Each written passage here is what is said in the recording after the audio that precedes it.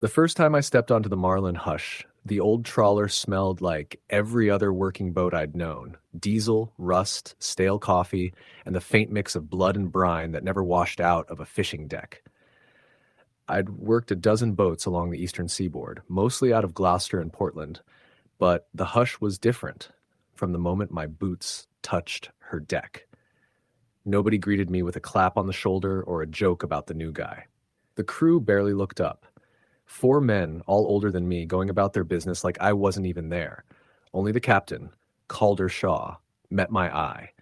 He had that weather-baked New England face, deep creases like someone carved his years in with a knife. His left eye was cloudy, almost pearlescent, and he didn't bother hiding it behind a patch. He stuck out a gloved hand. "You show up at 4, you work hard, and you don't ask questions," he said. "You do that, we'll get along fine." I needed the money. Winter fishing paid triple, and I'd been out of work for 6 weeks. So I shook his hand, nodded, and followed orders. We pushed off from New Bedford just after sunset, headed east into darker waters where the big trawlers didn't like to waste their time.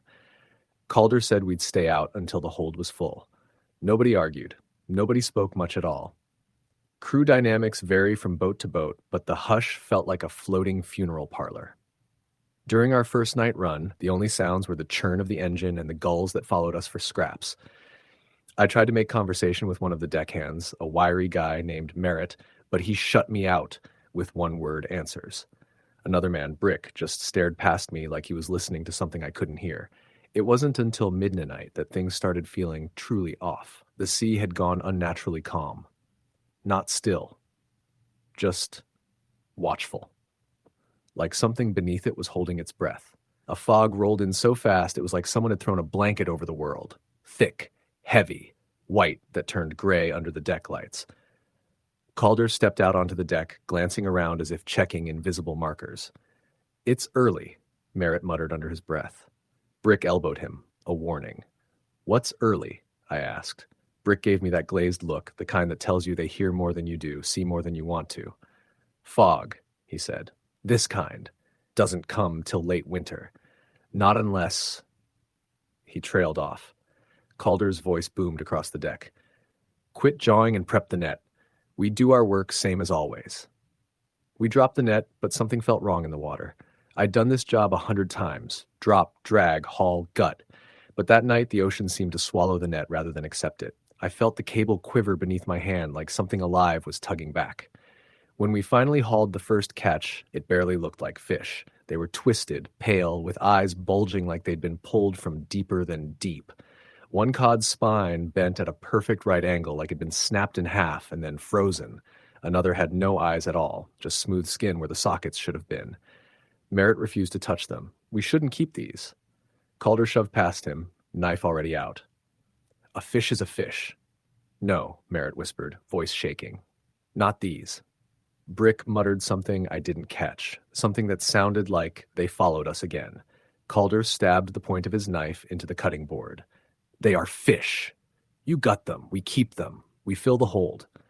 Nobody argued again after that. But fear sat on the deck with us, heavier than the fog. By the second night, the engine began to whine, a high-pitched metallic sound like metal teeth grinding together. Calder blamed salt corrosion and smacked the panel until it quieted, but the crew exchanged glances. They were terrified of something I was only beginning to sense. Later, while coiling line near the stern, I heard something slap the hull. Not a wave, not driftwood, something heavy, something that stuck for a moment, sliding across metal before dropping back into the water. I leaned over the rail but saw nothing except the glowing haze of fog swirling like smoke. When I told Merritt, he just nodded slowly. "They're curious now." "Who?" I asked. His eyes flicked toward the dark. "You don't want to know yet, but I already did. On the third night, I found out. We were hauling another load, fish stranger and more mangled than the last, when the boat jerked so violently that the deck tilted. Brick toppled, sliding across the metal. Merritt caught him by the hood before he went overboard. Something had hit the keel. Something big. "What the hell was that?" I shouted. Calder didn't answer. He looked paler than ever, like the blood had drained out of him. Then we heard it. A scrape beneath us. Slow, long, like claws dragging across metal. No one moved. Another scrape. Higher this time. nearer. Then, from the port side, something broke the surface with a sound like a whale breaching, but wetter, more deliberate. A shape, tall, wrong, pale against the fog, rose just enough that I saw a distorted face. It wasn't human, not fully. Eyes too wide, mouth too long, the skin around it stretched thin as if pulled upward by something beneath. It sank again before I could process it. Merritt whispered, "They're hunting, not it. They." "What the hell are those things?" I asked. Brick answered this time, voice flat. "We don't know. We just know Calder owes them." Calder spun on him. "You shut your mouth." But it was too late. The boat lurched again, this time violently enough that Merritt and I both hit the deck. A crack sounded from the hull. The engine sputtered, guttered, then died. Darkness swallowed us. Only the fog remained, glowing faintly from the deck lights that flickered like dying matches.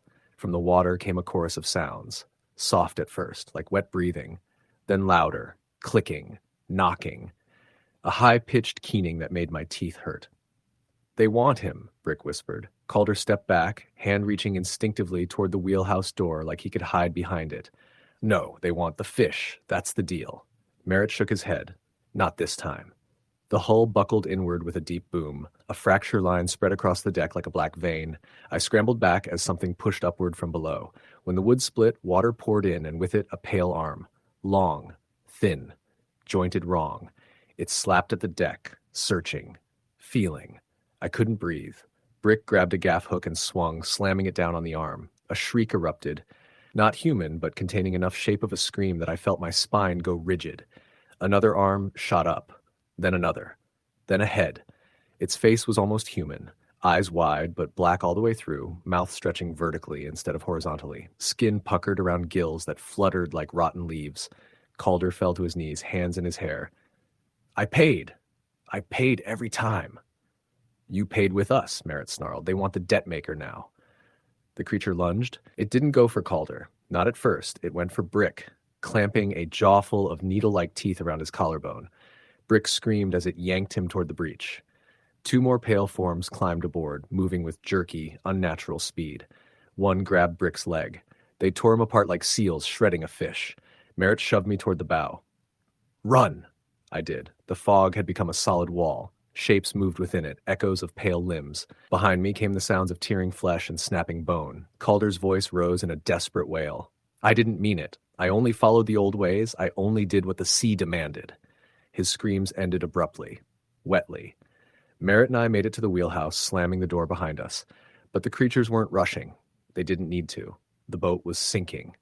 Fast. "We have to abandon ship," I said. "Now." Merritt shook his head. "You don't jump in their water." Something slammed against the wheelhouse window hard enough to spiderweb the glass. A distorted face pressed against it, smiling. "They'll come in soon," Merritt said calmly, almost with resignation. "You're the only one they don't want. You might make it if—" The window shattered. A pale hand shot through, grabbing Merritt by the throat. His eyes bulged as the creature jerked him through the broken frame, slicing him against the glass.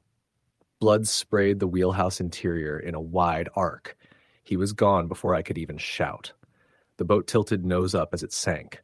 Water rushed through the deck, swallowing lights one by one. I didn't think. I climbed the mast, higher and higher as the Marlin Hush slipped beneath the waves. The fog swirled below me, lit faintly by the dying deck lights. Shapes gathered, dozens, maybe more, circling the sinking vessel. One looked up at me, just watched. The boat vanished beneath me, and for several long seconds I clung to the mast as it sank too, lowering me toward the waiting shapes. But the mast bobbed back upward. A pocket of trapped air must have buoyed it. It drifted away, carried by some blessed current. The creatures didn't follow. They watched, but did not chase. By dawn, a Coast Guard cutter spotted me, half frozen, clinging to that piece of the mast like it was God himself. They asked what happened. I told them the boat struck something. The others fell overboard. Fog disoriented us, engine failure, a dozen lies wrapped together. They accepted the report. The ocean swallows truth better than anything. I sometimes dream about the creatures, the pale faces, the reaching limbs, the black eyes watching from below. I never fish anymore. I live inland, as far from the Atlantic as I can manage, but sometimes, late at night, I swear I hear them again. Those wet, clicking calls rising through my window on a wind that smells like the sea. and sometimes I think they remember me. Story the end. The first time I set foot onto the Greta Lorne, I remember thinking she looked more like a floating scrapyard than a working fishing vessel. Her paint had peeled into blistered curls, exposing long streaks of orange rust. The deck dipped ever so slightly toward the starboard side, and the railings rattled if you even breathed on them. But the job paid better than anything I'd found in months, and winter fishing off the coast of Maine didn't exactly draw crowds of applicants. I signed on for a 2-week run, 2 weeks that felt like 2 lifetimes. The boat pushed out before dawn, the harbor lights flickering into the distance like dying fireflies. Captain Ray was a tall, bone-thin man with a permanent squint, as though he'd spent decades staring straight into salt-stained wind. He was quiet, but not the friendly kind of quiet. More the kind of quiet that made you feel like he was listening to something you couldn't hear. There were only 4 of us on the crew. Me, the captain, a guy named Lynch who smelled like cigarettes soaked in beer, and an older fisherman everyone just called Hooper. Hooper had been working on boats since before I was born. His face looked like it had been carved from driftwood, cracked, weathered, and brittle in places, but his hands were steady. "You ever worked nights?" He asked me on the first evening after we dropped anchor in a deep channel about 25 miles out.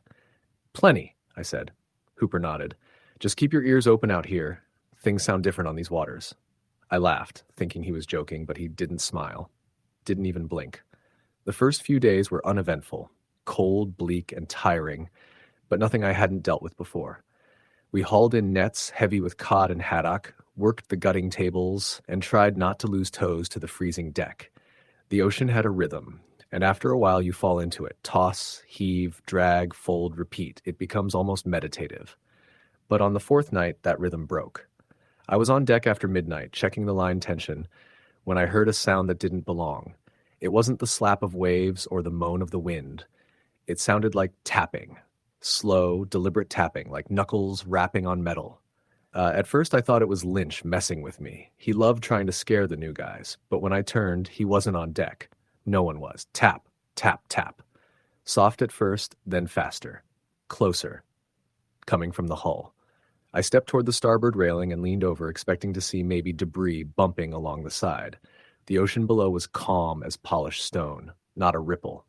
Then something knocked the hull from underneath, hard enough to send a shudder through the deck. I jumped back so fast I hit the winch.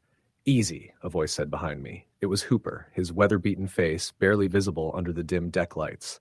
"You felt that too?" I asked. He didn't answer right away. His eyes drifted slowly over the water as though searching for something. "This channel's wrong," he finally murmured. "Too deep, too quiet. Sound moves strange here." "What does that mean?" Hooper's jaw tightened. "Means the captain shouldn't have dropped anchor." Before I could ask anything else, Captain Ray came stomping out of the wheelhouse. "Lines need resetting," he barked. "Both of you get moving. Tide's shifting." Hooper muttered something under his breath and walked off. I followed him, glancing back only once at the ocean. It looked darker than it should have, like something beneath it was swallowing the moonlight whole.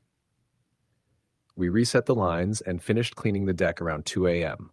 I crawled into my bunk, exhausted, but sleep wouldn't come. The tapping continued, soft, rhythmic, almost conversational, like fingertips brushing the hull from the outside. I eventually dozed off, but not for long. A scream ripped through the ship sometime around dawn. I shot upright, nearly cracking my skull on the bunk above me. Lynch was shouting on deck, voice high and cracked with panic. I sprinted up the ladder. Lynch was on his knees, pointing toward the water. "It grabbed me," he yelled. Something grabbed me. His right leg was soaked, and a long gash ran down his calf, not deep, but fresh and bleeding. Hooper was trying to get a look at the wound, but Lynch kept pushing him away, eyes wild. "What happened?" I asked. "I was checking the nets. Something came up out of the water." Lynch jabbed a shaking finger toward the starboard side. "It had a hand. I swear to God, it had a hand." I looked over the rail, expecting to see maybe a seal or something breaching the surface, but the water was still. Captain Ray stormed over. "You slipped," he growled. "Caught your leg on a hook, that's all." "I know what I felt," Lynch shouted. "You slipped," Ray repeated, voice like cold iron. End of story. Something in his tone made my stomach twist. It wasn't annoyance, it was fear disguised as authority. We spent the rest of that day working in uncomfortable silence. Lynch refused to go near the rails. Hooper kept scanning the water like a man waiting for an old debt to come due. And Captain Ray barely spoke. The tapping returned that night. Only now, it wasn't tapping. It was dragging. Something scraped along the underside of the hull, slow and heavy like claws searching for a crack. The entire crew heard it. Even the captain froze when the sound rolled through the boat. Lynch curled up on the deck, hands over his ears, whispering, "It's coming back. It's coming back." Around 3 a.m., the boat lurched violently to one side. Gear toppled, a toolbox slid across the deck. Hooper grabbed the railing and shouted at Ray, "Pull anchor! Pull anchor now!" The captain hesitated for only a moment, then sprinted to the wheelhouse. I never saw fear in a captain's eyes before that night. The anchor winch groaned as it reeled the chain up, links grinding loudly against the metal drum. The ocean churned beneath us, swirling in unnatural spirals. Lynch refused to look over the side, but I couldn't help myself. Something moved in the water. Not a shape, not a shadow, more like a distortion, like heat rising off asphalt. Warped, shifting, wrong. When the anchor finally cleared the water, I saw deep grooves carved into the steel, fresh ones, long ones. Hooper stared at them without blinking. "It's marking us," he said quietly. "Claiming us." "Claiming us for what?" I whispered. He didn't answer. By morning, the wind picked up. Choppy waves slammed the bow, and the temperature dropped hard enough that ice began forming on the railings. Captain Ray decided to head closer to shore, muttering something about a storm front moving in, but even I knew that was an excuse. He was running from something. That night the storm broke. Violent winds tore across the deck, waves hammered the hull, and the Greta Lorne pitched like a toy in a bathtub. We strapped ourselves down, checked all the compartments, and prayed the old boat wouldn't split open. Near midnight, during the worst of it, something slammed the hull with more force than any wave. Then again. Then again. "It's back!" Lynch screamed. "It's underneath us." The boat listed sharply to port, and freezing water washed over the deck. I lost my footing and slammed into a crate, knocking the air from my lungs. Hooper shouted over the wind, "Below deck, get below!" But as we scrambled toward the door, the starboard railing buckled violently, as though something massive had gripped it. And then a hand rose from the water, a long, pale hand, with too many joints, fingers bending the wrong direction, skin hanging in loose strips as though waterlogged for far too long. It clamped onto the railing. Another hand followed. Then a head surfaced. Gray-white skin stretched thin, eyes black and shining, mouth slack and wide like a torn net. It hauled itself halfway onto the deck. Lynch froze in place. I grabbed his jacket, but he didn't move. The thing turned toward him. Its neck cracked as it twisted. Then it lunged. I don't remember grabbing the flare gun. Hooper later told me he shoved it into my hands, shouting something I never heard above the storm. All I remember is pulling the trigger. The flare hit the creature square in the shoulder, exploding in a burst of red light. It shrieked, not human, not animal, but something drowned and furious, and fell backward into the churning water. For a moment I saw its shape writhing beneath the waves, glowing faintly from the burning flare. Then it disappeared. We didn't sleep the rest of the night. At dawn, the storm had passed. The ocean was calm again, eerily so. Captain Ray ordered us toward shore at full speed. No one argued, but the ocean wasn't done with us. Around noon, the engines stalled. Something clogged the intake. Hooper and I lowered a hook to clear it manually. At first we thought it was seaweed, but when we pulled it up, a chunk of pale flesh slapped onto the deck. Human-looking. Except not. It twitched once, then lay still. "That's a warning," Hooper said, voice hollow. The captain didn't deny it. We drifted for nearly 4 hours before the engines sputtered back to life. Every minute felt like a countdown. Nobody talked. Nobody looked over the side. When we finally reached shore, the Coast Guard met us at the dock. Hooper told them a storm injured Lynch. That was it. No mention of tapping, no mention of hands, no mention of pale shapes rising from black water. The officials left after 10 minutes. Lynch quit on the spot. Hooper walked off the ship without saying a word. The captain shut himself in his cabin. As for me, I told myself I'd never go back on the water again. But sometimes late at night, when everything is quiet, I still hear it. Tap, tap, tap. like knuckles brushing the hull, like something waiting beneath the surface, like something patient, like something hungry. Story, the end. The first cold breath of dawn rolled over the harbor as the Evelyn May eased away from the dock in New Bedford, Massachusetts. The deck groaned like an old man waking from sleep, ropes creaking, engines rumbling low in the hull. The air smelled of diesel, salt, and the faint metallic tang of blood from yesterday's catch. On any other morning, the crew would have joked around or argued about coffee, but that day carried a stillness that felt wrong even before they cleared the breakwater. Captain Lewis Granger stood at the helm, his eyes fixed on the gray horizon. He'd been fishing these waters for nearly 3 decades, and though he rarely admitted fear, he respected the sea enough to listen when it whispered warnings. That morning, it didn't whisper, it watched. He felt it. Something sat heavy in the pit of his stomach, something he couldn't name. The crew was 6 men besides Lewis. There was Mark Hanlon, tall and strong, a man whose laughter usually carried over the water. Joel Slim Parker, a quiet, sharp-eyed deckhand who didn't waste breath on small talk. Eddie Brooks, barely 22, eager to prove himself.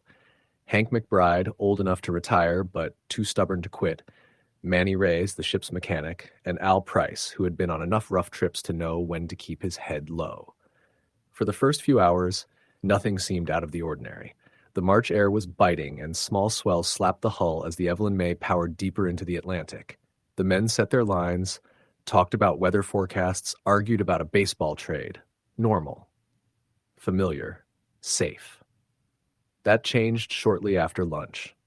Slim was the first to notice it. He'd been scanning the water when he spotted something, a dark floating shape a little ways off. At first, he thought it was a buoy, but it didn't sway like one. It rolled gently, almost deliberately. "Cap," Slim called, shading his eyes. "You seen that?" Lewis stepped onto the deck and followed Slim's gaze.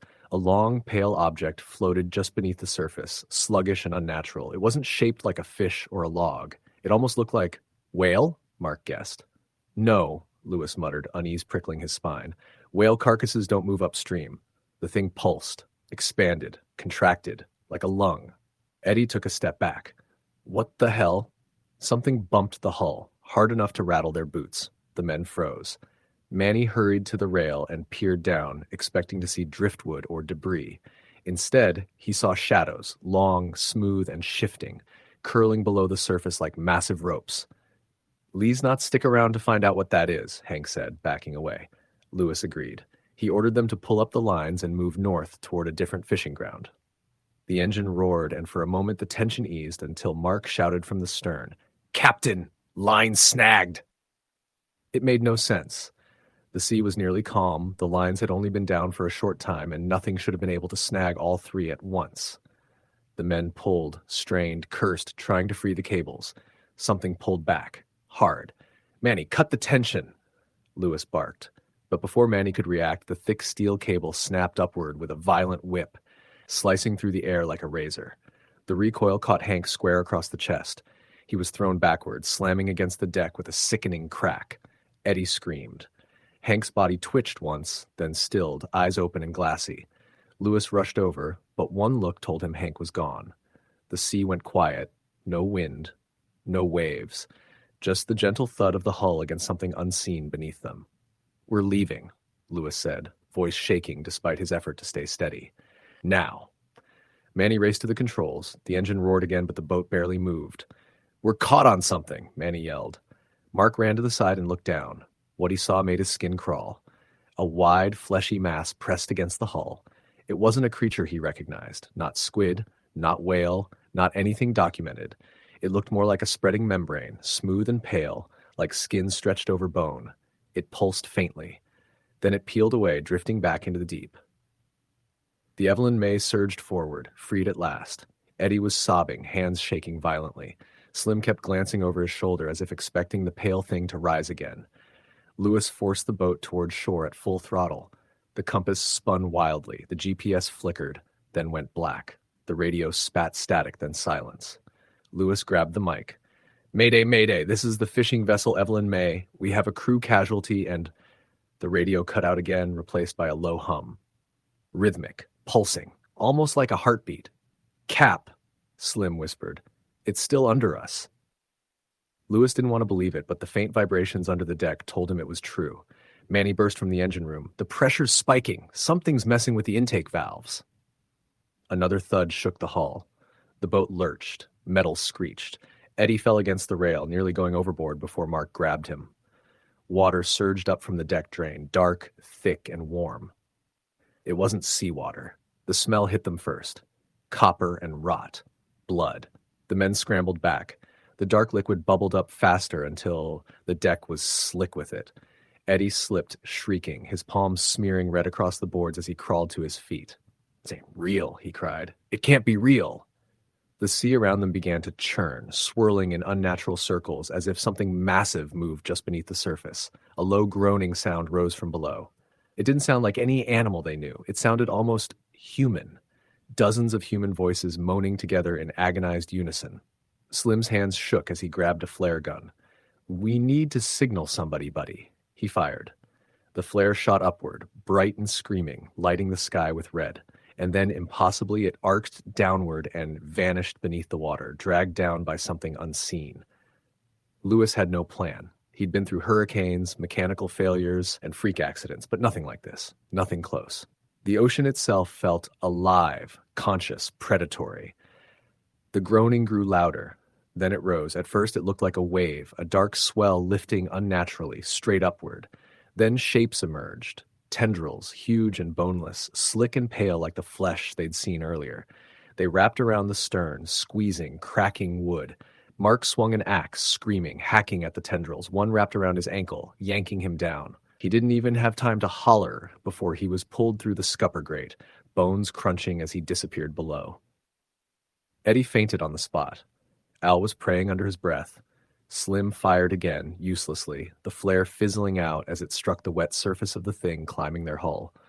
Lewis grabbed a knife and slashed at the nearest tendril. Black fluid spurted. The tentacle recoiled, and the entire creature, or whatever it was, shuddered as if in pain. "Get it off the boat!" Lewis screamed. "Cut anything that touches!" The men slashed, stabbed, and hacked. Manny used a fire axe to sever a coil wrapping around the winch. Al grabbed a gaff hook and tore into one of the pulsing masses climbing the bow.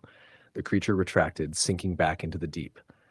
The sea went still again. For a moment, the men just stood there, panting, bleeding, terrified. Then Slim said softly, It ain't gone."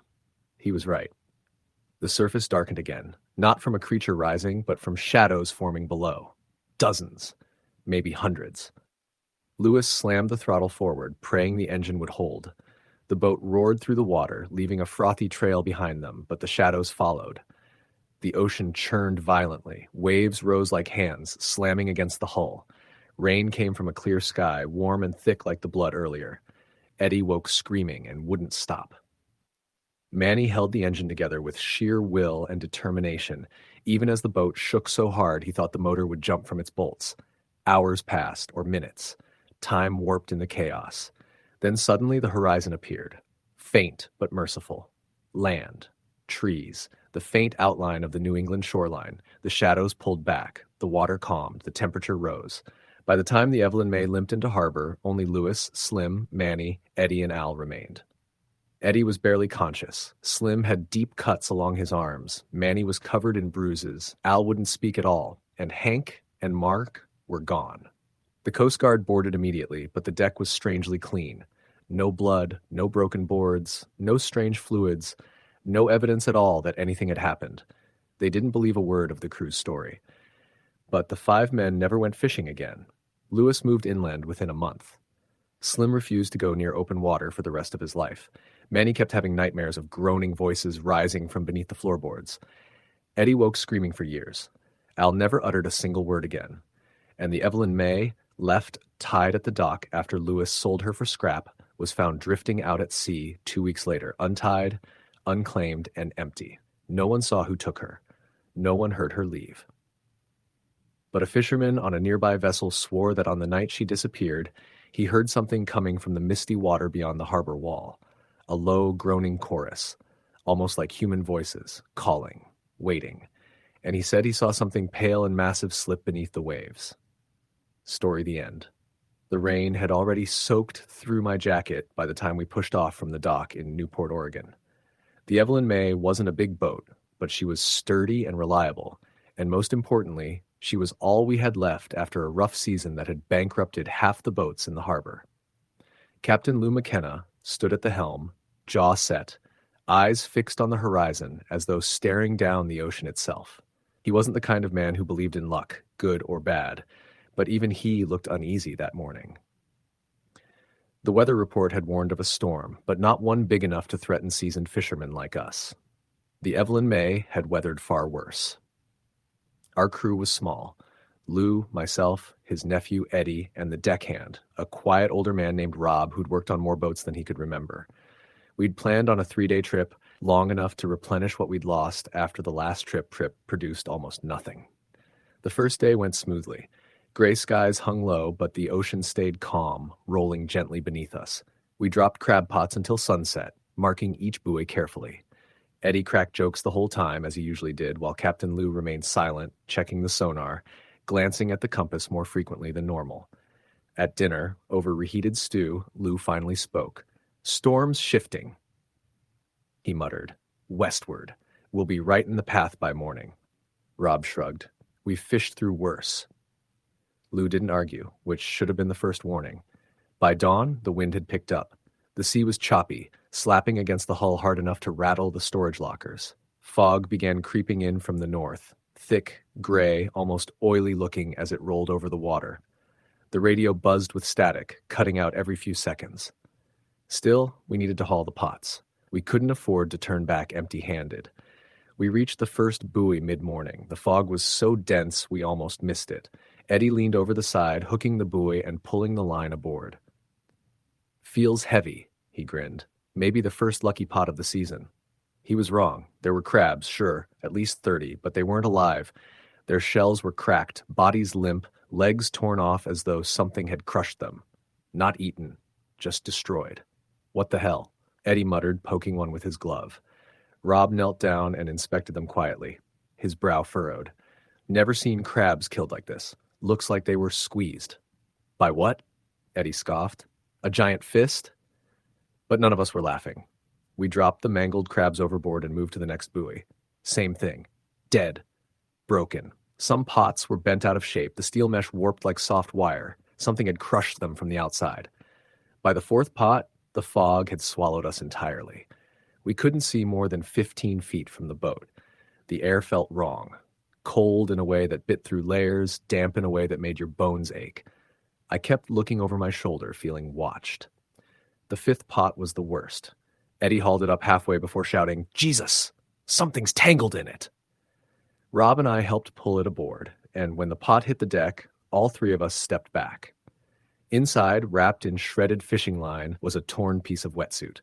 Not unusual by itself, divers lost gear all the time, but this one had a human arm still inside it. Not bone, not remains, fresh. The skin was pale, fingers pruned from the salt water. The arm had been ripped off at the bicep, torn, not cut. Strings of tissue still dangled where it had separated. Eddie stumbled backward, hand covering his mouth. No, that's recent." Rob whispered a prayer under his breath. Captain Lou didn't flinch. He stared at the arm for a long moment before saying, "Get it off my deck."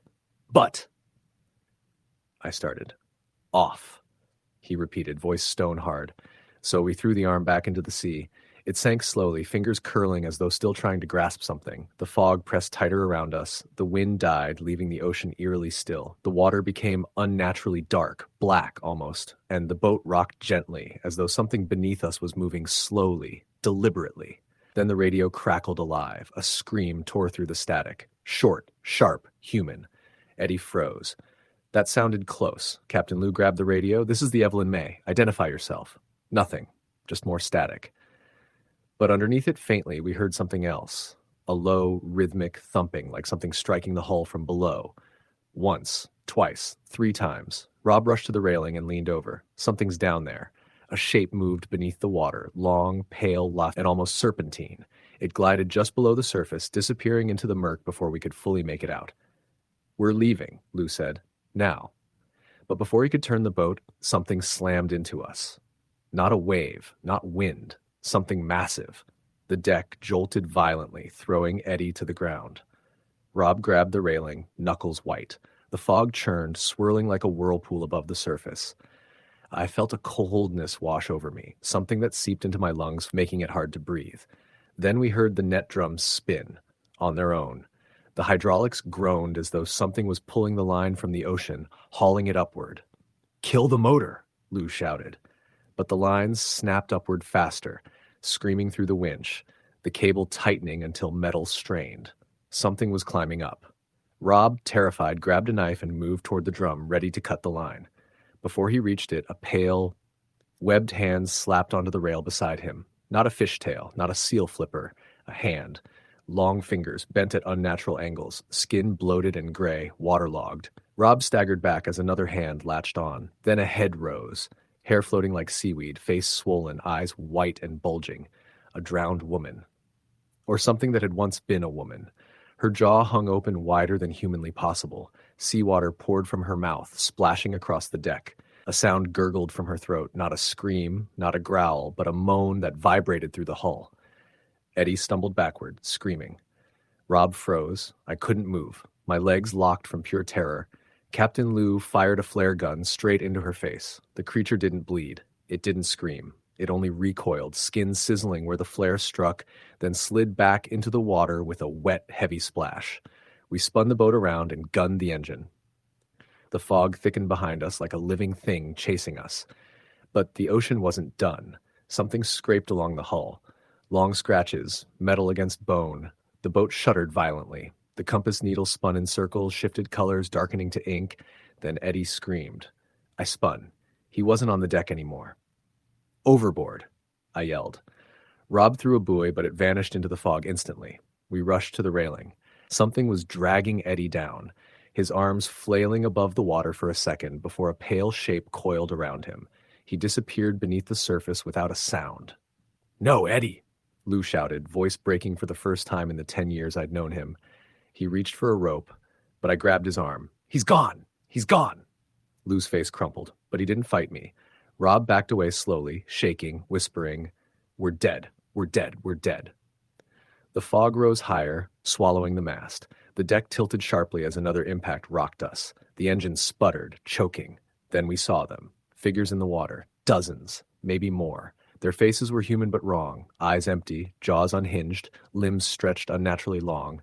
Their skin was the color of bone, drifting like shredded cloth in the current. They circled the boat silently, staring with blank, dead eyes. Rob cracked. He grabbed a life jacket and ran. "I'm not dying on this boat! Rob, don't!" Too late. He jumped overboard. He was swallowed instantly, vanishing below the surface without even a splash. Captain Lou slumped against the helm, shaking. "It's the graveyard, the one they talk about at the docks." I didn't believe it. God help me, I didn't believe it. The ocean heaved. The fog churned violently, and something massive rose beneath us, lifting the boat like a toy. A groan echoed from the deep, ancient, guttural, hungry. The deck began to crack. Water surged in. I held onto the rail as the Evelyn May tilted, screaming for Lou. He didn't answer. When I turned, he was gone. The boat split apart. Water rushed over me. I felt cold hands grabbing at my legs, pulling me downward. I kicked, clawed, fought with everything I had. Somehow I surfaced, clinging to a piece of debris as the Evelyn May sank beneath the black water, swallowed whole. Hours passed before a Coast Guard cutter found me. They said no storm had been reported in our location. No fog either. The water had been calm all night. They found no wreckage, no bodies, not even a buoy. Just me, half frozen and rambling about pale faces in the water. They called it trauma, hallucinations, exposure, but I know what I saw. And on quiet nights when the fog rolls in from the Pacific, I hear the moaning again. I see fingers curling over the surface. I feel something watching me, waiting. Story, the end. The day we left Dutch Harbor, Alaska, the wind was sharp enough to cut exposed skin. October was already turning the bay into a cruel place. Gray clouds sat low over the water, and the mountains looked like they were wearing sheets of rain. I was joining the Albatross Queen for a 10-day cod run, the sort of late-season trip that paid well, but left no room for mistakes. I'd been on dozens of boats, seen storms that made grown men cry, and still the feeling that day told me something was off. The crew was small, 5 of us. Captain Roy Hendricks, a wiry man with a weathered face and a cigarette perpetually dangling from his lips. his brother-in-law Sam, who had been on the boat for 15 years, a deckhand named Terry, who was loud, cocky, and the type to laugh at anything dangerous, and two rookies, Josh and me. Roy didn't care for rookies, but the season was short and the last boat had returned early. We left the harbor mid-morning. The engine growled beneath us, the wake stretching behind like a long gray tongue. The first 2 days were uneventful. We pulled nets, sorted cod, tossed back the smaller ones, and hauled barrels of fish onto the deck. The air smelled of salt, fish, and diesel, typical for a trawler, but there was a metallic tang that none of us could place. On the third night, around 2 a.m., the first strange thing happened. I was in the wheelhouse with Roy, watching the radar, when a dull thump rattled across the deck. Not the engine, not the waves, something heavy hitting steel. Roy frowned, muttering something about loose barrels. We checked, but everything was tied down. Then it happened again, a slow, deliberate scraping sound along the hull. It wasn't random, it was measured, almost patient. Terry, who had been laughing earlier about the ghosts of old coders, went pale and grabbed a flashlight. We went topside. The fog had rolled in thick, blanketing the ocean in a uniform gray. We couldn't see 50 feet ahead. The scraping stopped when we shined the beam into the water, but a smell rose with the fog, sweet, rotten, like something had been decaying for weeks. I gagged. Sam said nothing, just stared at the waves, chewing on a toothpick like he wasn't breathing. The next morning, we found damage. Not bad enough to sink us, but odd. Deep gouges along the starboard hull, paint scraped away. The lines were shredded and one of the barrels had been torn open. Fish missing. Roy swore it was impossible. Nothing in that part of the ocean could have done it. But Terry kept saying he'd seen shapes in the fog the night before, shadows moving beneath the surface. By day 4, things escalated. We were hauling nets when Josh screamed. I turned just in time to see a pale hand shoot up from the water, grasping the edge of the net. Sam lunged and yanked him free. The hand, bloated, gray, impossibly long fingers, slipped back into the depths. The net was torn, fish scattered across the deck. Roy didn't speak for hours. Terry refused to work the starboard side. Josh trembled, staring at every ripple in the water as though expecting more hands to appear. That night, the knocking started. Not on the hull, not on the deck, but inside the cabin. Light taps at first, soft, rhythmic. 3 knocks, pause, 2 knocks, pause, 3 again. The pattern repeated for hours. The men were too terrified to investigate, and Roy refused to open the door. I stayed up, listening, convinced someone, or something, was trying to communicate. On the 5th day, a storm hit. Waves slammed the Albatross Queen, wind shrieking like a pack of wolves. Visibility dropped to nothing. We had to strap ourselves to the rail to keep from being washed overboard. And then I saw it. Shapes moving in the water alongside us, humanoid but distorted. Skin gray, hair matted with seaweed. They moved unnaturally fast, circling the boat, sometimes pausing just beneath the surface as if they were studying us. Terry screamed, swung a knife at the water. Roy barked orders, trying to keep the boat on course, but the engine sputtered as if the sea itself was trying to hold us in place. By nightfall, the cabin was alive with sounds, scratching, dragging, the whisper of wet hands against wood. I thought I was going mad. Josh was muttering incoherently, Perry was muttering prayers under his breath, and Terry wouldn't stop shouting at the water to leave us alone. Roy tried to maintain order, but even he looked haunted. At around 2 a.m., the water erupted beside the boat. Dozens of pale hands and arms clawed at the hull, faces rising out of the waves.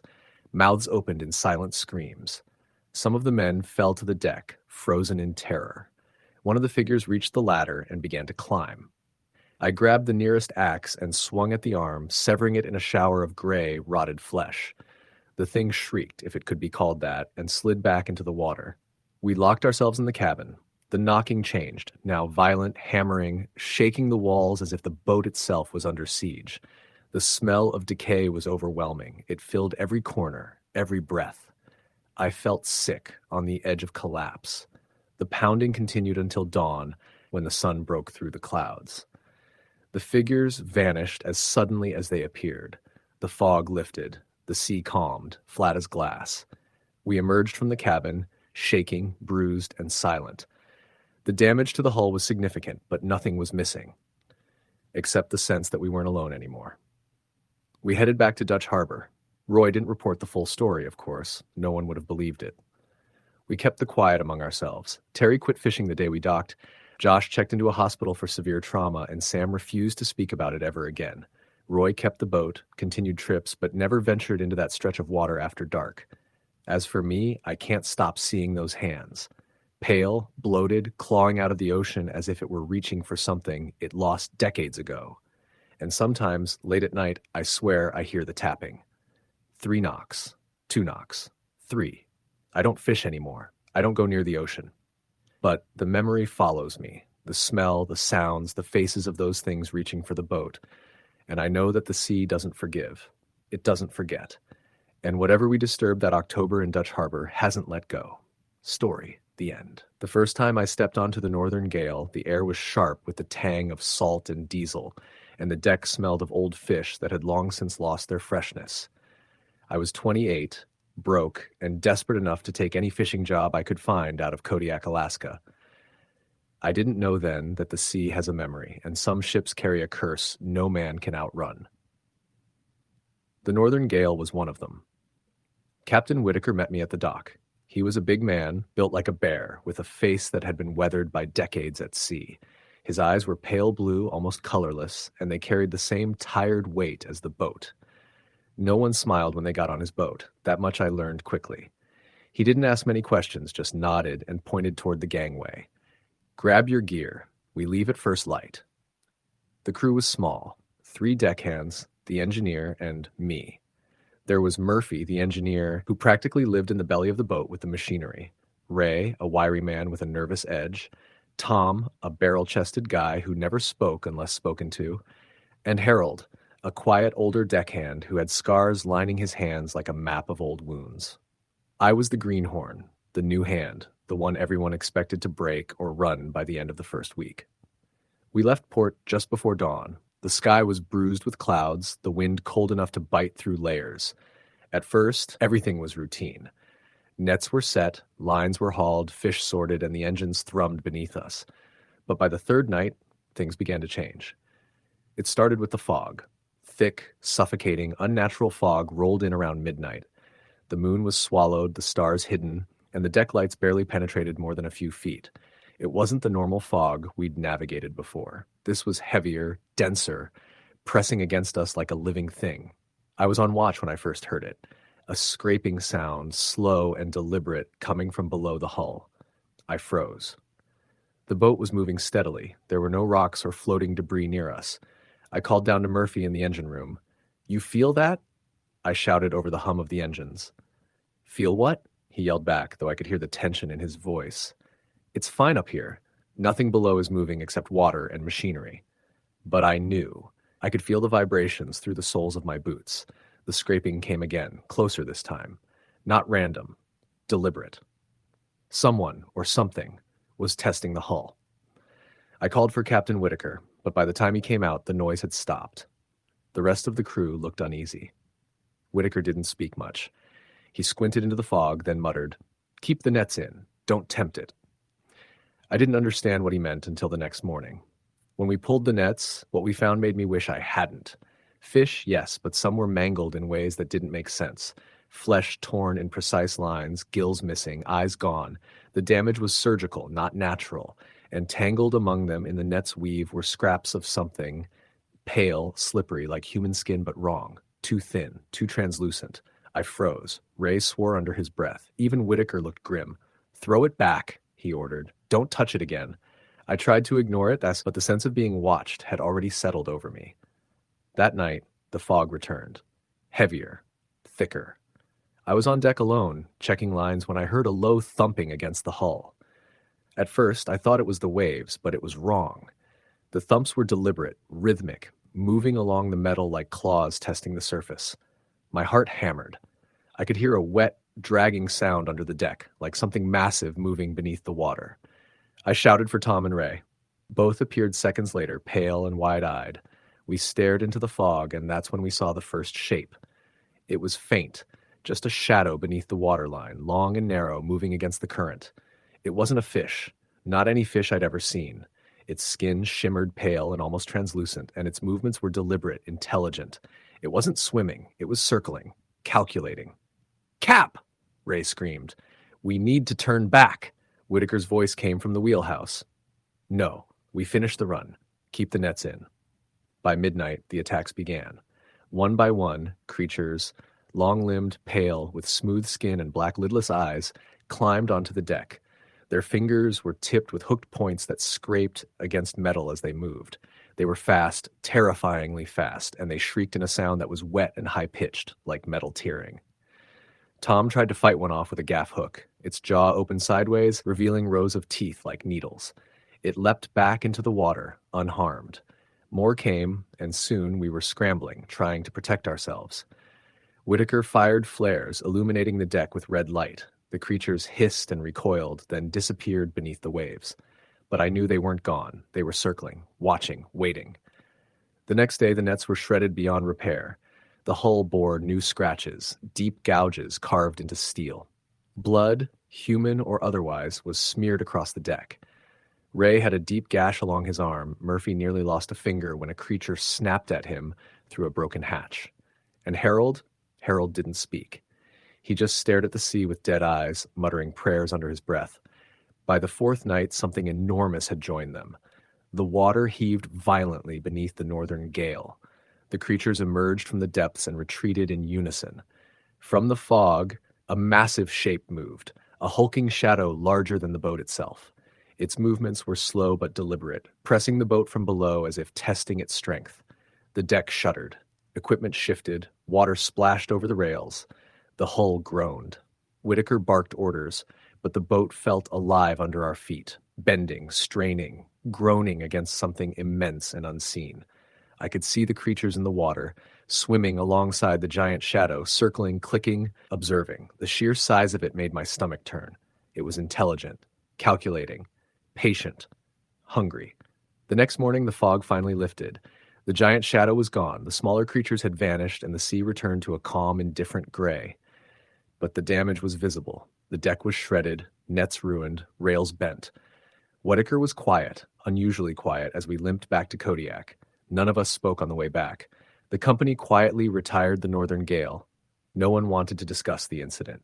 No Coast Guard report, no newspaper story. Just a boat, a crew, and a secret that stayed locked away in the hearts of those who had seen the creatures.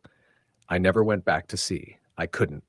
But sometimes at night, I hear it in my dreams. The scraping, the low dragging beneath the hull, the wet, keening cries of those things waiting just below the surface, waiting for another crew foolish enough to tempt the sea. And I know that someday they will come for another ship, and no one will believe the men who survived to tell the tale. Story the end. The Isle Runner was the kind of boat that made you think twice before stepping aboard. A rusted, battered trawler, she had spent decades patrolling the cold waters off New England, and her reputation wasn't the kind you ignored. The last crew before us had supposedly vanished on a run toward the Georges Bank, though no one could say exactly what happened. I was young, desperate for work, and didn't care about rumors. Money was money, and the sea doesn't ask questions. Captain Hayes met me at the dock, tall, broad-shouldered, with a weathered face that looked carved by wind and salt water. His eyes were gray, almost colorless, and when he spoke, it was with authority that left no room for argument. 6 days out past the shoals, he said, clapping me on the shoulder. You work. You stay out of trouble. You don't ask questions. We come back with a full hold, or we don't come back at all. Understand? I nodded. I had no choice. The rest of the crew consisted of 3 men, all older than me. Sullivan, a wiry guy with a hawk-like nose, McCall, a silent man whose only expression was a tight-lipped frown, and Jordan, the youngest after me, who had a nervous habit of licking his lips whenever the fog rolled in. No one talked much on the way out. The engines roared beneath us, but the silence of the crew made the hum of diesel seem louder. By the second night, I noticed something strange. The fish we pulled up were wrong. Not the usual cold water catch. They were pale, almost translucent in the deck lights, and some had long, thin limbs curling in unnatural ways. McCall handled them with a practiced hand, but I could see the tension in his shoulders. Even the captain didn't like what he was seeing, though he tried to hide it. The first time I heard it, I thought it was the wind. A soft scraping, like something metal rubbing against metal, coming from beneath the hull. I mentioned it to Sullivan, but he just shook his head. "You'll get used to it," he said. "Or you won't." By the third night, the fog came rolling in, thick and fast. One moment the horizon was clear. The next, we were swallowed by a white wall so dense it was like sailing through milk. Visibility dropped to a few feet, and the world seemed to vanish.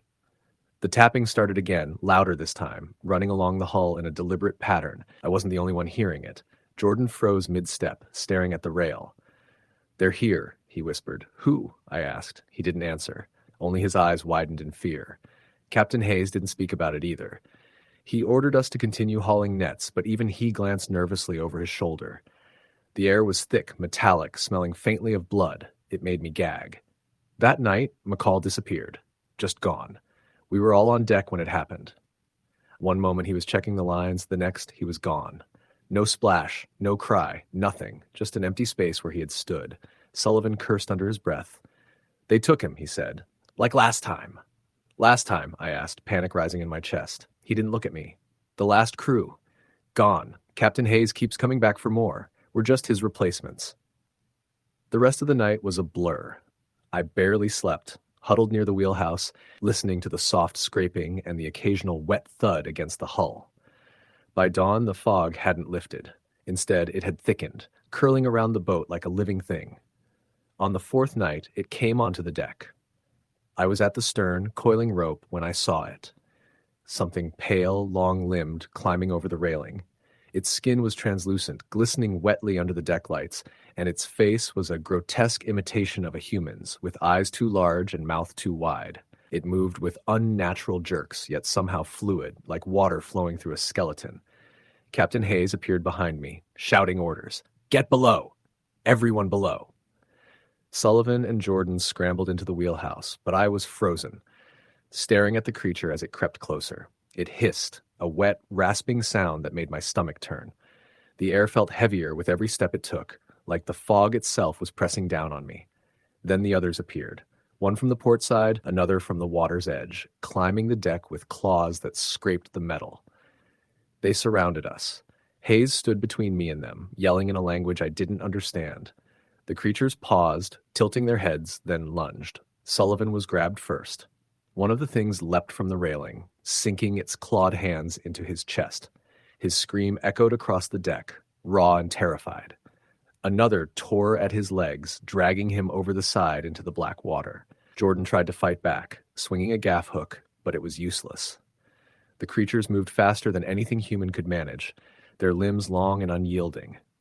He was pulled into the fog, screaming, and then silence swallowed him. I ran. I ran to the mast, climbing as high as I could, my hands raw and bleeding from the metal. Below, Hayes was surrounded, shouting and gesturing. I could see the creatures' gaping mouths opening unnaturally wide, and the last thing I heard before Hayes disappeared beneath them was his voice, breaking into something inhuman. Hours passed, or maybe minutes, I don't know. Time doesn't work the same in that fog. Eventually, the creatures vanished as quickly as they appeared, leaving the boat eerily still, the fog receding. Only the broken deck, the blood, and the silence remained. By dawn, I was alone. The Isle Runner drifted toward the mainland, engines dead, the nets torn and twisted. I clung to the mast until a passing freighter spotted me. They pulled me aboard, half frozen and shaking, unable to speak more than a few words at a time. When the authorities investigated, there was nothing. No trace of the crew. No bodies, just the Isle Runner, adrift, empty. I told them about the fog, the creatures, what I saw, but they didn't believe me. "Fishermen get lost at sea," they said. "Hallucinations, exposure, stress. I know the truth. I've seen what lurks beneath the cold North Atlantic waters, what waits for boats like the Isle Runner. Captain Hayes made a deal long ago, and the debt is paid in crew. I don't fish anymore. I live inland, in a place where the ocean can't reach me. But sometimes on foggy nights, I hear tapping. Not wind, not rain, something deliberate, and I know it's coming for the next crew." Story the end. The sea breeze left the harbor at first light, the fog clinging to the pilings like a shroud. It was a mid-sized trawler out of Cape Cod, steel hull patched in places, rigging frayed, engine grumbling like an old dog.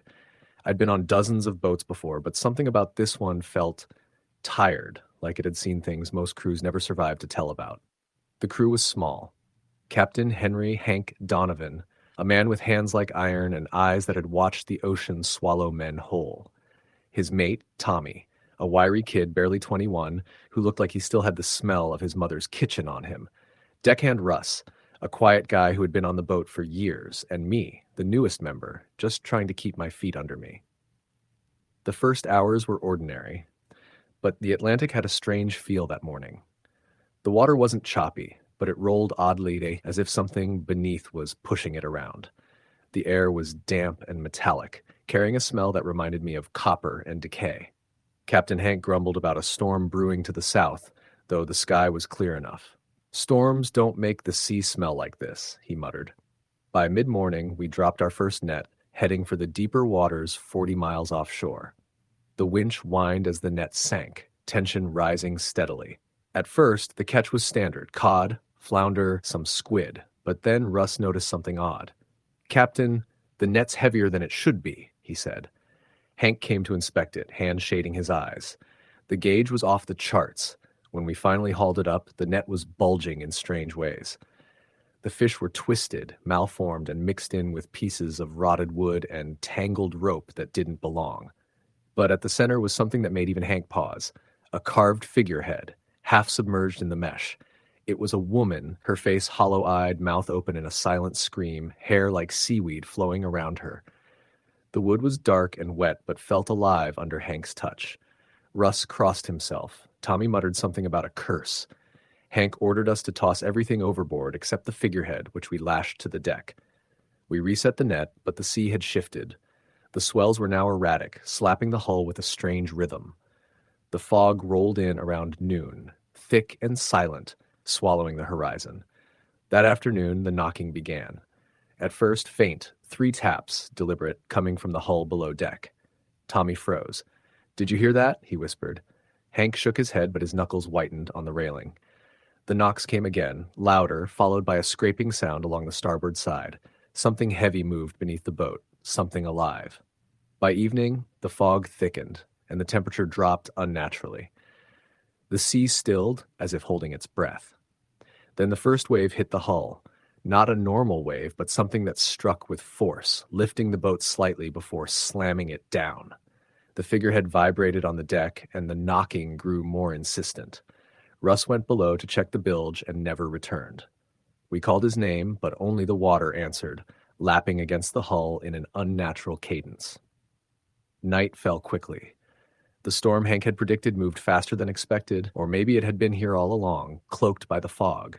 Winds howled and waves battered the sea breeze. But it wasn't just the storm we feared.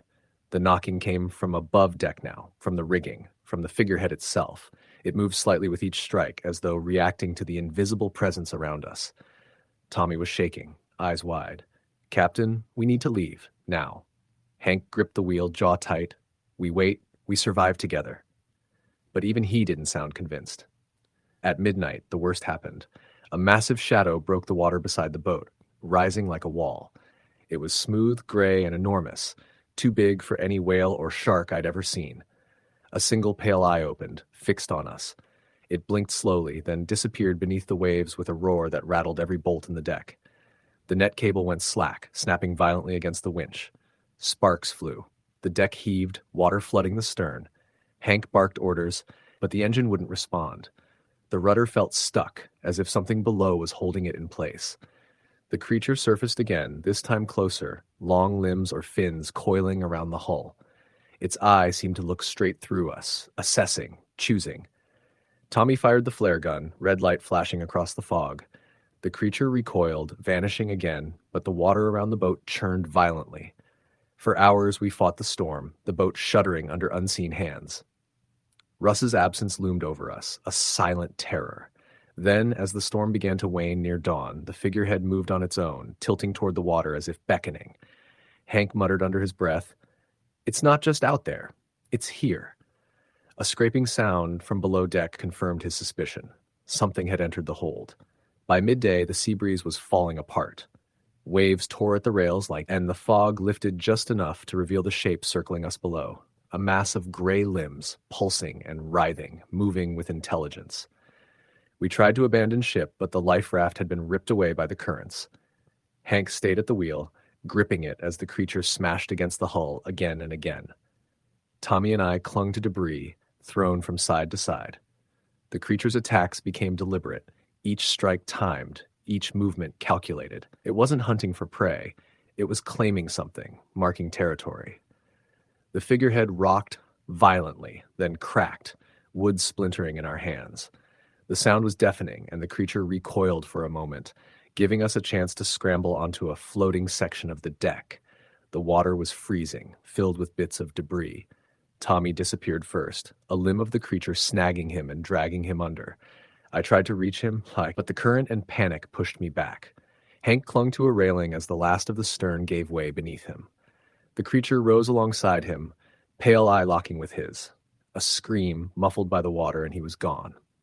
I drifted alone in the black water, half conscious, clinging to a plank. For hours I floated, listening to the deep thrumming of the sea. When the Coast Guard finally found me at dawn, I was hypothermic, barely alive. They pulled me aboard and questioned me, but I never mentioned the creature, the figurehead, or the knocking.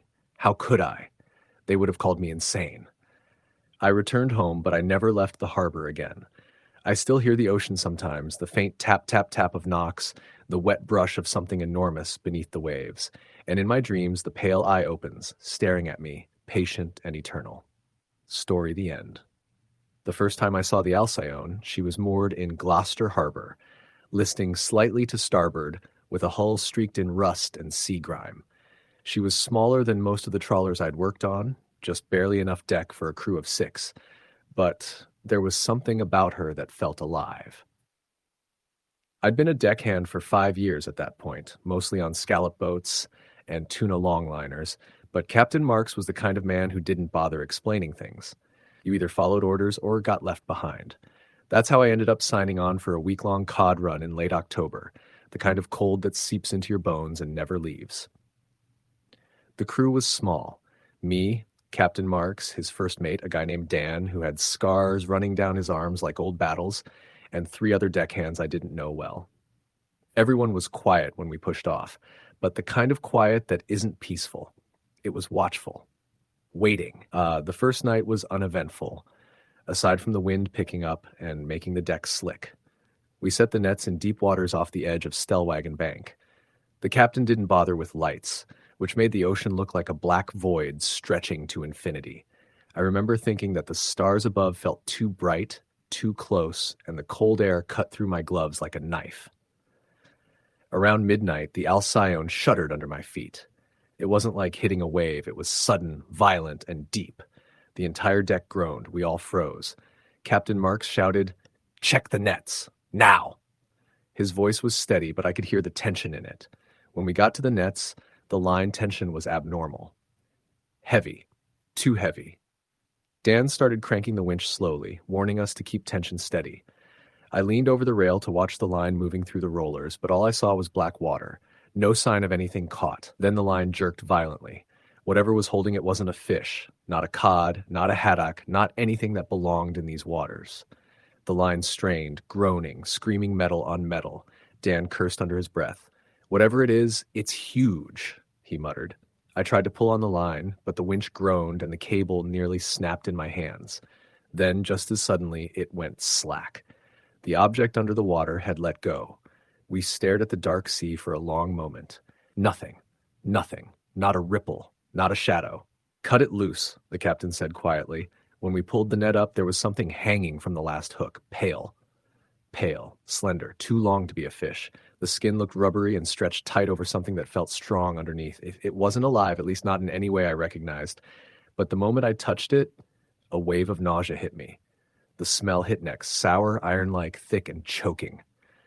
Dan gagged and dropped the net. I didn't want to look at it again, but I had to. Something in that water had followed us here. Something patient. Something waiting. The night didn't end there. Around 2 a.m., the Alcyone lurched violently to starboard. Gear flew, metal clanged. The engine groaned, then cut out entirely. Captain Marks ran to the wheelhouse, shouting orders we couldn't hear over the pounding wind. I grabbed a railing and looked over the side. There, just beneath the surface, I saw it.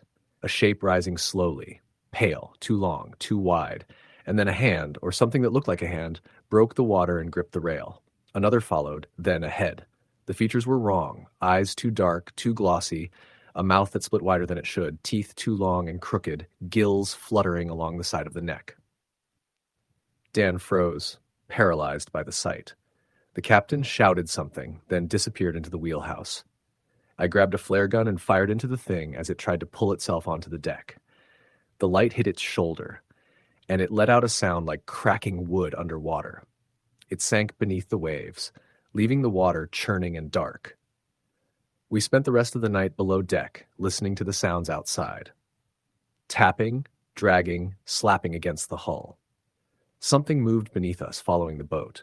I could hear it in the way the Alcyone groaned, in the way the water swirled along the hull. By dawn, the storm had passed. The water was calm again, eerily still, and the sun rose weak and pale through the clouds. Captain Marks decided we would head back to port. Everyone was silent. Nobody spoke of what happened. Nobody wanted to. The trip back was slow and tense. The engine stuttered intermittently, and every time we slowed, the water around the boat seemed to darken, almost as if it were alive. Once, I swore I saw pale fingers brush against the hull from beneath, but when I looked again, the water was calm, innocent looking. When we finally docked, the Coast Guard came aboard to inspect. They found nothing unusual aside from minor engine damage. Captain Marks didn't explain the scratches along the hull, the grooves that hadn't been there when we left, or the strange odor lingering in the bilge. Dan quit immediately, and I followed him off the boat soon after. Weeks later, I tried to tell a few friends what happened, but how do you explain seeing a pale human-like thing in the ocean? The kind of thing that can drag a man under in seconds? Nobody believed me. Nobody wanted to, and I don't blame them. But I know what I saw. And I know that the ocean isn't empty. It's alive. It remembers. It waits for boats like the Alcyone to cross into its domain, and it waits for people like me to make the mistake of looking over the side. Sometimes, at night, when I'm near the water, I swear I hear tapping, slow, deliberate, like knuckles brushing against steel. And I remember the Alcyone, the pale thing that climbed toward our deck, and the way the sea seemed to swallow the sun that morning as if it had never been there at all. I haven't been back on a boat since. But every time I close my eyes, I see that hand reaching out. Every time I hear water against metal, I can feel it dragging, waiting, patient. And I know that one day, if I'm not careful, it'll come for me again. Story the end. The fog had rolled in thicker than anything I'd ever seen off the Oregon coast. The Sea Raven had left Newport around midnight, and by the time we reached the deeper waters off the continental shelf, the moon was a pale smear behind the mist. Our captain, Tom Harkins, had been fishing these waters for 25 years and never looked nervous, but that night his hands were tight on the wheel, knuckles white. There was a tension in the air none of us could shake, like the ocean itself was holding its breath. We were after albacore. The early season schools had been thin, and the buyers were breathing down our necks. The deck smelled of diesel, salt, and fresh bait. My partner, Rick, was checking the lines for tangles, and I was scanning the radar. Everything looked normal, but it never felt normal. The first sign came with the nets. One of them snagged something heavier than usual. When we pulled it up, the net was ripped, shredded in places as if a giant had grabbed it. There were no fish in it, just seaweed and a few globs of something reddish that didn't smell like blood, but like iron rusted in salt. "Looks like a snag," Tom said, but his voice had an edge I hadn't heard before. We shrugged it off and reset the nets. The fog had thickened, clinging to the deck and making every shadow seem alive. Then came the first knock. Not on the hull, on the metal frame of the deck itself. A dull, heavy thump like someone was hammering from below. Rick froze. "Did you hear that?" "I did," I admitted, my stomach tightening. "Probably a snag, maybe a rock caught in the nets." Tom didn't reply. He just stared over the bow, his eyes narrowing into the mist. The thumping came again, closer this time, echoing through the steel hull, making it vibrate under our boots. We dropped the next net cautiously, and when it hit the water, something tugged on it hard. The winch groaned under the strain. I grabbed the brake, but it didn't respond immediately. The tension was unnatural, almost intelligent, like the thing below knew exactly how to resist. "Cut it!" Tom shouted. Rick tried the bolt cutters, but the cable snapped with a force that threw him against the railing. He hit the deck hard and groaned, clutching his ribs. The cable went slack, but the sensation of being pulled, of something massive lurking below, didn't end. The boat rolled slightly, a slow, deliberate motion, as if the ocean itself had shifted beneath us. Then we saw it. A shape, barely visible through the fog, moving beneath the surface. It wasn't fish, not a whale. It was too wide, too long, and it didn't swim. It glided. We watched, frozen, as it followed the boat's outline, rising and falling just beneath the waves. "Tom," I whispered. He didn't answer. His hands were tight on the wheel, eyes locked on the dark water. The knocking came again, this time on the railing, on the deck, on the hull. Heavy, deliberate, like fists striking metal. 3 knocks. Pause. 3 knocks again. The rhythm made my skin crawl. Rick tried to call for help over the radio, but static swallowed his voice. The storm warning beeped on the monitor, but the ocean was calm. The fog hung thick, concealing the horizon. Then the water near the stern rose. Not like a wave, not like the tide, but a swell that lifted the boat unnaturally, tilting it forward. We clung to the rails as the Sea Raven rocked violently. Something brushed the hull, scraping, tugging at the boat. We couldn't see it, but we felt it. A weight beneath us, immense and alive. The radar began acting up, spinning wildly, registering blips that didn't exist. Depth readings jumped hundreds of feet in seconds. We were no longer in control. The engine roared as Tom pushed the throttle, trying to get the boat away from whatever was below, but it was as if the ocean itself resisted our escape. The fog parted slightly, and in that brief window we saw the remnants of another boat drifting near us. Half submerged, broken, no lights, no life. It looked freshly torn apart, like the ocean had ripped it open and swallowed the crew. Rusted metal, splintered wood, nets tangled with what looked disturbingly like pieces of clothing. Rick gagged, turning away. I couldn't look away. I knew that boat, the Mariner's Call. Reported missing 2 weeks earlier, same waters, no survivors. Then the water exploded. Something massive rose beneath the hull, moving in a wave of black water. Not a shape I could define. Not a whale or shark. Just mass. It lifted the boat again, and the knocking turned into a deafening pounding, echoing through the deck and into our bones. Tom screamed for us to get inside, and we scrambled to the wheelhouse. The lights flickered. The radio emitted a shrill, static wail. The Sea Raven pitched hard again, the deck shaking beneath us. A hand, a pale, impossibly long hand, snatched at the railing outside the wheelhouse. It recoiled and vanished beneath the water. Then another, and another. Dozens, maybe hundreds, reaching, clawing. Faces flashed beneath the surface, eyes white and blind, mouths open in silent screams. "Keep the engine running!" Tom yelled. "We have to get out of here!" We pushed the throttle forward, and the boat lurched ahead. The water churned with unnatural force. More hands appeared, pressing against the hull, trying to climb aboard. We swung tools, hitting fingers, arms, but for every one we saw, more appeared. The fog was alive with them. Then, as suddenly as it began, it stopped. The hands vanished. The faces sank. The water calmed. The fog thinned. The Mariner's Call remnants were gone. No debris, no trace, nothing. We didn't speak for an hour, just navigated back toward the lights of Newport. The sun started rising, burning the mist away. When we finally docked, the harbor was quiet, unaware of what had happened miles offshore. The Coast Guard interviewed us. They didn't believe the story, of course. They said we saw hallucinations from fatigue and cold. Rick, Tom, and I didn't argue. We didn't need to. We knew what we had seen. Weeks later, another boat went missing in the same area. Only this time, rumors say they found the life rings of the crew floating miles from the wreck, torn and scraped. 3 scratches on each, always 3. Every time I go out on the water, I feel it. That pull, that weight beneath the hull, waiting, watching.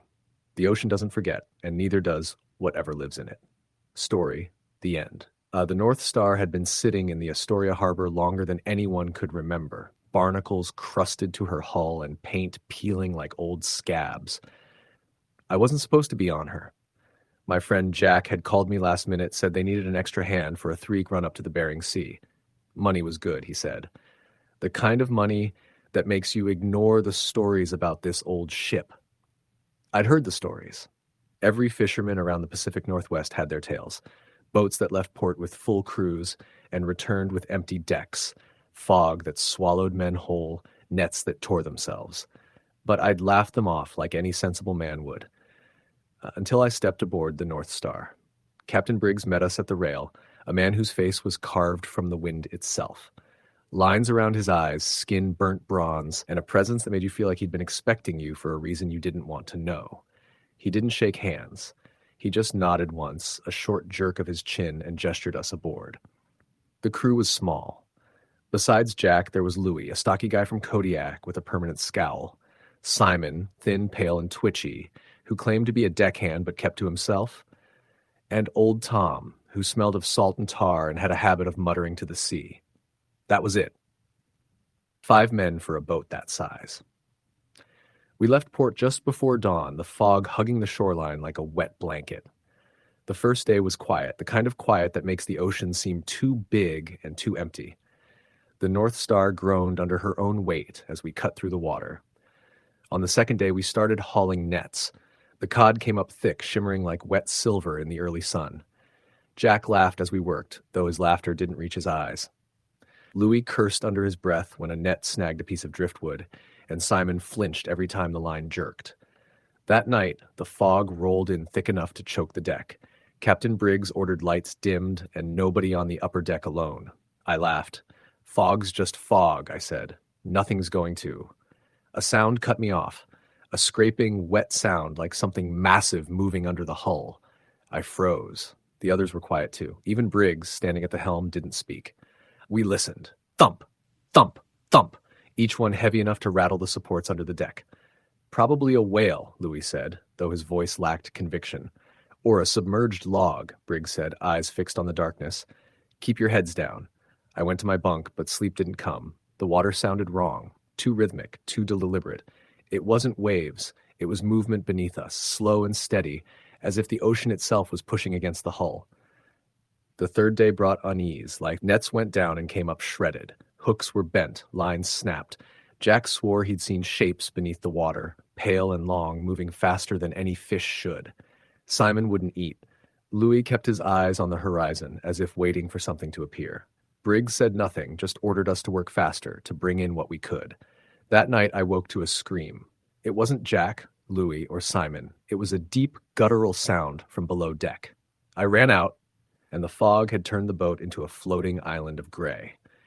Louis was at the rail, staring at the water, hands white on the metal. I saw it, he whispered. It was under the boat, moving. Before anyone could answer, the deck shuddered violently. Something massive had brushed the hull. I swear I saw a long, pale arm or maybe a fin slip past the edge of the boat. Then nothing. The water went still. By the 4th day, the crew was unraveling. Simon muttered to himself in corners, pacing like he could hear something. Louis jumped at shadows. Jack refused to sleep, sitting on the rail with a cigarette, staring into the fog. Briggs moved silently, checking instruments, muttering to himself in a low voice that made the hair on my arms stand up. That night, the North Star listed hard. Something had hit the starboard side with force enough to make the railing bend. The water poured over the deck.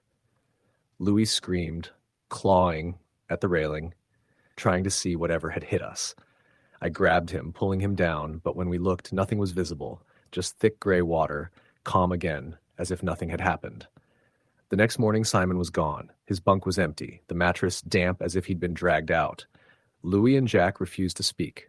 Briggs ordered a search, but the water was too rough, too murky. We found nothing. No footprints on deck, no one overboard, just the chill of an empty space where Simon should have been. By the 5th day, we'd reached the deep waters Briggs had aimed for, the kind of places old fishermen whispered about, where the ocean fell away into blackness. Nets came up empty, lines snapped without cause. The fog returned at night, thicker than ever, smelling of brine and something else, something rotten and metallic.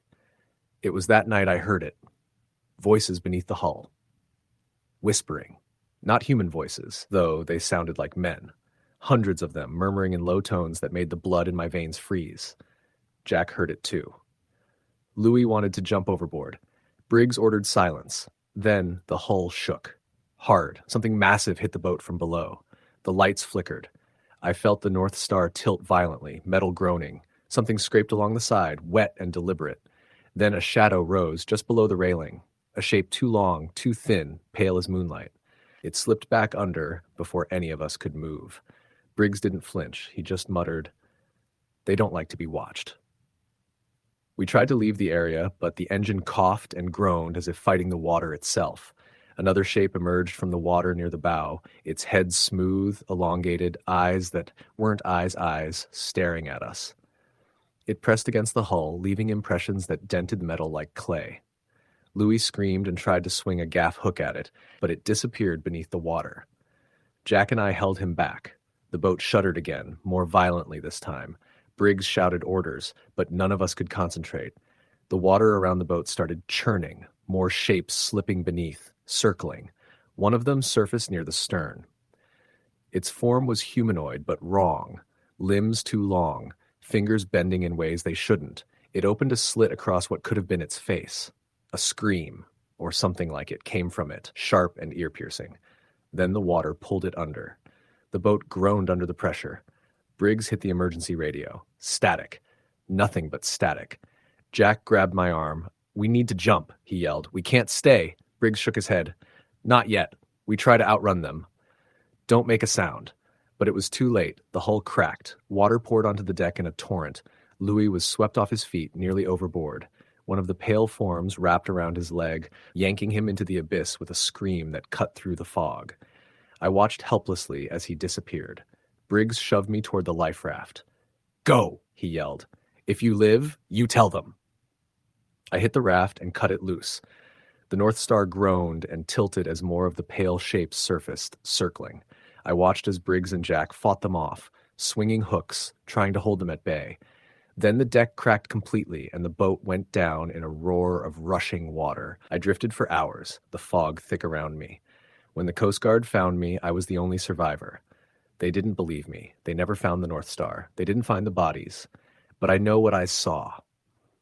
And sometimes when the fog rolls in thick over the water, I swear I hear scraping against the hull, whispering voices beneath the waves, and shapes, pale, long, and wrong, moving just beneath the surface, waiting for the next boat, foolish enough to drift too far into waters no one should touch. Story the end.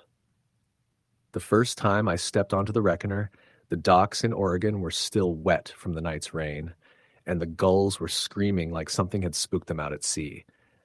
The boat looked older than the paperwork claimed. 40 years, give or take, but the deck had that worn-in look that only comes from decades of men stomping across it with boots full of brine and misery. I had signed on because I needed the money. My last job hauling crab pots out of Coos Bay had ended in a dispute that wasn't entirely my fault, though you wouldn't know it by asking the captain. The Reckoner's skipper, a wiry man named Earl Jensen, didn't seem to care about my past as long as I could work.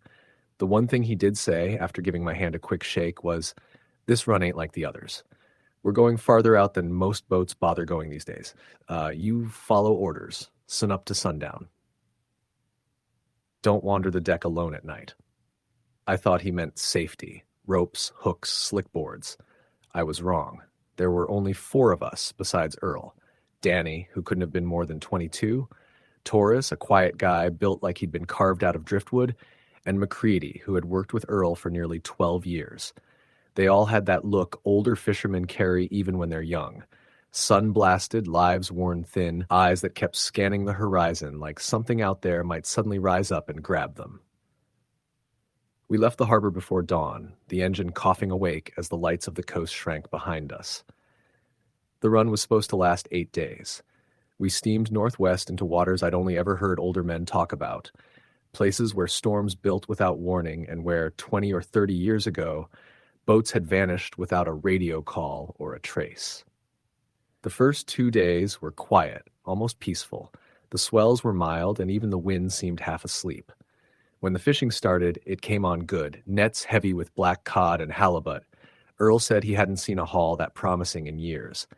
Nobody complained. But it was late the 3rd night when things stopped feeling right. I woke to the boat listing slightly, not the usual sway, but something sharper, almost like we'd turned too hard. My bunk was just below deck, close enough to the hull that I could usually hear the hum of the ocean sliding past. But now it sounded different, slower, thicker, like we were pushing through syrup rather than water. Then I heard it, a thud, a dragging scrape, and another noise like something heavy bumping the underside of the hull. I got dressed and climbed topside. The deck was empty, the lights humming in the salty dark. The ocean around us was unusually flat, the sky black without a star showing. I could barely see 10 feet into the water, but I felt like something down there was shifting, big, slow, deliberate. Then I saw Earl beside the wheelhouse smoking, staring at the ocean like he was waiting for it to answer a question. "What's going on?" I asked. He didn't look at me. "Go back to bed, Reed." "You feel that?" I asked. "Something hit the hull." He exhaled a thin, shaky thread of smoke. "Nothing's down there that ain't always been down there." I thought I heard movement behind me, but when I turned, nobody was there.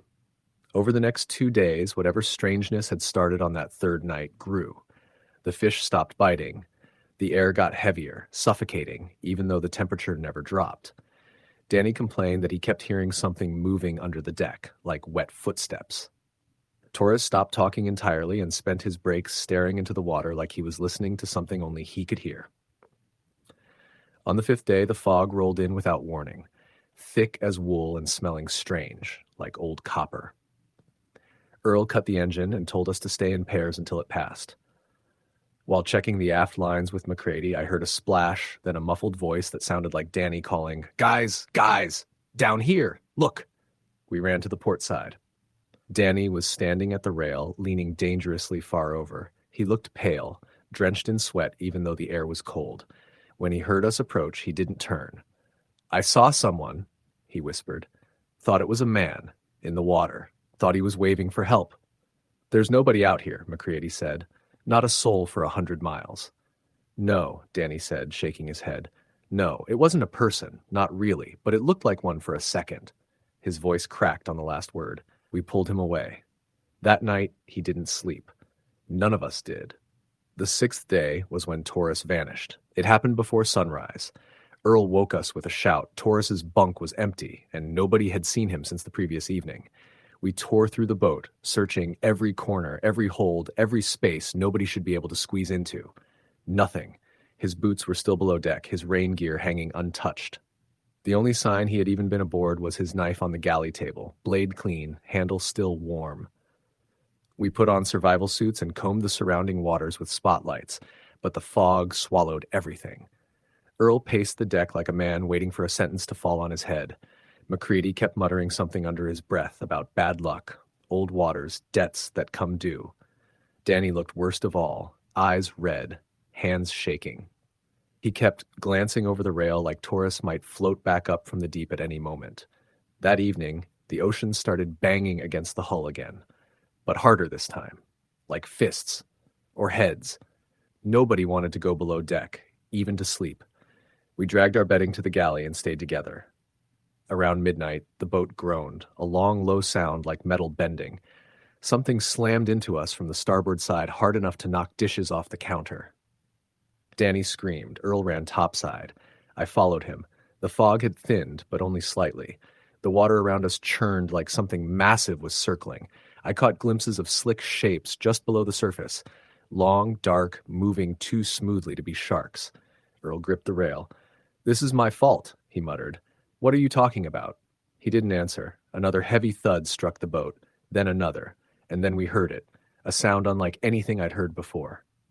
A long, moaning wail rising from beneath us, vibrating through the hull. It wasn't a whale, not even close.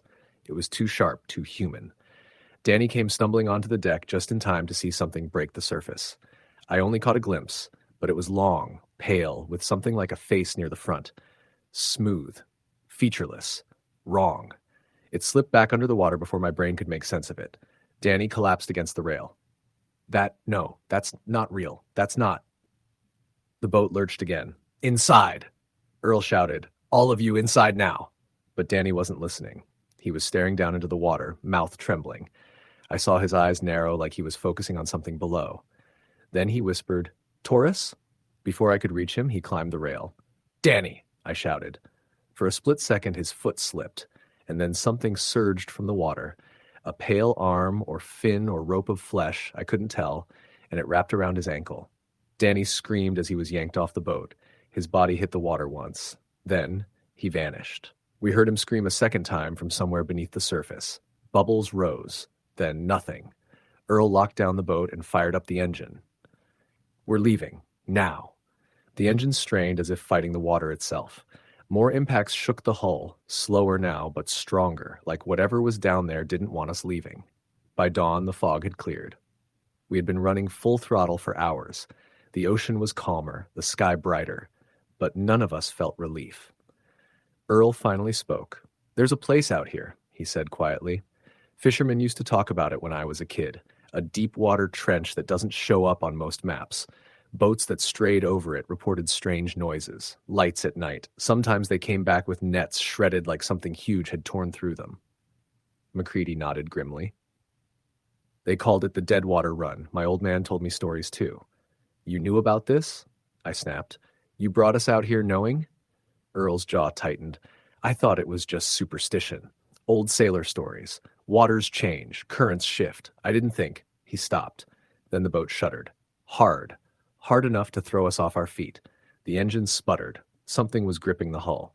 MacReady ran to check the bilge pumps. I followed him down the ladder. The air below deck was thick and sour. The floor vibrated. And then I heard it again, the wet, dragging sound Danny had described, only louder. We reached the bilge room and froze. The metal plating along the lower hull was dented inward. Deep dents. Too deep for a collision. Something had struck from the outside with incredible force, and water was seeping through a crack. MacReady swore and lunged for the emergency sealant, but before he could reach it, a long, pale shape slid across the outside of the hull, visible through the crack. It pressed against the metal, stretching the opening wider. I saw something like an eye. Black. Unblinking. Looking in. The hull groaned. Another impact knocked the lights out. MacReady grabbed my arm and pulled me up the ladder as water burst through behind us. When we reached the deck, Earl was fighting the controls. We're taking on water. Reed, grab the pump hoses. Mac, kill power to the lower deck. Then I heard something scraping against the hull again. Higher this time. Climbing. Earl stopped mid-sentence, staring at the port side.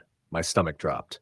A pale shape was rising from the water. Not a person. Not an animal. Something between. Its skin was stretched thin, almost translucent, and its limbs were too long, too fluid. It clung to the rail with fingers that weren't quite fingers. Its head was smooth, narrow, with no mouth until a long slit peeled open across its surface. MacReady screamed.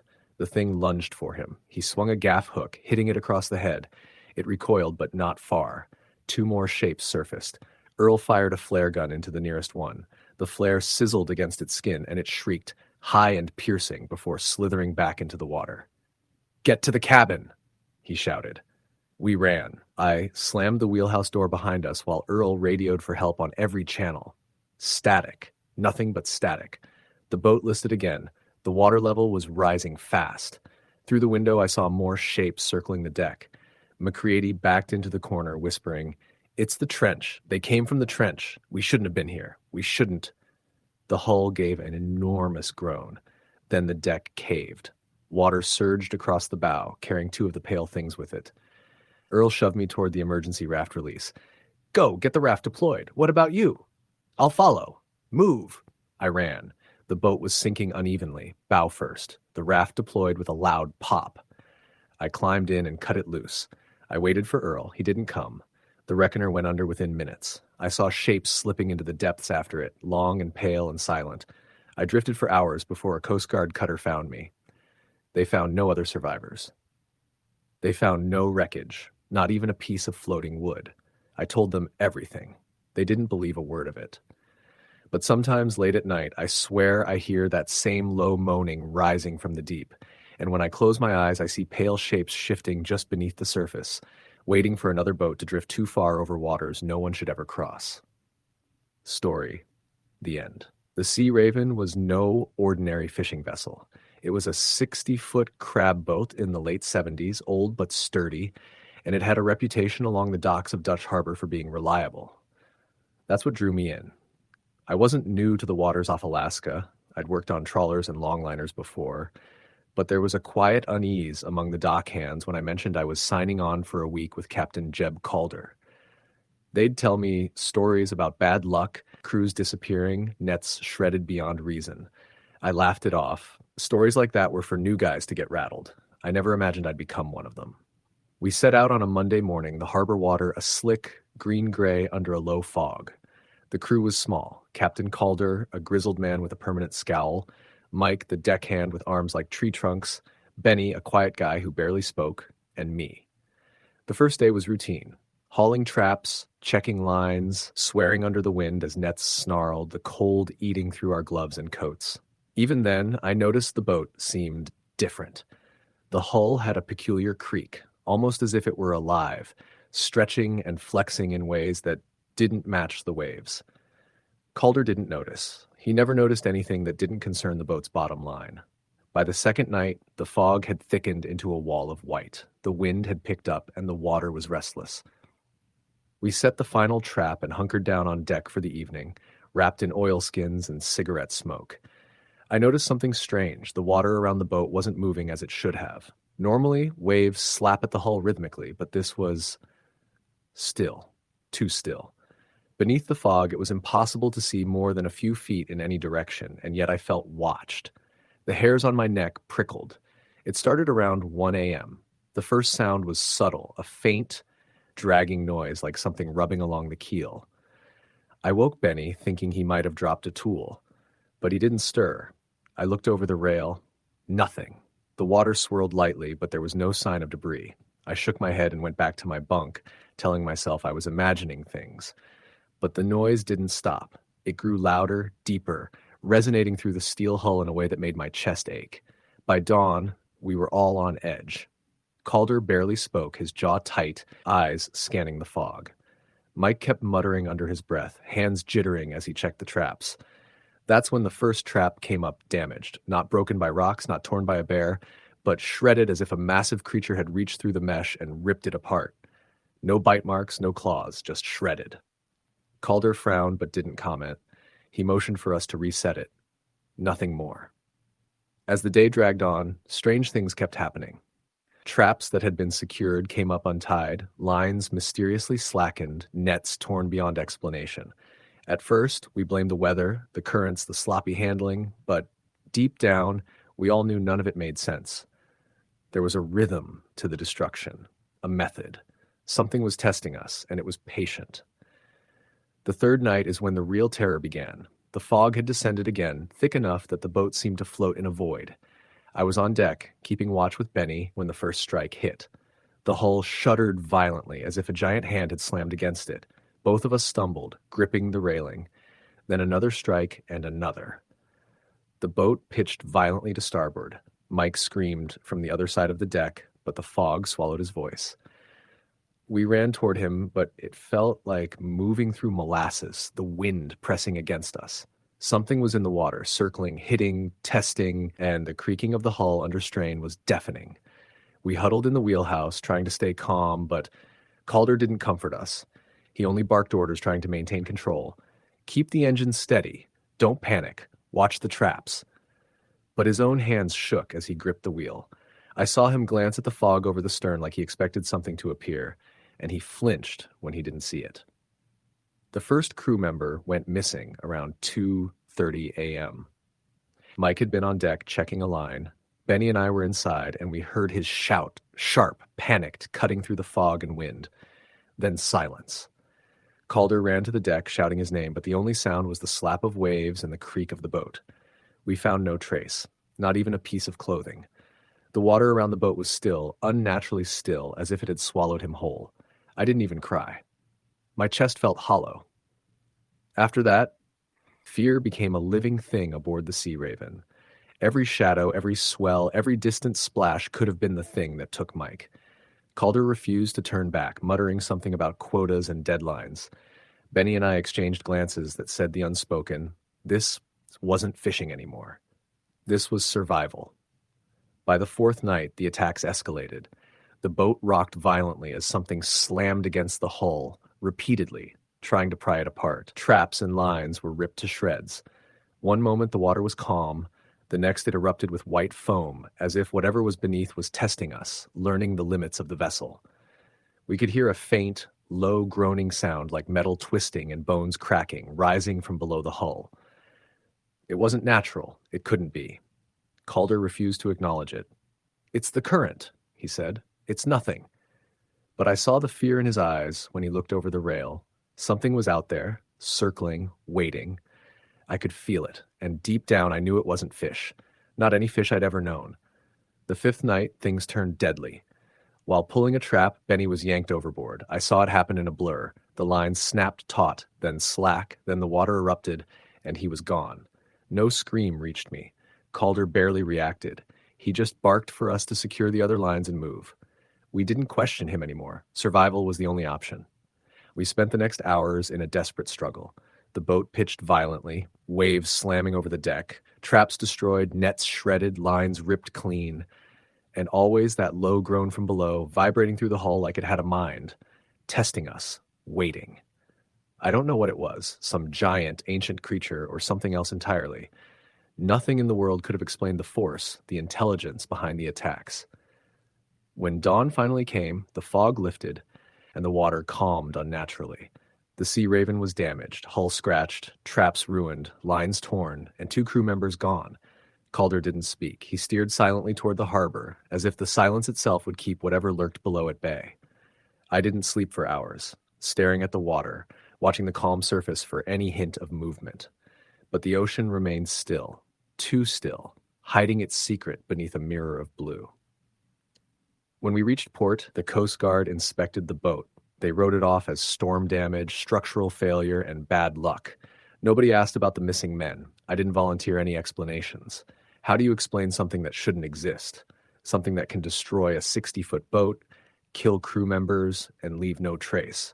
How do you explain a living nightmare in the water beneath you? Weeks later, I heard other stories from the docks. Boats disappearing, crews vanishing, traps shredded beyond repair.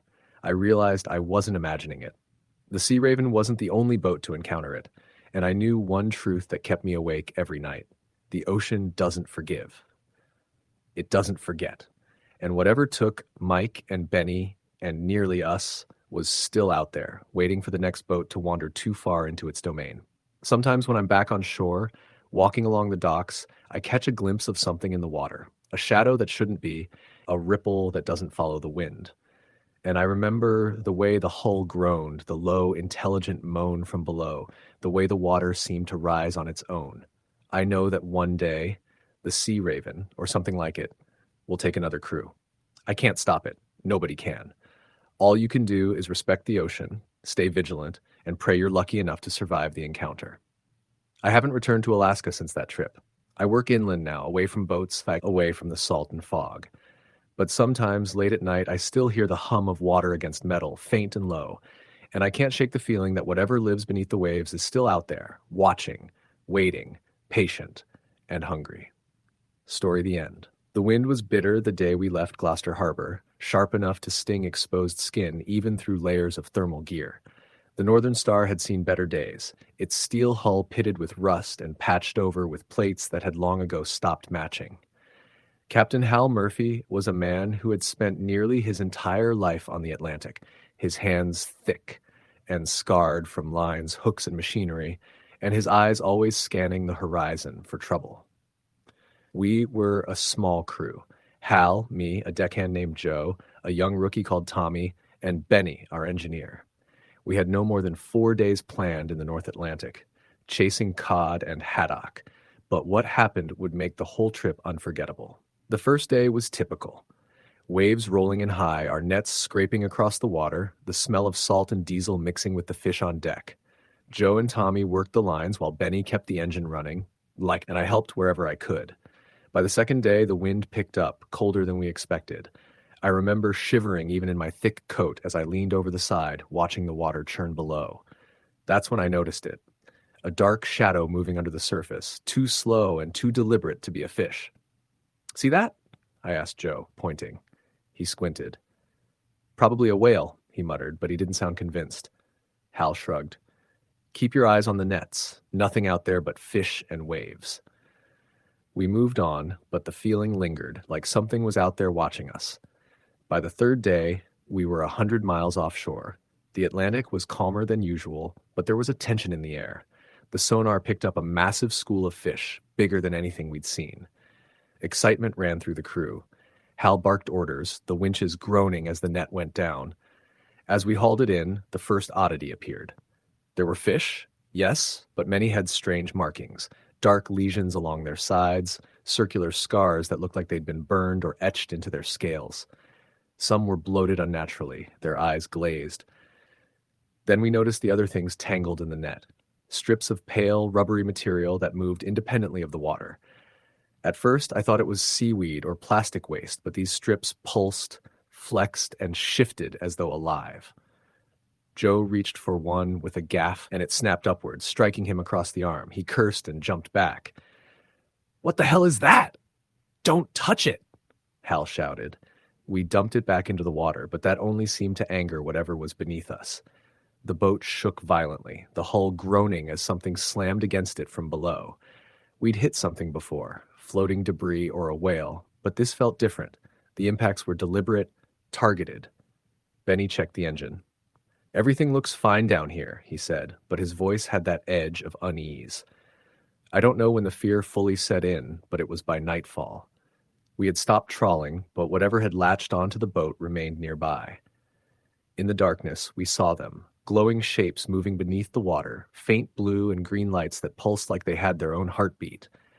There were dozens of them surrounding us, moving in patterns too organized to be natural. Tommy, the rookie, whispered, "Are those jellyfish?" "No," Hal said quietly, jaw tight. "Nothing like that in these waters." Then the first tentacle broke the surface. It was translucent, enormous, and it slithered along the hull with a suction that made the metal scream.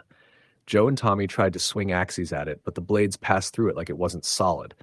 When it hit the deck, it left behind a streak of corrosive slime that hissed against the metal. We were trapped. Hal tried to start the engines, but the boat shuddered violently, as if the creature was resisting. Benny ran below to the engine room, shouting that he could jury-rig something.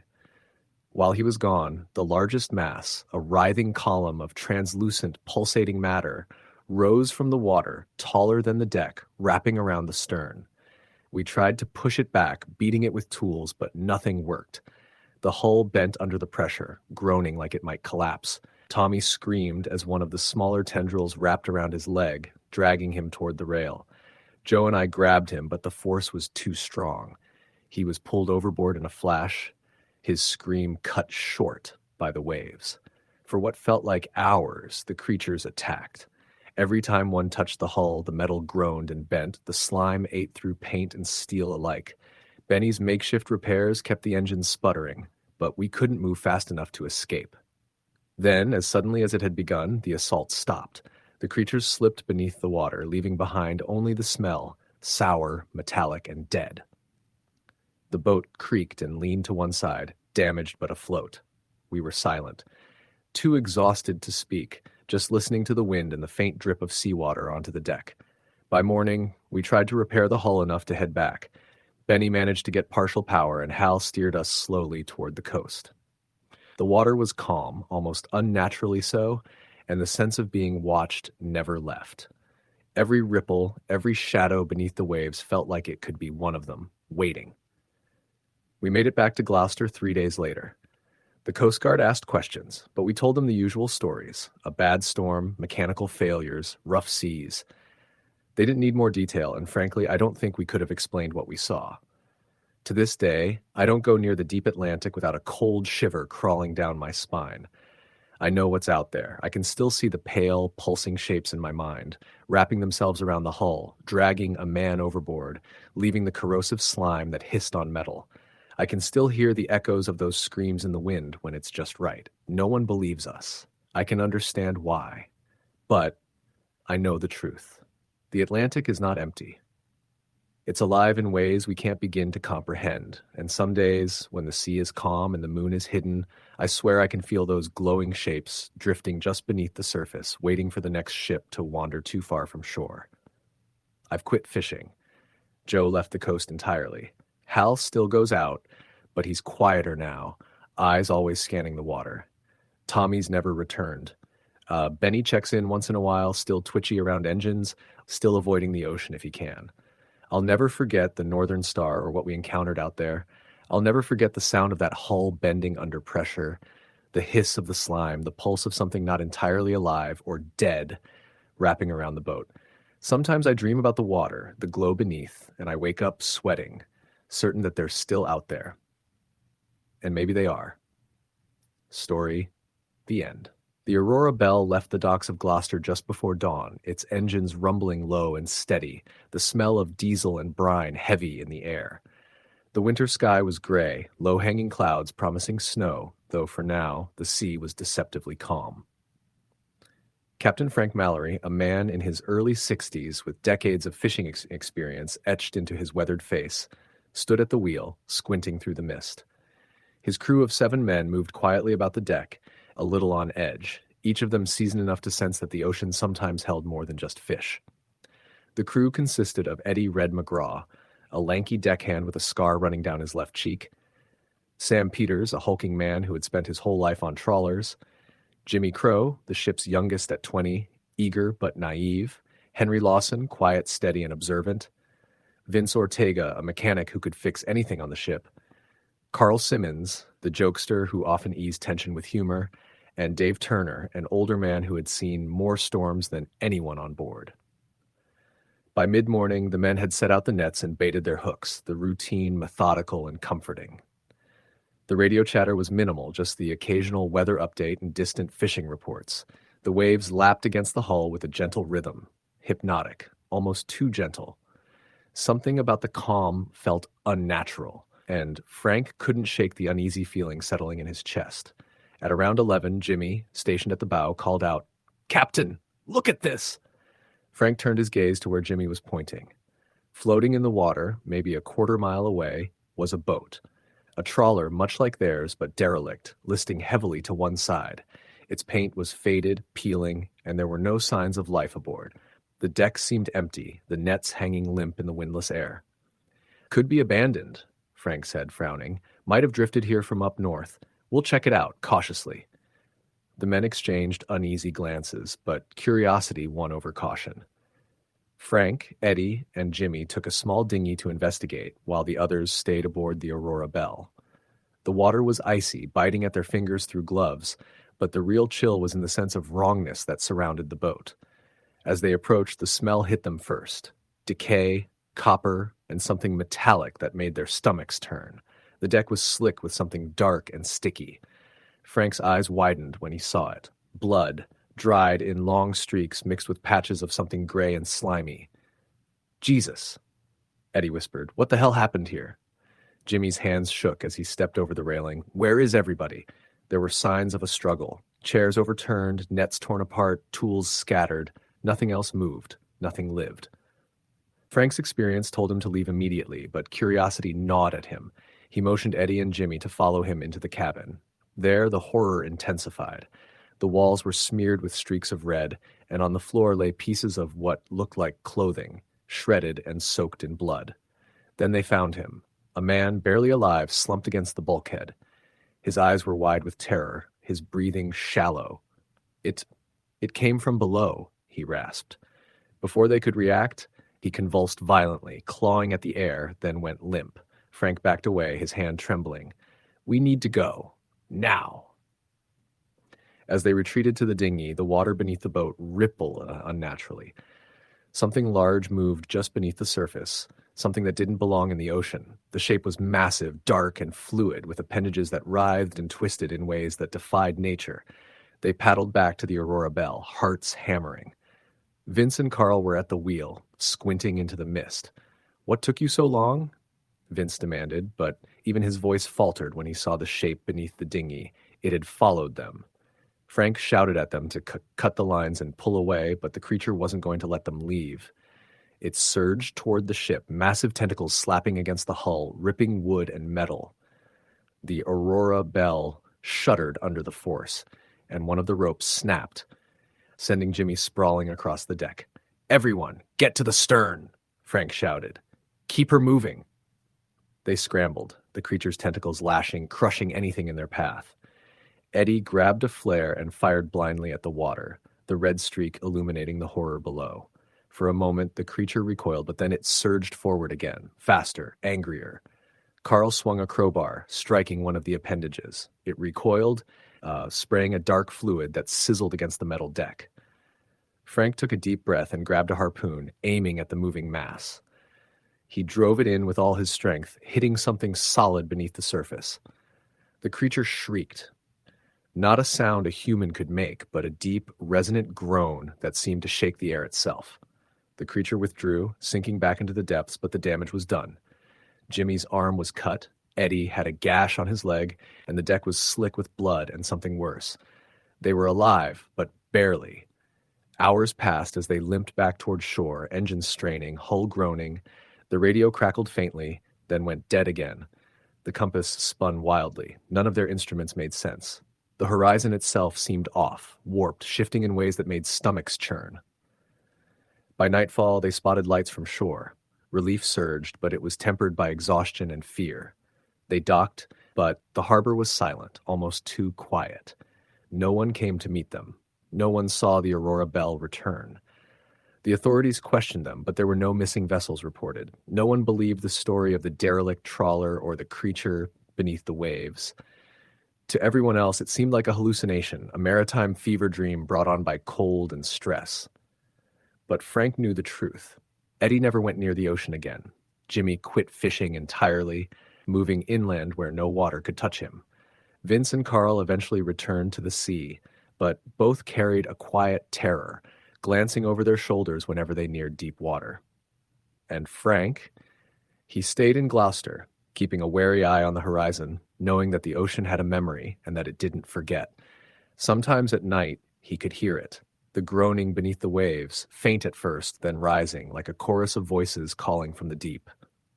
And he knew that one day, the Aurora Belle and her crew might be called back to the dark waters from which they had barely escaped. Even years later, fishermen in Gloucester whispered about it, about the strange, derelict vessels, the missing crews, the shadows beneath the waves that moved with purpose. Most dismissed it as superstition, but those who had been out there, who had seen the unnatural calm turn to chaos in seconds, knew better. The Aurora Belle still sat at the docks, repaired and seaworthy, but no one dared take her out alone. The ocean, they said quietly among themselves, has its ways, and some things should never be disturbed. And sometimes, when the tide is right and the wind is still, fishermen swear they can hear the groaning, low and resonant, coming from the deep, calling the names of those who thought they had escaped. Story the end. The North Star had been part of Gloucester's fleet for nearly 30 years, a solid trawler that had seen more storms than most men in town. She wasn't fast or elegant, but she was dependable, and that's what mattered when you were chasing cod and haddock off the harsh New England coast. I signed on that spring because my uncle had gone out on her a decade before and had returned a richer man than most, though he never talked much about what happened at sea. The stories he did tell were enough to make you respect the ocean and the things that lived in it. Captain Lewis Harrington ran a tight ship. Early 60s, tall, broad-shouldered, with hands like cracked leather and eyes that scanned the horizon like he could see more than the naked eye allowed. The crew was small. Me, a deckhand barely old enough to shave, Jimmy, a wiry fisherman who had spent most of his life at sea, Tom, a former Navy engineer, and Pete, a cook who could swear in 7 languages. That was it. Small crew, enough to work the North Star efficiently, but too few to be complacent when the Atlantic turned against you. We left Gloucester on a gray morning with fog clinging to the harbor like wet wool. The forecast had called for calm seas, but anyone who has fished the North Atlantic knows that the weather is just a suggestion. The first day was normal. Nets full of cod, the usual squabbling among the men, the smell of diesel and salt thick in the air. By evening, the fog had thickened unnaturally, rolling in like a tide of gray smoke that swallowed everything beyond the bow. That's when we heard it. A low thrum, vibrating through the hull. At first, we thought it was the engine, but it didn't match the rhythm of the diesel. Jimmy leaned over the rail and peered into the water. "Nothing out there," he muttered, though the unease in his voice was clear. I stayed at the helm with the captain, trying to trace the source of the vibration. Nothing. Only the fog, endless and oppressive. Later that night, while the rest of the crew tried to sleep, I heard it again, this time tapping on the metal sides of the cabin, soft, deliberate, and rhythmic. When I ran outside with a flashlight, the deck was empty. The next morning, the nets brought up something that made us all freeze. Fish, yes, but unlike any we'd ever seen. Their scales were pale, almost translucent, and their eyes reflected the deck lights like mirrors. Some had gashes along their bodies, ragged and unnatural. Jimmy gagged and refused to touch them. Captain Harrington ordered us to throw the catch back, though we could all see the unease written on his face. By the third day, the fog had not lifted. In fact, it felt thicker, almost suffocating. The air smelled wrong, like iron and decay. That night, a scream shattered the quiet. Pete had gone on deck for a routine check and never returned. We searched for hours, shining flashlights into the gray void. Nothing. Only the waves, smooth and dark. Sleep became impossible. The fog muffled sound, twisted light, and made shadows dance in ways our minds couldn't reconcile. Men started reporting things, shapes beneath the water, long and sinuous, moving against the current, whispers on the radio that faded before words could be heard, footsteps on deck when everyone was below. Tom tried to rationalize it, but even he admitted later that he had seen a shadow slide across the railing, tall and impossibly thin. On the fifth day, the radio came alive. Not the usual chatter from other ships, but a voice, low, guttural, dragging, repeating one word over and over, return. Captain Harrington spoke into it, asking where, but the voice only repeated itself as if the fog itself spoke. That night, the storm hit. Not the storms we expected, the ones that tossed boats like toys. This was different. The waves rose taller than the bow, slamming into the hull with impossible force. The deck became a roller coaster of water, nets, and equipment flying across. Amid the chaos, something struck the boat from beneath. Not once, but repeatedly, with the weight of something massive, intelligent, testing the ship. By morning, only 4 of us remained. Jimmy had gone overboard, though no one saw him pulled under. Pete's scream still echoed in our heads. Tom and I clung to the wheelhouse, watching as shapes, long, dark, almost serpentine, slithered just beneath the surface. The dead fish floated around them, eyes reflecting our flashlight beams like they were alive. Captain Harrington made a decision that I will never forget. He steered the North Star away from the currents, trying to follow the compass. But the compass spun uncontrollably, pointing nowhere familiar. We were lost, surrounded by fog, shapes beneath the water, and the echoing whispers of that voice. Return. By the 7th day, desperation had taken hold.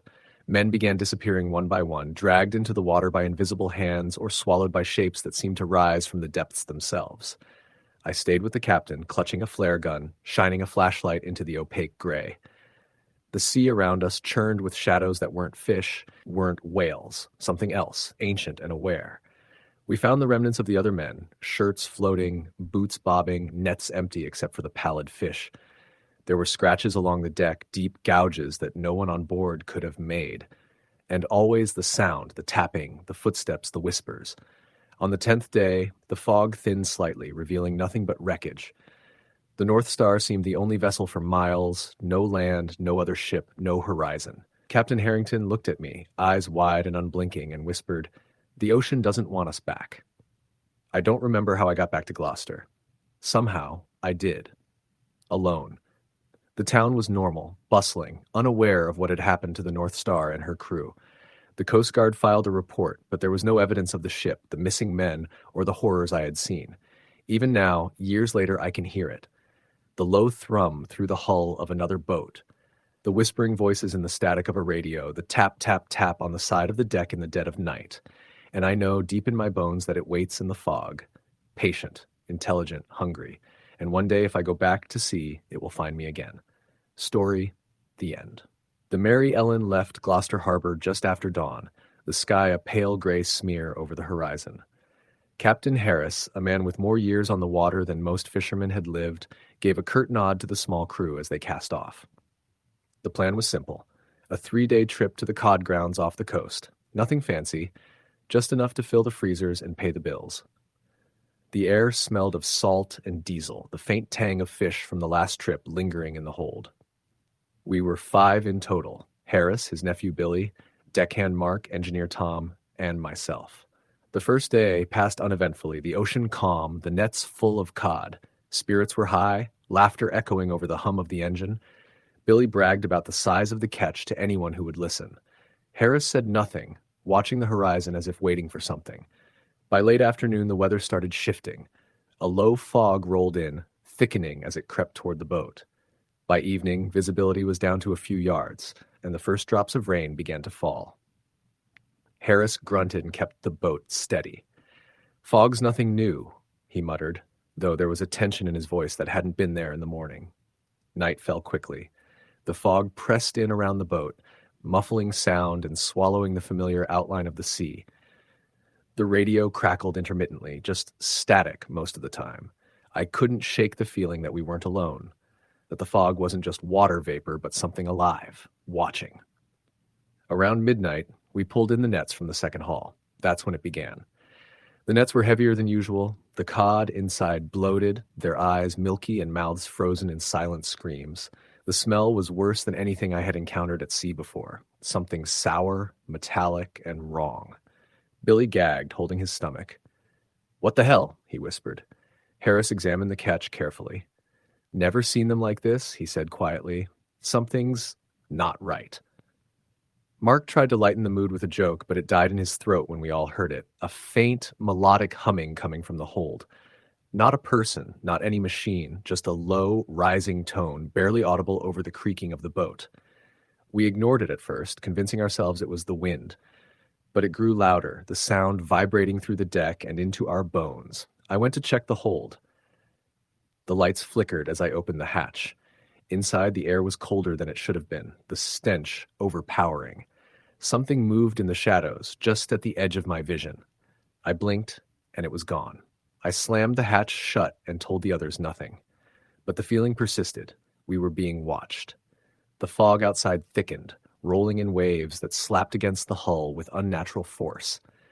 Tom, below deck in the engine room, shouted for help. We ran down to find him sprawled on the floor unconscious, oil from the machinery staining his clothes, and deep, long scratches on his arms that he couldn't remember getting. Harris took the wheel tighter, his jaw set. "We'll ride it out. Keep the lights on. Stay on deck." But the ocean had other plans. Around 3 a.m., the nets jerked violently, swinging over the side as if something massive was pulling them. The cables strained, the winches groaning under unnatural pressure. Harris shouted orders, but no one could make sense of what was happening. The water churned beneath us, dark and thick as though it had weight. Then we saw it. A shape beneath the water, enormous, moving with smooth, deliberate motion. It wasn't a whale, not any fish I had ever seen. Its outline was indistinct, like smoke beneath the surface, but the movement was intelligent, purposeful. The shape circled the boat, disappearing and reappearing in the fog. Billy screamed, "It's coming for us." The next few hours were chaos. The fog pressed in, swallowing the boat. Nets were torn apart, ropes shredded, and every time we tried to move, something in the water slammed against the hull. Each impact made the boat shudder as if it were no more than a toy in the hands of a giant. And then the sounds began. Soft at first, then louder. Whispers, screams, low moans rising from beneath the deck. Not all human, some too deep, guttural, like the cries of drowned men. Shadows appeared at the edge of the fog, just glimpses of pale faces, floating close enough to see eyes glimmering with hunger. Mark panicked and tried to lower a life raft. It vanished before it hit the water. Billy, was dragged toward the railing by invisible hands. He screamed, clawing at the deck, but I couldn't reach him. Harris fired a flare, illuminating the fog. Dozens of faces appeared, pale, bloated, eyes black and empty, floating at the waterline. Billy disappeared in a splash, pulled into the black water with a force I couldn't comprehend. Rob, or Mark, the older deckhand, was next.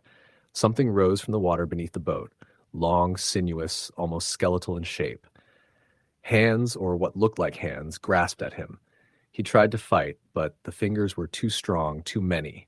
He vanished in seconds. Harris kept shouting orders, trying to keep us together, but the boat itself seemed under attack. The fog swirled, thick and alive, twisting around the deck like fingers. Something struck the hull from below again, this time so hard the boat tilted sharply, tossing me against the railing. I held on with everything I had, staring into the black water. And then I saw it. its face above the waterline. Not fully human, pale and swollen, hair floating around it like seaweed, eyes white and empty. Its mouth opened impossibly wide, and the sound that came out wasn't a scream. It was a gurgling, wet moan that filled the night, vibrating in my chest. I tried to move, but my legs wouldn't respond. Harris tried to drag me toward the wheel, but the boat lurched again, throwing him overboard. I reached for him, but the water swallowed him instantly. Alone on the deck, I watched as more shapes surfaced, encircling the boat. Faces of men and women, bloated and dead, hair clinging wetly to skulls, arms reaching for the deck, for me.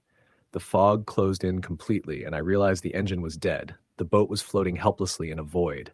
Hours passed, or maybe minutes, I couldn't tell. I lost track of time. The fog was complete now, the sea calm, the air thick. Then I felt a hand on my shoulder, cold and slimy, human-like but wrong. I spun, but there was nothing.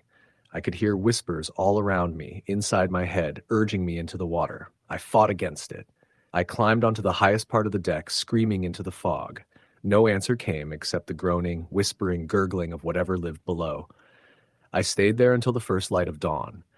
When a passing trawler found me, I was clinging to the wheel, shaking, unable to speak for hours. The Coast Guard came later, checked the area. They found no boat, no wreckage, no crew.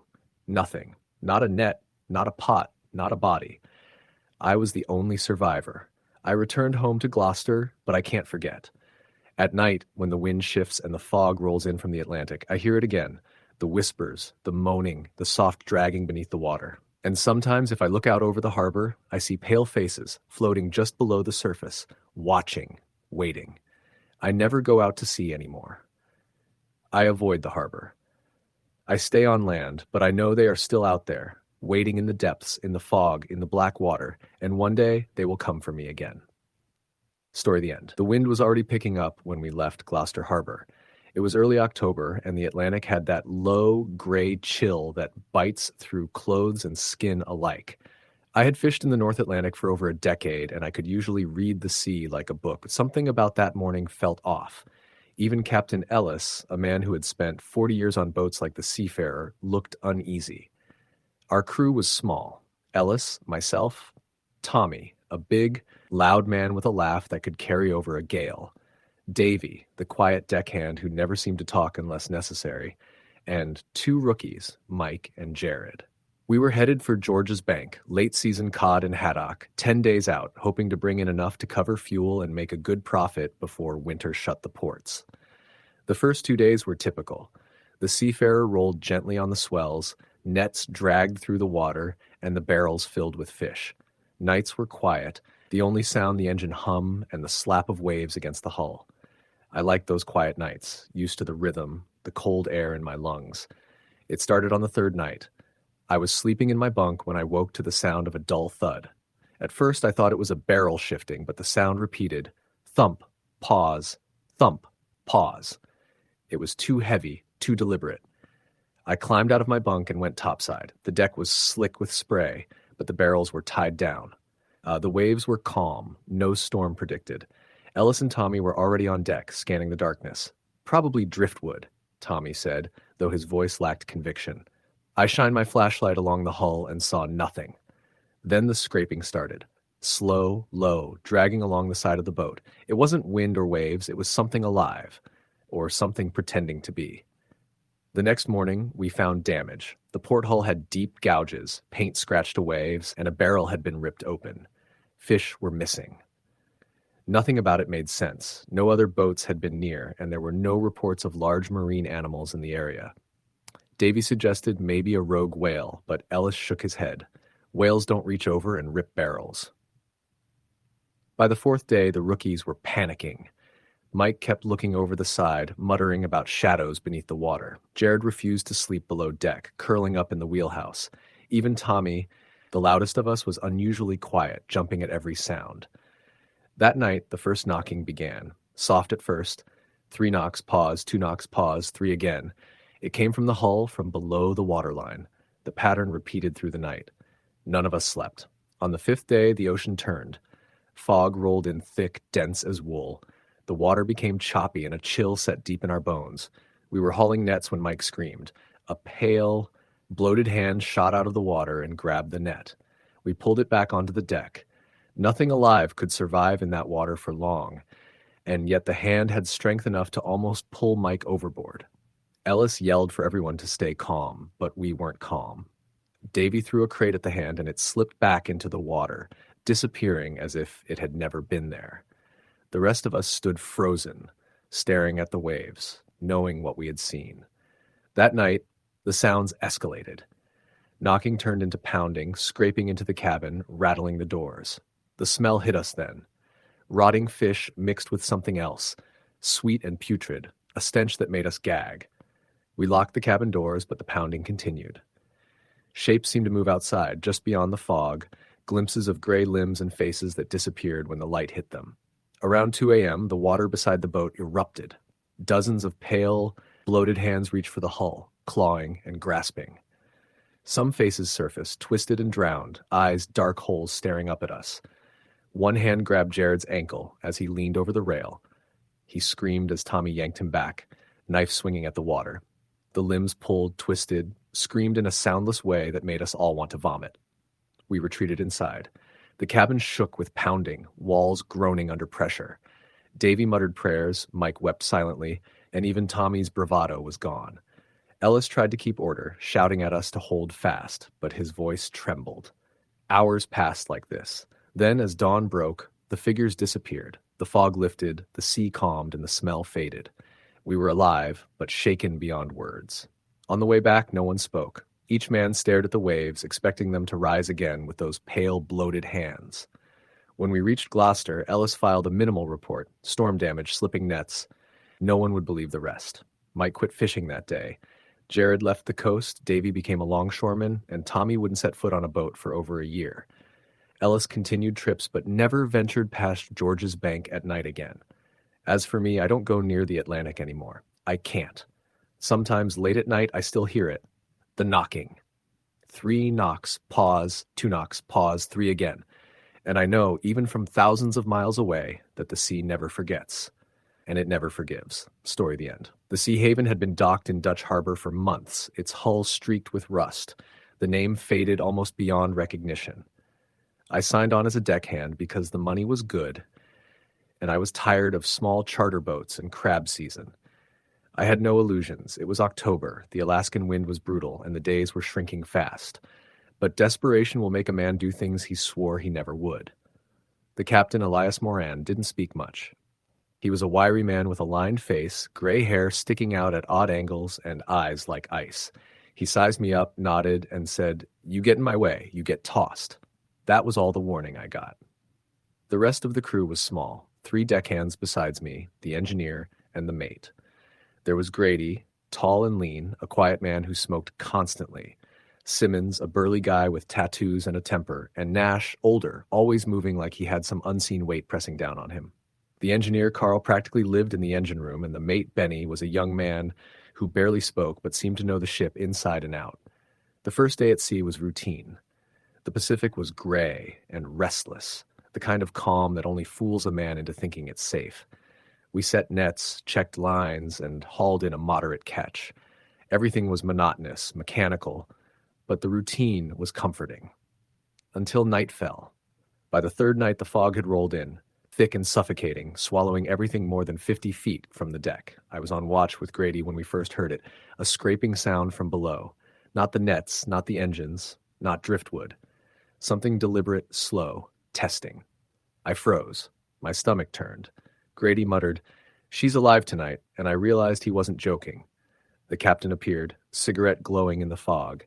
"Keep her steady. Don't do anything foolish." He didn't explain further, and none of us asked.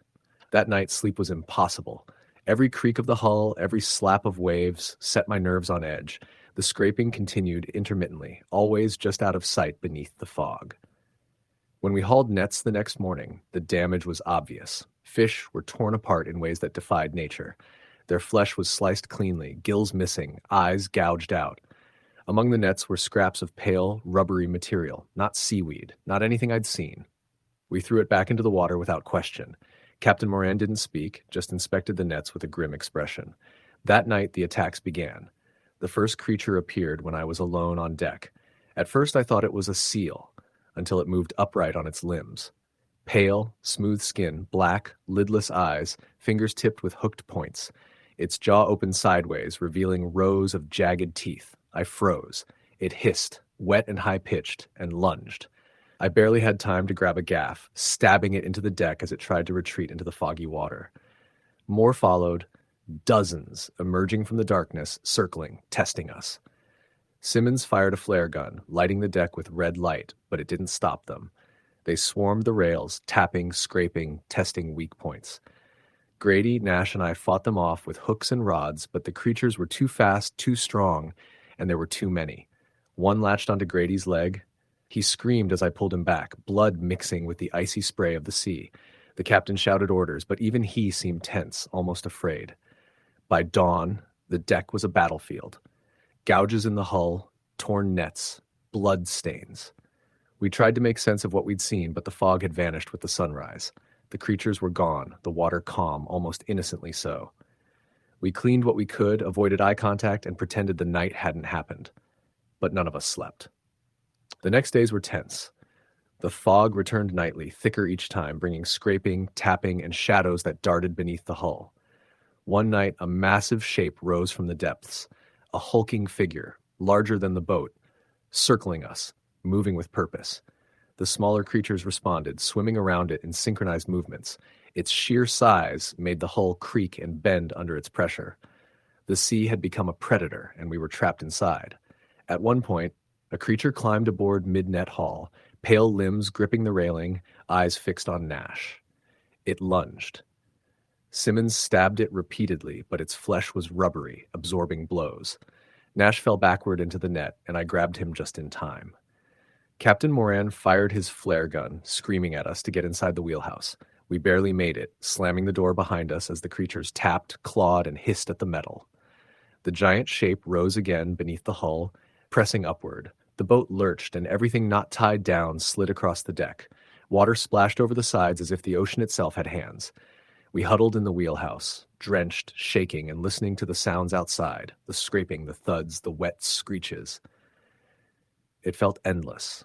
By morning, the fog had dissipated, and the water returned to its indifferent calm. The creatures were gone, and the giant shape vanished beneath the depths. The damage remained.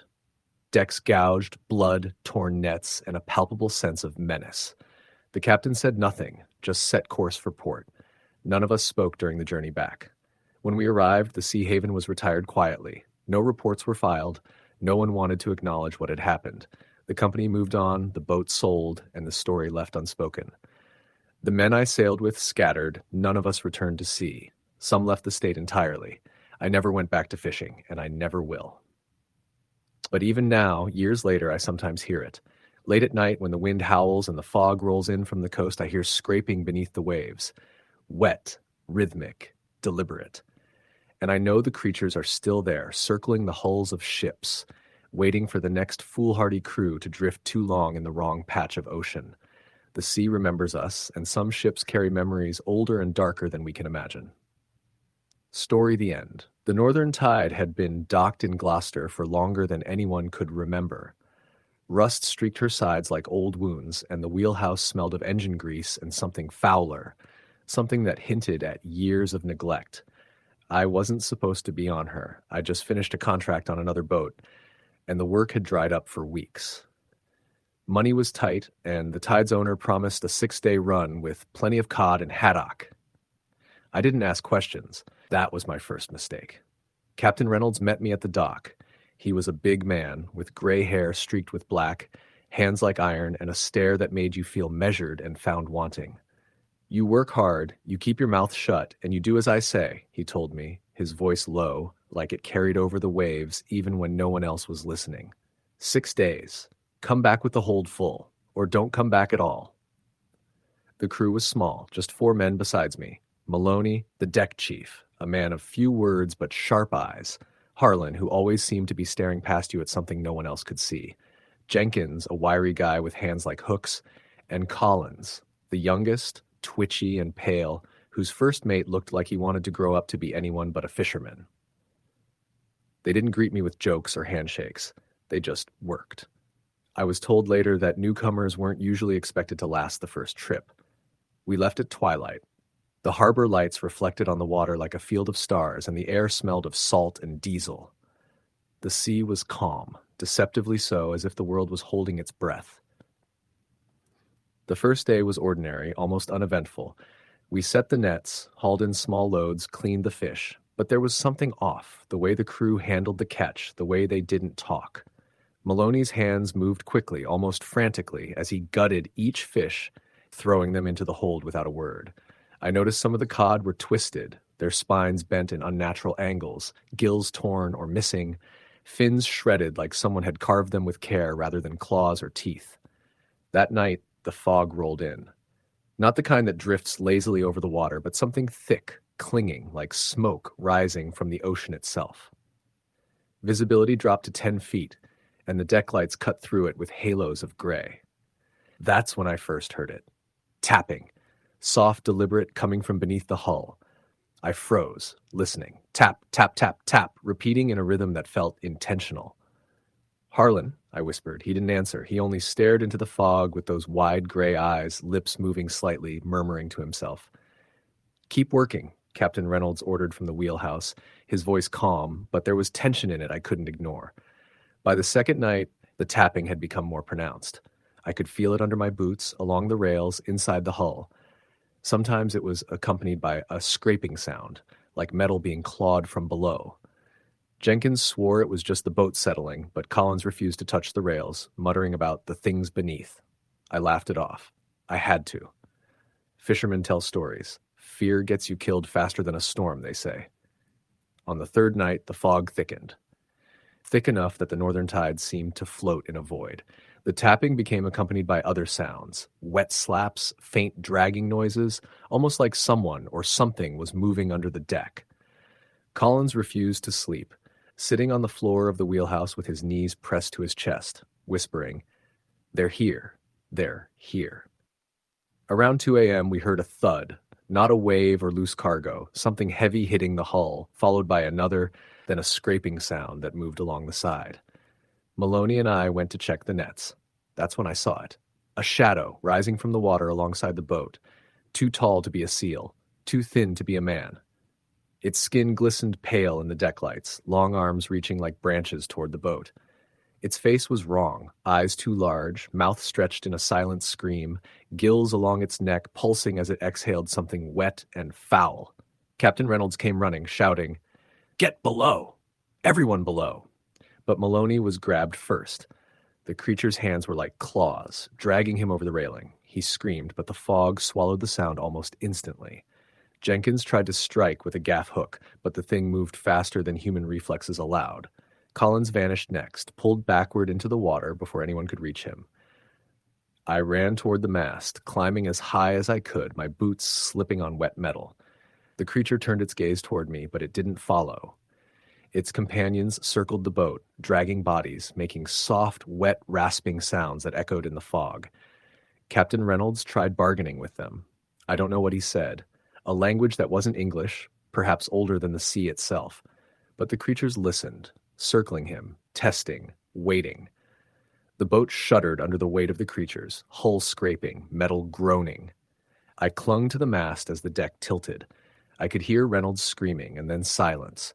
He disappeared into the fog with a final guttural wail. Hours passed, though time didn't feel real. The creatures eventually pulled back, slipping beneath the water, leaving the northern tide eerily still. The fog lifted slowly as dawn approached, revealing the wreckage of the deck, the bloodied nets, and the absence of my crewmates. I don't know how long I clung to the mast before a passing cargo ship spotted me, yelling and throwing ropes. I was rescued, frozen, shaking, and barely able to speak. The authorities investigated the boat. Nothing remained but the hull, still afloat, the nets ripped and empty. No bodies, no signs of struggle beyond the torn decks. My testimony was taken but dismissed as stress-induced hallucination. That's what they told my family, at least. Stress, exhaustion, seasickness, they said. I know the truth. I've seen the creatures beneath the fog, the shapes that hunt boats like the northern tide. Captain Reynolds had made a pact long ago, trading crews for survival. The debt is paid in men. I will never go near the ocean again, but sometimes at night I hear it. The tapping.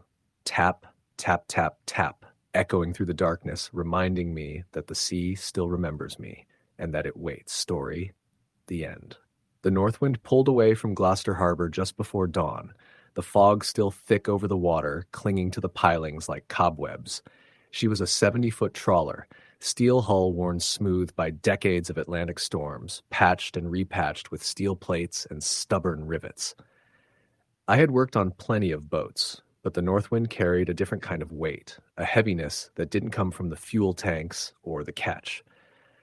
The crew was small. Captain Alton Briggs, a hard-eyed man with hands like cleated steel. His mate, Jimmy, lanky and sharp-tongued. Deckhand Carl, silent and steady. And me, the newest addition, barely 3 months out of training. The first hours were normal, routine. We steamed out past Stellwagen Bank, cutting through black water slicked with early morning fog. The wind was light, the swells gentle. Jimmy and I worked the nets while Captain Briggs kept a steady hand on the wheel, Carl monitoring the lines. But even in the calm, there was something off. The water seemed to shift beneath the boat in strange ways, not the usual rhythmic swell, but undulating, like something huge was moving just beneath the surface. By mid-morning, we had set the first trawl, deep into waters mapped and remapped countless times. The winch hummed as the net sank. At first, everything was standard, cod, haddock, and the occasional flounder, but the net soon began to jerk violently, heavier than any catch should have been. Jimmy grunted as he checked the gauge. "She's pulling like hell," he said. Captain Briggs came to inspect. "Bottom's too soft to snag anything this hard," he muttered, squinting at the rising tension. The net shook and vibrated, as if whatever lay below had teeth. Then the first thing broke the surface. A slab of wood, old, darkened, and warped. Barnacles clung to it like jagged armor. Then another and another. They weren't planks from a crate or broken lobster pots. They were structural timbers, thick, curved, the kind you'd find in a sunken vessel.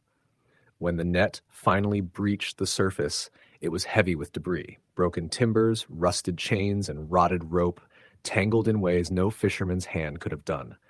And among it all was something that made the deck go silent. A figurehead, carved from dark wood, shaped like a woman. Her hollow eyes seemed to stare through the fog, her mouth frozen in a scream. Seaweed hung like hair around her face, dripping water onto the deck. Carl stepped back, muttering a prayer under his breath. Jimmy turned pale. Even Captain Briggs hesitated before he gripped the figurehead, which felt unnaturally cold, alive in its heaviness. We tried to ignore it. We tossed the debris back into the water and lashed the figurehead to the deck.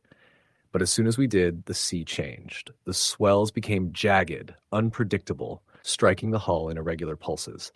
The fog thickened, swallowing the horizon. The gulls that usually followed us stayed far away, circling high but never diving. By mid-afternoon, the first knocks began. Faint, deliberate, 3 taps against the hull below deck. Jimmy froze. "Did you hear that?" he whispered. Briggs grunted a warning but didn't answer. The taps came again, louder, followed by a scraping along the starboard side. It sounded like fingernails on steel. Carl muttered something in Spanish, crossed himself, and went below to check the bilge. He never returned. Night fell quickly, and the storm Captain Briggs had predicted finally arrived, though it came earlier than expected. Winds roared, waves smashed the hull, but it wasn't just the weather that terrified us. The knocking moved from below deck to the rigging, to the deck itself, and eventually the figurehead. It moved slightly with each tap, as if responding to some unseen force. Tommy, who had been quiet most of the day, trembled. "Captain, we need to leave. Now." Briggs gripped the wheel, jaw tight. "We survive together. We wait." But even he didn't sound certain. Around midnight, the worst came. A shadow rose from the water beside the Northwind, massive and long, moving with unnatural precision. A single eye opened, a pale, luminous orb larger than a dinner plate, staring directly at us. A roar echoed through the fog, vibrating the hull and freezing the blood in our veins. The net cable snapped under tension, whipping violently across the deck. Sparks flew as it struck metal. The deck tilted under the pressure of the wave that followed. Briggs ordered the engine to full, but the boat barely responded. The rudder felt jammed, as if something beneath was holding it. The creature surfaced again, closer, limbs or fins coiling around the hull. Its eye never blinked, never looked away. Tommy fired a flare gun, and the red light flashed through the fog. The creature recoiled briefly, then submerged again, leaving the water churning in angry currents. We fought the storm for hours. The deck shuddered with every strike of the waves, every brush of the creature's body against the hull. Finally, as the fog thinned near dawn, the figurehead moved on its own, tilting slightly toward the water. Briggs muttered under his breath, "It's not just out there, it's here." Another scraping from below deck confirmed his fear. Something had entered the hold. By midday, the north wind was falling apart. Water rushed over the deck, splintering rails and washing gear into the sea. Briggs clung to the wheel, holding the boat steady. Tommy and I scrambled onto floating debris, trying to stay upright. The creature attacked with deliberate, timed strikes, each one designed to unbalance and claim the vessel. The figurehead cracked and splintered as the force of the waves and the unseen presence combined. I watched in horror as Tommy disappeared, dragged under by the creature before I could reach him. Briggs went next, gripping the wheel until the stern gave way. The last I saw of him was a glimpse of pale limbs rising alongside the wreckage. I floated alone in the dark, clinging to a plank, listening to the deep pulse of the sea. Hours passed before the Coast Guard found me at dawn, hypothermic and barely alive. They questioned me, but I never spoke of the creature, the figurehead, or the tapping. How could I? I returned home, but the Atlantic never let go. On quiet nights, I still hear it, the scraping, the knocking, the eye staring from beneath the waves, and sometimes when the fog rolls in thick over the coast, I swear I can see a shape rising from the water, patient, eternal, waiting. Story the end. The first time I stepped onto the Northern Star, I knew it wasn't a normal fishing boat. Rust streaked her hull like blood on metal, and her deck sagged in places, as if she were weighted down by secrets. I was new to deep-sea fishing, barely 21, and desperate for work. Captain Doyle didn't care about appearances. He only cared that we got the catch and returned alive. That didn't seem too unreasonable at the time.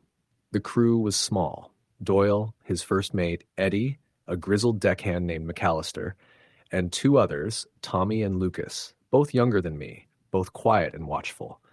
We were heading out to chase cod and haddock in the deep waters off Cape Cod, late October. The weather was already turning cold, and the forecast called for heavy fog and stiff winds. The first night was calm enough. The wind barely stirred, and the sea lay flat, reflecting the stars in shards of silver. We set the nets in deep water, and the work was routine. I was still learning the ropes, hauling lines and coiling ropes under McAllister's watchful eye. But even in that calm, I noticed things. The way the water seemed to darken in patches, like shadows moving beneath the surface, and the faint, sour smell that drifted across the deck now and then, like rotting fish mixed with iron. Captain Doyle didn't talk much, except when giving orders. Eddie stayed close to him, eyes scanning the water. Puck and McAllister muttered warnings about old waters, ones that were better left alone. I laughed at first, thinking he was joking, but his eyes were serious. I learned fast that nothing on this boat was a joke. Around midnight, the first strange incident happened. I was checking the tension on one of the nets when the winch shuddered violently. At first, I thought we'd snagged a large fish or some debris, but the cable jerked violently again, far too strong for any cod or haddock. McAllister grabbed the line with me, his hands steady, but his face pale. "This isn't a fish," he said quietly. The line screamed through the rollers, metal grinding on metal, and then, just as suddenly, it went slack. The object had released itself. When we hauled the net, we found something attached to the last hook. I almost didn't want to look, but I had to. It was pale, grayish, and long, like a piece of rope, but it was alive in a way that made my stomach twist. I could see faint muscle movements under the slick skin, and a strange smell rose from it, sharp and sour, like metal in rainwater. Eddie gagged and threw it overboard, and the moment it hit the water, the sea churned violently around it, as if it had awakened something beneath. The rest of the night was tense. We kept the deck lights low, listening to the sea. Around 2 a.m, I heard it, a soft, deliberate tapping along the hull, slow at first, then faster, like fingers running across steel. I called out, but nobody answered. McAllister was staring at the water with a blank expression. Eddie had his back to the side railing, and Doyle didn't move from the wheelhouse. Then the Northern Star shuddered again, harder this time. The deck tilted, gear toppled, and the sound of metal striking metal filled the air. I grabbed a railing and looked over the side. The water was dark, too dark, but I saw it, a long shape moving just beneath the surface. Pale humanoid, but wrong in every way. Its fingers bent at odd angles, skin stretched taut over something that was more bone than flesh, and the eyes... I didn't see them at first, just the faint glint of black under the moonlight. It reached for the rail. I stumbled back, heart hammering. McAllister shouted something I didn't catch, then grabbed a flare gun and fired. The red flare lit the deck and water in a harsh glow. The thing shrieked, a sound that was hollow and wet, and it vanished beneath the waves. The churning water left a lingering sense of unease, like the sea itself was watching us. We didn't sleep after that. We stayed below deck, listening to the tapping, dragging, and occasional slams against the hull. Every time I closed my eyes, I could feel it beneath us, patient, waiting. McAllister refused to eat. Tommy and Lucas barely spoke, and even Captain Doyle didn't offer comfort. He just kept steering the boat, eyes forward, jaw tight. The second night was worse. Fog rolled in thick as wool, limiting visibility to a few yards. The sea grew restless, and the Northern Star seemed to respond to some unseen force. Around 3 a.m., the winch started pulling violently on its own. Eddie and I ran to it, but the line jerked in ways no fish could manage. Something was on it, and it was strong, far stronger than anything we had ever hauled. Then the water erupted. A pale figure, longer than a man, surged upward, dragging part of the net with it. Its skin shimmered gray in the faint light, eyes wide and black, mouth stretched unnaturally. It clawed at the deck, reaching for us. Tommy screamed, Lucas froze, and McAllister fired the flare gun again. The thing recoiled, releasing the net, and sank beneath the waves. The water churned violently for minutes, then became eerily calm again, almost unnaturally so. Captain Doyle made the decision to head back to shore immediately, but the sea wasn't done with us. Around dawn, the engines faltered. Something clogged the intake, something massive. Doyle and McAllister climbed into the bilge to clear it, leaving the rest of us shivering on deck. When they returned, they carried a piece of the thing. Pale flesh, slick and strange, not quite human, not quite fish. They threw it overboard, and the water swallowed it like it had never existed. By the time we reached Gloucester, everyone was silent. The Coast Guard checked the boat, found minor engine damage, and called it a mechanical failure. No one asked about the strange scratches along the hull or the smell or the grooves in the steel. Doyle didn't explain, and McAllister didn't speak. Tommy and Lucas quit immediately. I followed soon after. Even weeks later, I can still hear it. The tapping, the dragging beneath the hull. I can still see the pale figure reaching for us, its eyes black and unblinking, gills flaring, waiting. I haven't been on a boat since. I haven't fished again. But every time I pass a dock at night, I swear I see the water darken, the surface ripple unnaturally, and I feel that patient, hungry presence just beneath. The Northern Star is still out there, somewhere, waiting, and I know that if I ever go back, it will remember me. Story the end.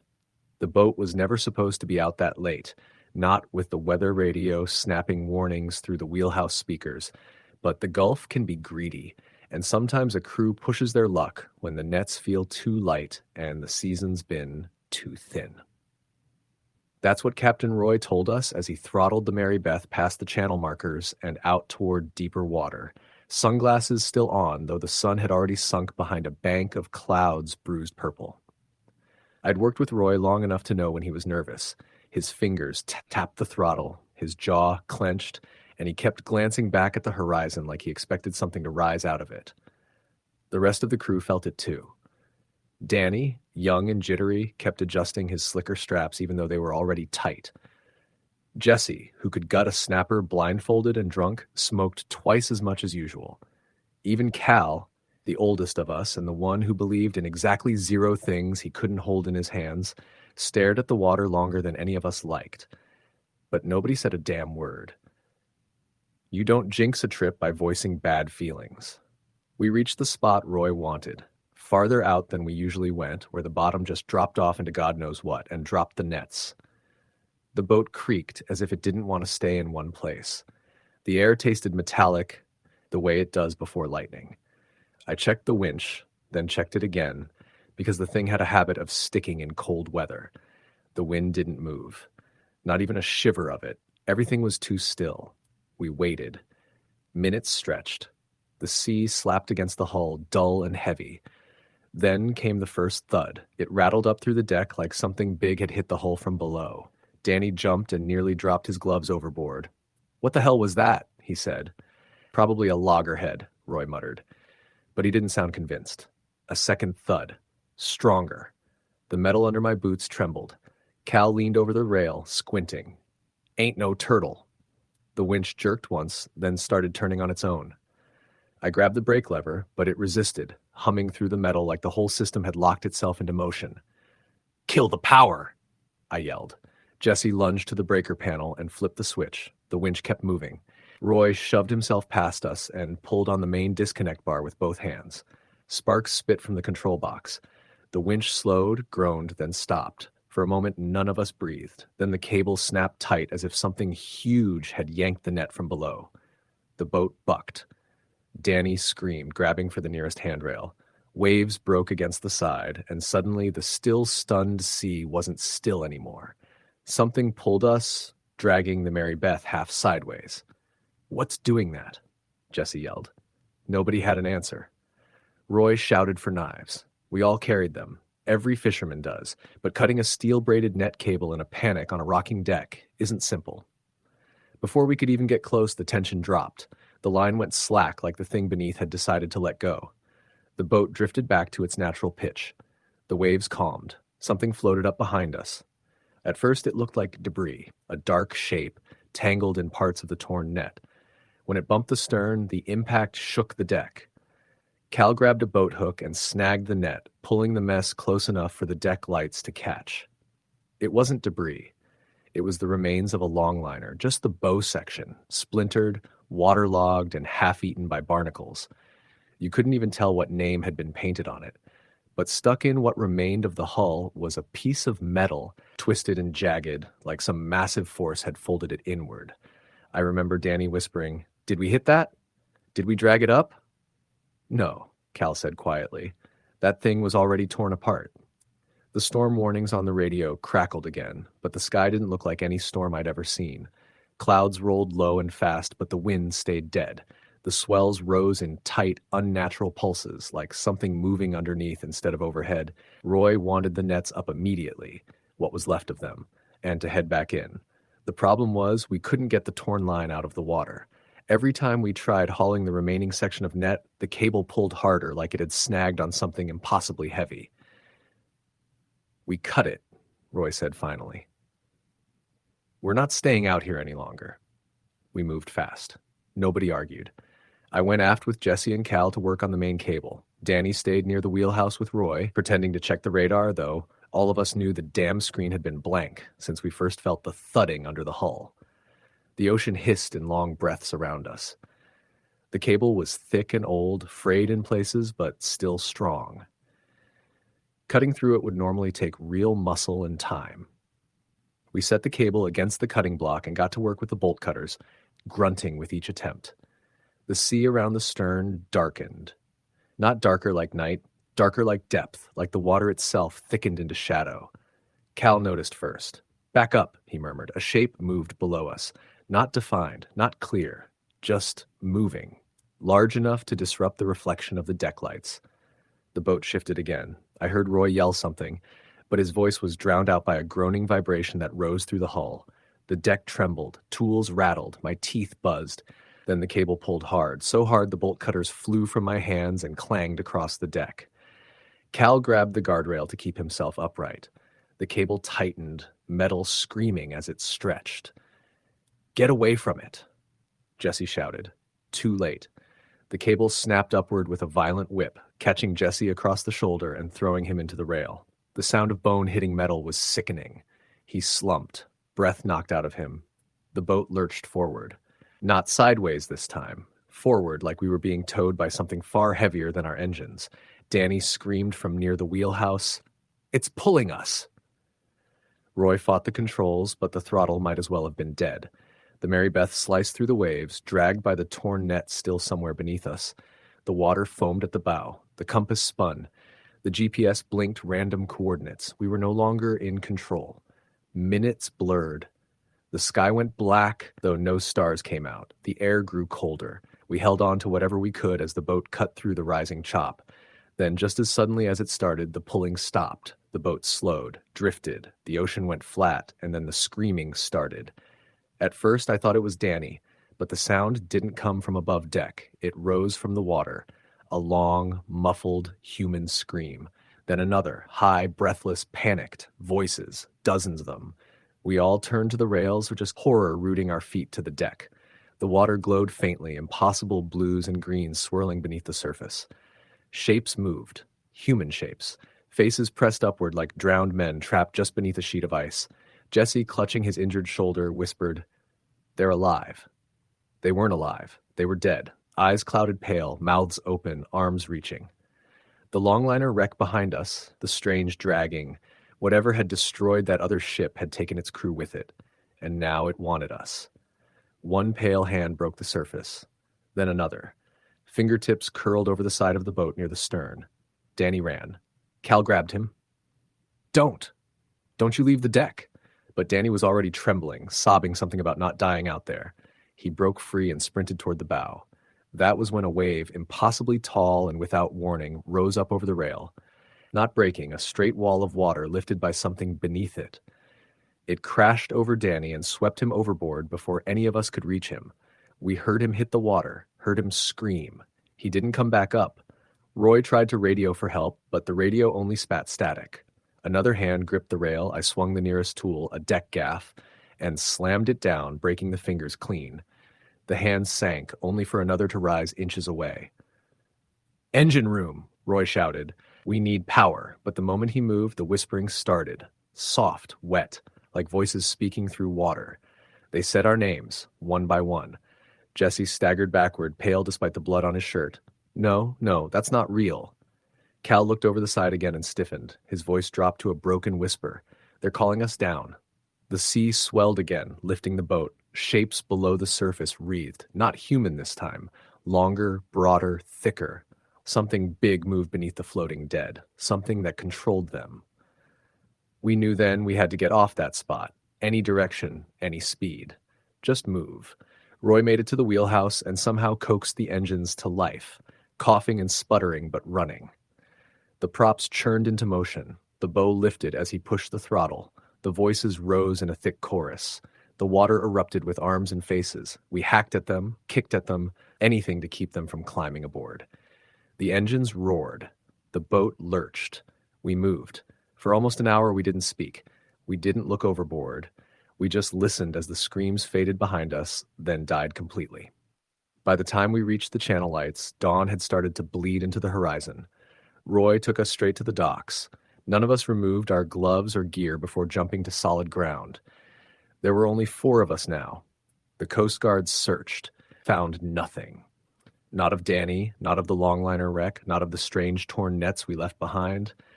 They said we hallucinated, that exhaustion and stress make people see things, but every one of us still hears the voices sometimes when we're near the ocean, whispering up from the depths, calling names. And last month another boat went missing out past the Deepwater drop. They haven't found anything from that one either. Story the end. The Margaret Ann left the harbor of Gloucester just as the first streaks of dawn touched the Atlantic. Captain Frank Sullivan, a grizzled man in his late 50s with sun-creased skin and hands scarred from decades at sea, gave the crew a nod before stepping to the helm.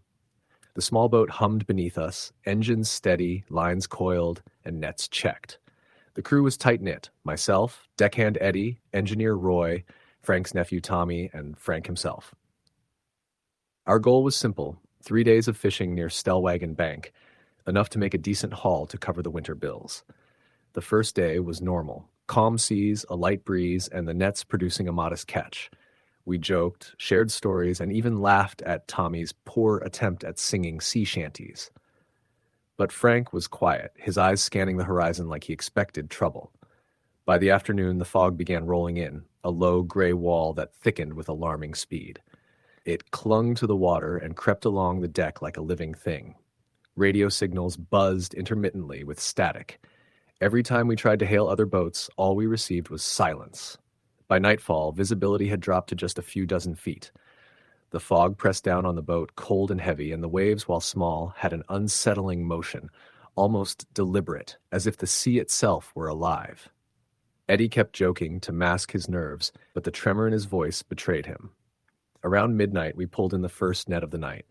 It should have been a routine haul, but the fish were dead, pale and bloated, their eyes cloudy, gills flaring in frozen gasps. I stumbled back, the smell acrid and metallic. Tommy gagged, holding his mouth, his face pale. This isn't right," he whispered. Frank inspected the catch carefully. "I've fished these waters for 40 years, he said quietly, "and I've never seen fish like this." Then came the sound, low humming, almost melodic, vibrating through the deck.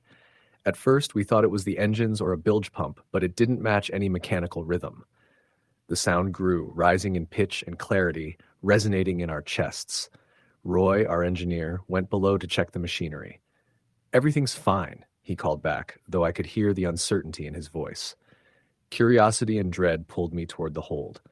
The air was freezing, unnaturally so, and damp. Shadows flickered along the walls, shapes that didn't belong. Something moved just at the edge of my vision, pale, elongated humanoid, but not human. When I blinked, it was gone. I told Frank, but he only nodded grimly. "Keep your head. Don't let it surprise you." By morning, the fog had grown thicker, suffocating the Margaret Ann in a gray haze. The sea appeared glassy, unnaturally still. We pulled in another net, shredded, torn apart, fish scattered, and mutilated. Ricky leaned over the railing, peering into the water. "There's something down there," he murmured. The water erupted suddenly. The nets jerked violently, straining the winches, and the boat rocked hard, throwing me against the railing. A massive shape moved beneath us, a shadow with smooth, purposeful motion. It circled the boat, disappearing into the fog only to return moments later. Eddie screamed, "It's coming for us!" The first contact was light, a brush against the hull, but quickly escalated into violent pounding. The boat shook as if gripped by invisible hands. Every attempt to maneuver made the hull shudder more violently. Then we heard them, low, guttural moans, whispers that seemed to penetrate our minds. The fog shifted, shapes appearing at its edges. Faces bloated and pale, eyes hollow, mouths opening in impossible screams, arms stretched unnaturally long. Tommy was the first to be taken. He leaned too far over the railing, and a pale, waterlogged hand shot up, wrapping around his wrist. He screamed as he was dragged into the black water. I lunged for him, but the hand vanished beneath the surface before I could grab it. Roy and Eddie panicked.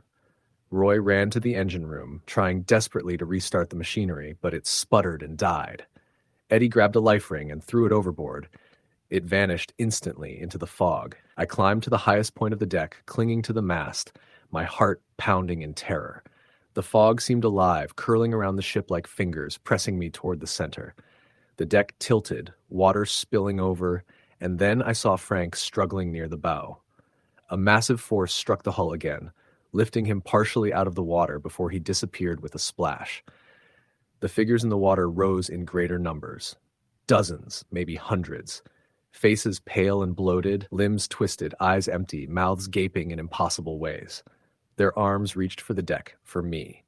The fog pressed in, thick and cold, and I could feel a presence, intelligent, patient, and hungry. Time lost all meaning. Minutes felt like hours as I clung to the mast. The fog never lifted, the water stayed black, and the shapes below swirled endlessly, circling the boat, waiting.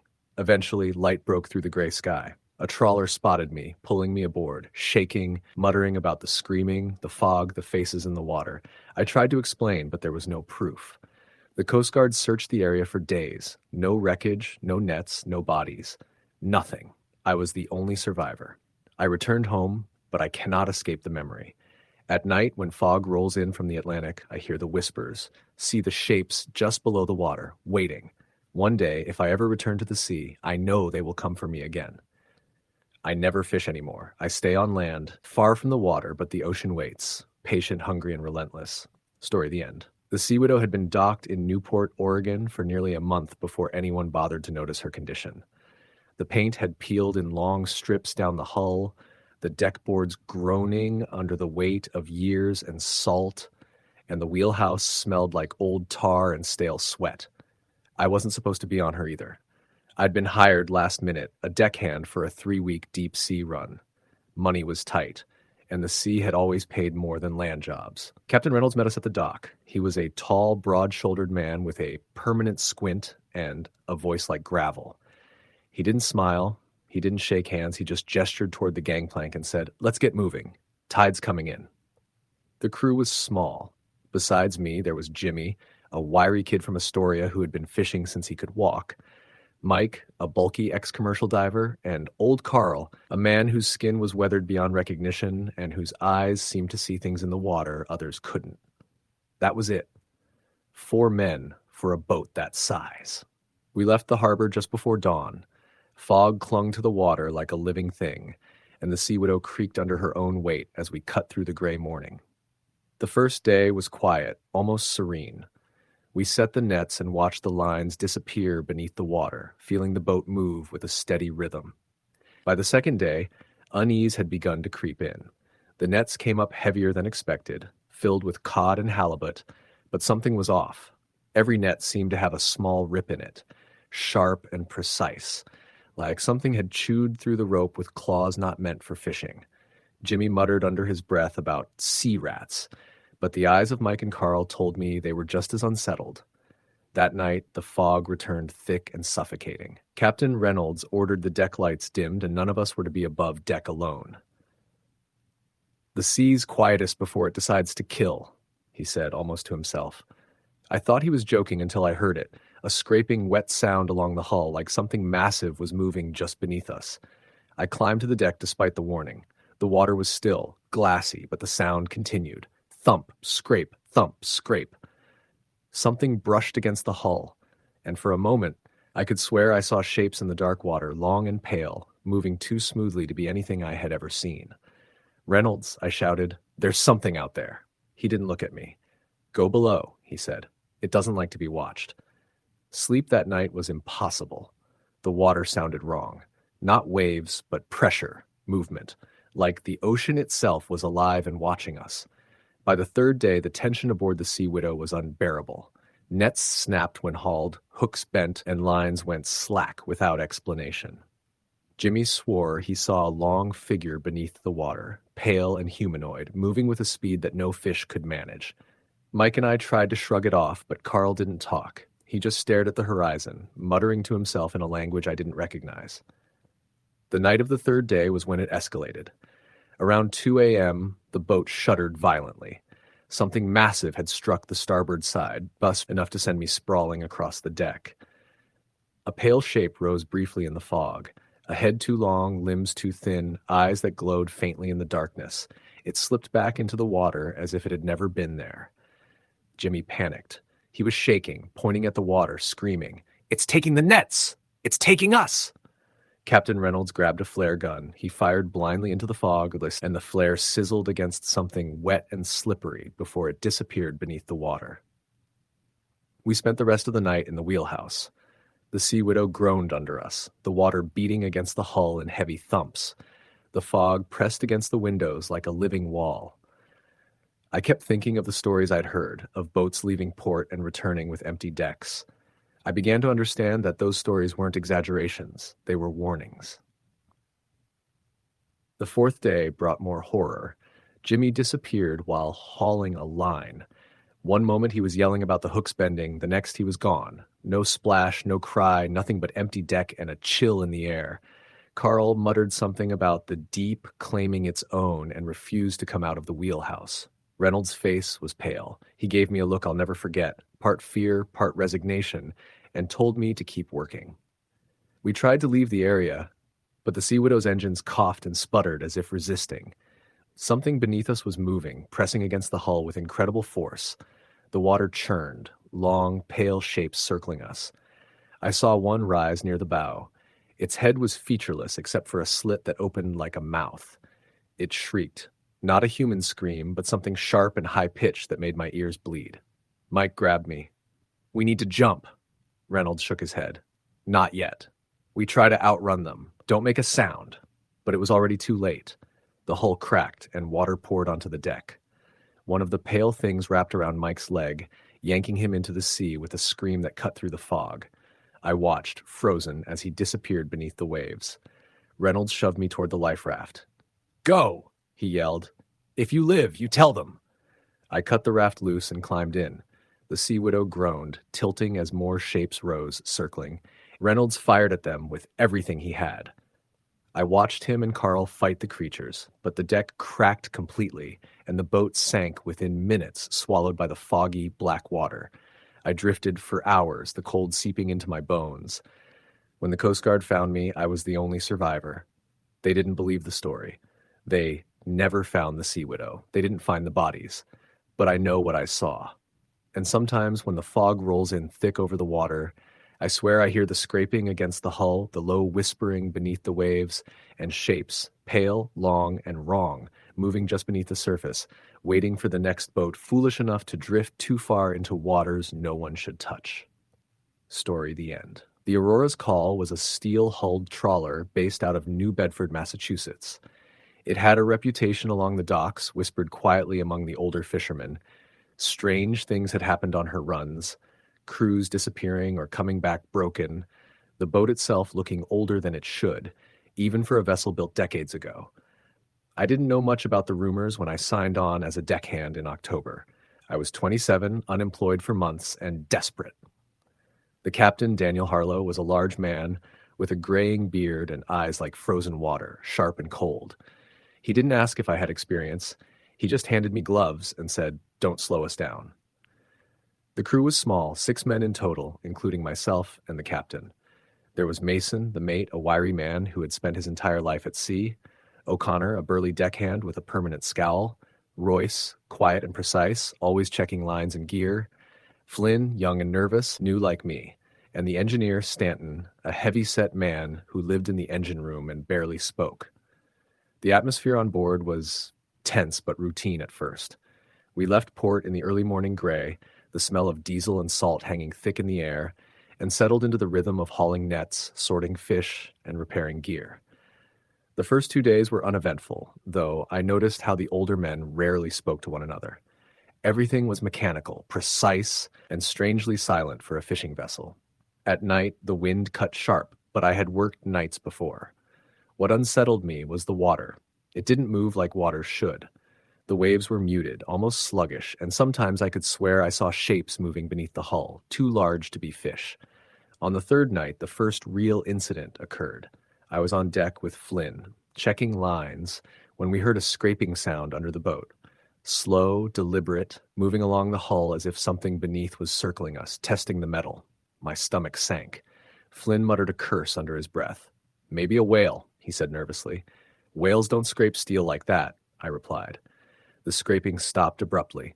Captain Harlow appeared, cigarette glowing in the fog, eyes narrowing. "Get below deck," he said quietly. "Now."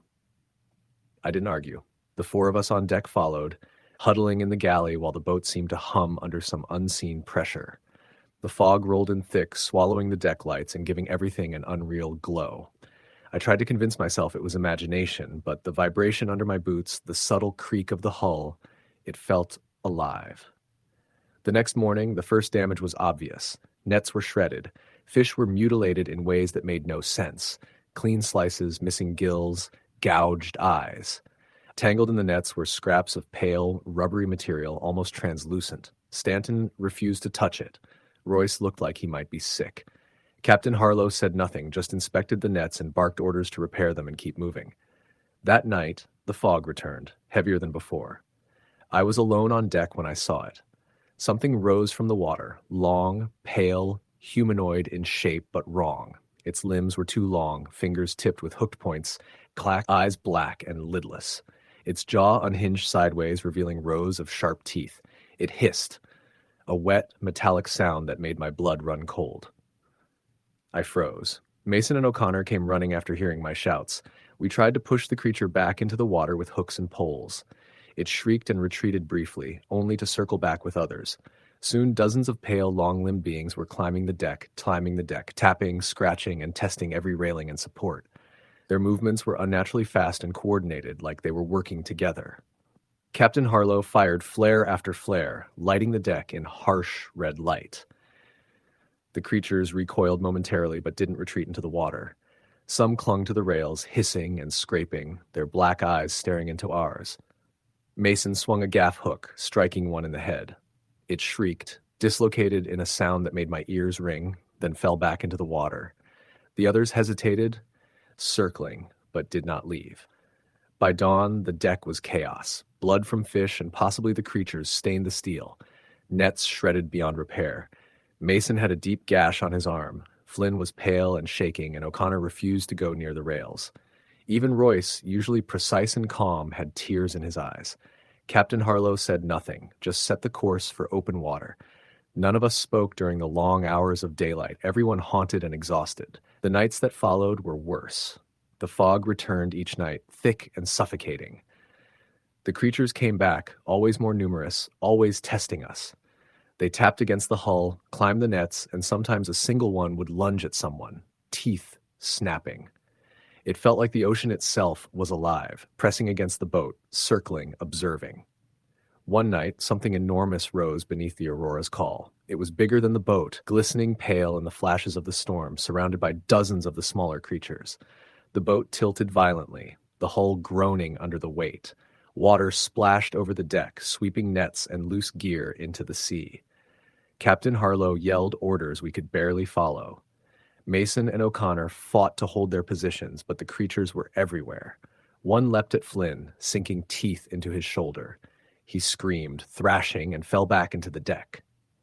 The boat lurched again. The massive figure pressed from below, testing the hull, grinding against it. It moved with intelligence, slowly, deliberately. The smaller creatures responded to it, swimming around it in coordinated movements. I realized then that this was no natural predator. It was organized, intelligent, and patient. It could destroy the boat if it wanted. We survived the night by clinging to the wheelhouse as the storm raged, flares lighting the deck intermittently. When the sun rose, the fog dissipated, and the creatures were gone. The damage was immense, gouged rails, shredded nets, blood everywhere. Captain Harlow ordered the boat back to port. None of us spoke. We were too shocked, too terrified. The Aurora's call was quietly retired. No reports were filed.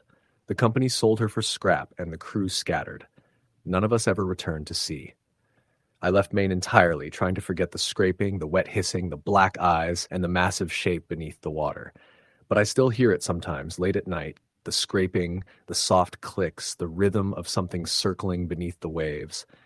The sea remembers, and those creatures are still out there, waiting for the next ship foolish enough to drift into their waters. Story the end. The Harbor Queen had been docked in Gloucester for nearly 2 months before I first saw her. Rust streaked her hull like dried blood, and the deck smelled of diesel, brine, and something else I couldn't place. I had been out of work for weeks, scraping together odd jobs and hoping the Atlantic would finally pay me for my skills. When I heard that Captain Whitman needed a temporary deckhand for a 6-day winter cod run, I didn't hesitate. Money, I told myself, even if the boat came with stories. Captain Whitman was a man of few words, tall, with shoulders like iron beams and eyes the color of storm clouds. When he shook my hand at the dock, I felt the pressure of his fingers as though they were measuring whether I would survive the week. You work hard, you don't ask questions, you follow orders. 6 days, full hold, or we don't come back at all. Understood? His voice was calm, but I could sense something behind it. Years of knowing the ocean could take everything in a heartbeat. The crew consisted of 4 men besides me. Sullen, quiet men who had been on the Harbor Queen longer than I had been alive. Murphy, the deck boss, lean and wiry, eyes sharp, hands scarred from decades of hauling nets. Collins, quiet, nervous, always watching the horizon with attention I couldn't understand. Briggs, large and silent, only speaking when absolutely necessary. And young O'Leary, barely 20, pale and twitchy, who seemed to age another decade with every hour at sea. They didn't greet me. They didn't joke. They only worked. We left Gloucester just before sunset. The harbor lights reflected like scattered coins across the water, and the air smelled of salt and rust. The first day passed without incident. We hauled nets, gutted cod and haddock, cleaned the deck, and prepared for the long haul. But I noticed that the fish we caught were strange, pale, almost translucent, with spines bent at odd angles and gills torn in ways that no predator could have caused. Murphy handled them efficiently, but even he glanced nervously at the hold, as if the fish themselves were a warning. That night, the fog rolled in. It was not the gradual, creeping fog of the coast, but a thick, suffocating wall that swallowed the deck. Visibility dropped to a few feet, and the deck lights barely cut through the gray haze. That's when I heard it for the first time, a tapping, soft and deliberate, coming from beneath the hull. Tap, tap, tap, tap, in a rhythm that made the hairs on my arms stand on end. I mentioned it to Collins, who paled and muttered, "They're here." "Who?" I asked, voice shaking despite myself. He didn't answer, only staring into the fog. Murphy gave me a look that told me to forget I had asked. Captain Whitman appeared on deck, calling out orders to haul nets. "Ignore it. It's nothing. Focus." But his jaw was tight, and I could see the tension in his shoulders. By the second night, the tapping had intensified. It moved along the hull in patterns, under my boots, along the rails, sometimes on the cabin roof. There was also a scraping, metallic sound, wet and slow, as if claws were dragged across the ship's underside. O'Leary refused to sleep, huddled in the wheelhouse, muttering, "They're waiting, watching." I laughed at him, though it was hollow. Fishermen tell stories. Fear gets inside your head. That's all. On the third night, the fog thickened until the Harbor Queen seemed to float in a void. The tapping became accompanied by other sounds, wet slaps, faint dragging noises, something moving under the deck. And then I saw it. At the stern, rising from the water, a pale arm reached over the railing. Its skin glistened, almost translucent, veins visible beneath, fingers unnaturally long, tipped with claws. Its face emerged next, grotesque, with eyes too large, mouth stretched far too wide, gills pulsing along its neck. Whitman shouted, ordering us below. Murphy and Briggs scrambled to the cabin. I froze, staring. The creature climbed fully onto the deck, moving with jerky, fluid motions that were both graceful and horrifying. It grabbed Murphy first. One long claw pierced his chest. He didn't scream. The fog swallowed the sound. Briggs tried to strike with a gaff hook, but the creature moved faster than any human could. O'Leary vanished next, pulled backward into the water. I ran toward the mast, climbing as high as I could, hands raw from gripping the metal. Below, Whitman faced the creature, shouting in a guttural language I didn't recognize. The creature paused, tilting its head, then lunged. The boat shook violently, the deck groaning under the weight of the assault. Whitman's voice rose, furious and desperate, and then I watched as he was seized, dragged across the deck, disappearing into the fog with a final guttural scream. Hours passed, or maybe minutes. Time didn't exist in that fog. When the first light of dawn crept over the horizon, the creatures had retreated, slipping beneath the water. The Harbor Queen drifted, silent and empty, the deck strewn with broken nets and bloodied equipment. No bodies remained. I clung to the mast until a passing freighter spotted me, calling and throwing ropes. I was pulled aboard, shaking and half frozen, barely able to speak. The Coast Guard investigated but found nothing. The hull of the Harbor Queen floated, nets torn and empty, and my crewmates had vanished. My testimony was dismissed as hallucination caused by stress, fatigue, and exposure. They said fishermen get lost at sea, boats break apart, nature is cruel. I know the truth. I saw what lurks beneath the fog on the North Atlantic, the creatures that hunt boats like the Harbor Queen. Captain Whitman had made a pact long ago, trading crews for survival, and the debt is paid in men. I haven't been near the ocean since. I live inland, far from the sea, but sometimes at night I hear it. Tap, tap, tap, tap. Soft, deliberate echoing in the darkness. I know it isn't wind, I know it isn't rain, and I know it is coming for the next crew. Story the end. The first time I stepped onto the Resolute, she looked like she'd been forgotten by the harbor. Her hull was streaked with rust.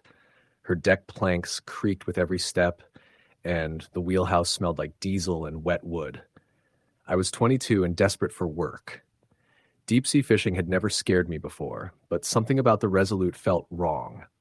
Captain Morgan didn't speak much, just a tall, thin man with eyes like chipped ice. He didn't explain much about the ship or the route. You either followed orders or got left behind.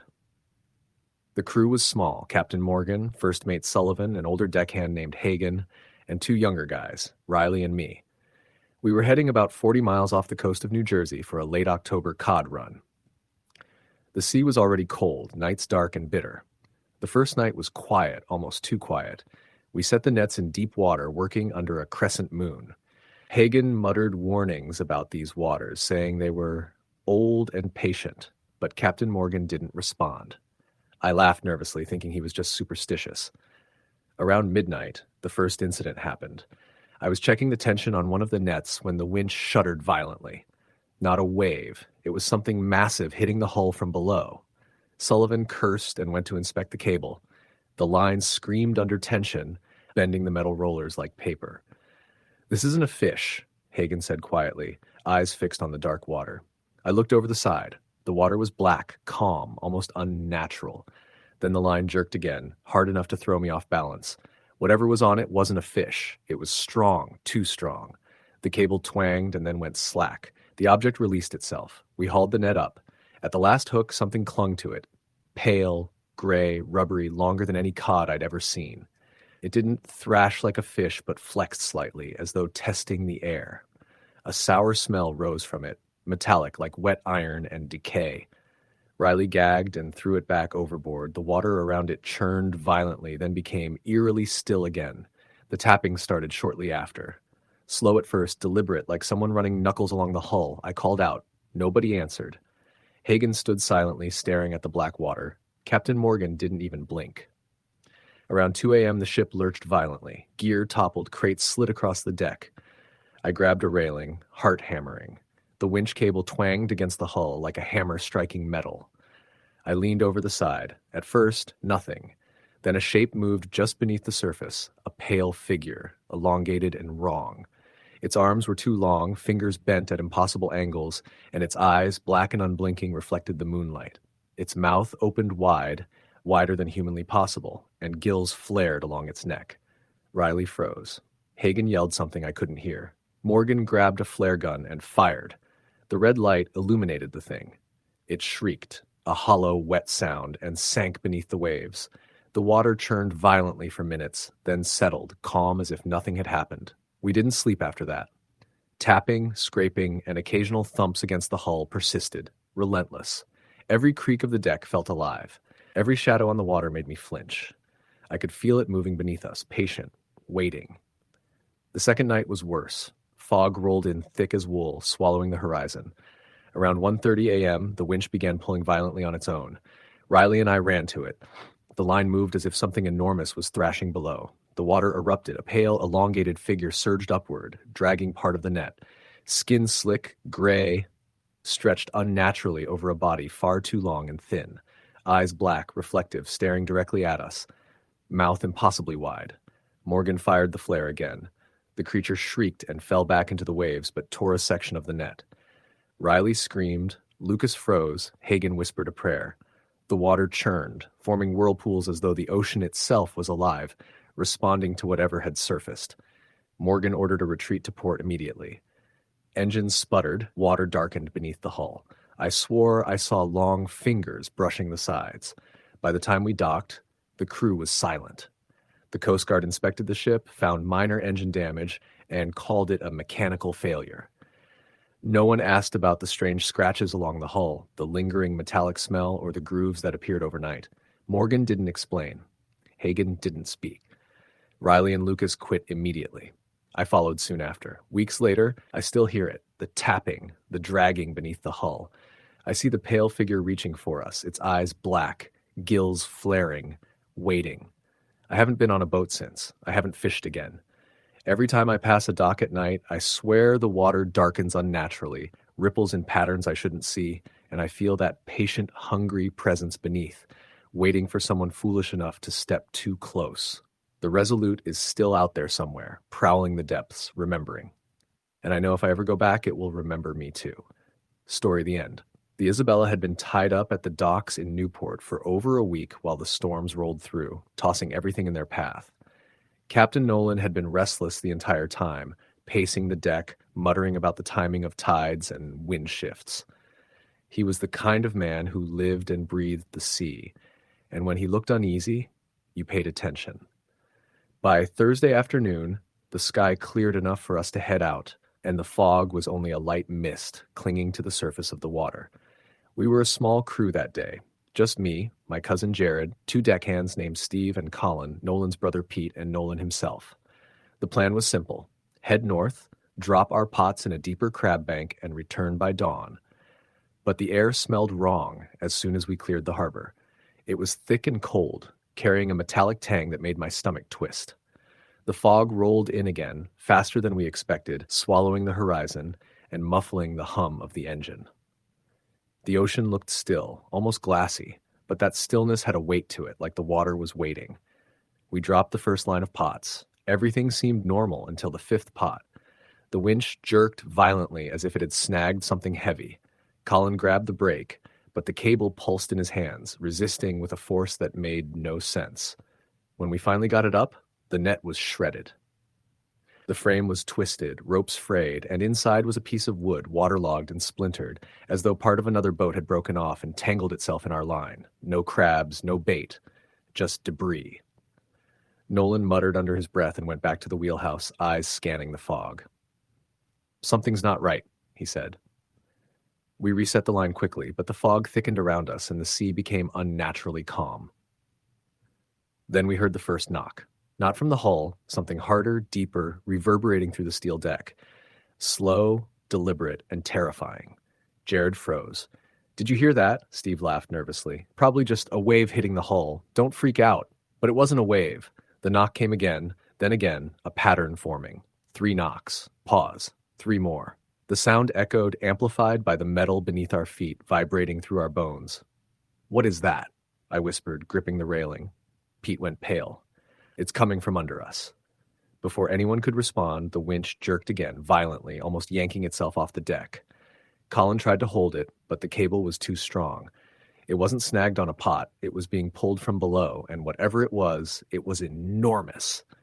Nolan shouted, "Cut it! Cut it now!" I grabbed the bolt cutters and lunged for the cable. Sparks flew when the blades met the metal, but the tension was so great I thought my arms would snap. Then, with a deafening snap, the cable gave way, whipping across the deck and sending Colin sprawling into the railing. He hit hard, groaning and clutching his shoulder. The fog pressed closer, and the water beneath the boat rippled unnaturally. A dark, shapeless mass slid beneath the surface, gliding alongside the hull. It didn't move like a whale or a shark. It moved deliberately, following the boat, watching. Jared whispered, "Holy, what is that?" No one answered. We were too busy staring, too paralyzed to speak. Then the knocking began again, this time on the railing, on the bulkhead, on the deck itself. 3 knocks, pause, 3 more. The pattern never changed, always methodical, always relentless. Steve grabbed the radio and tried to call the Coast Guard. Static. The monitor for the storm warning beeped furiously, even though there was no wind. The fog seemed to pulse with each knock. The water near the stern rose, lifting the Isabella unnaturally. The boat pitched violently. Something scraped along the hull, slow, deliberate, and heavy. I could feel the vibrations up my legs. "Inside, now!" Nolan barked. We scrambled into the wheelhouse, sliding across wet steel. The lights flickered, dimmed, and died. The engine groaned but stayed alive. The radar spun wildly, showing blips that made no sense. Depth readings jumped hundreds of feet in seconds. Then, through the fog, we saw the wreck. Another boat, half submerged, broken, floating silently. The Sea Sovereign, reported missing 3 days ago. Deck ripped apart, hull torn, nets tangled in debris. No crew, not a soul. Jared gagged. "It's them." Before we could react, the water beneath us surged violently. The Isabella pitched, tossing us like rag dolls. Hands, pale, dripping, impossibly long, pressed against the hull. Faces rose beneath the surface, eyes white and empty, mouths open in silent screams. "Keep the engine running," Nolan shouted. "We have to get out of here." We pushed the throttle forward. The water churned violently, tugging at the hull. The hands grasped, fingers scraping metal, trying to climb aboard. We swung wrenches, axes, anything we could reach, but for every hand we struck, more appeared. Then suddenly, it stopped. The hands sank. The faces vanished. The fog thinned. The wreck was gone. No debris remained. We didn't speak for an hour, navigating back to Newport. The sun rose slowly, burning the fog away. The harbor was calm, oblivious to what had happened miles offshore. The Coast Guard listened politely, took notes, and dismissed us. Fatigue, hallucinations, stress, they said. But we knew better.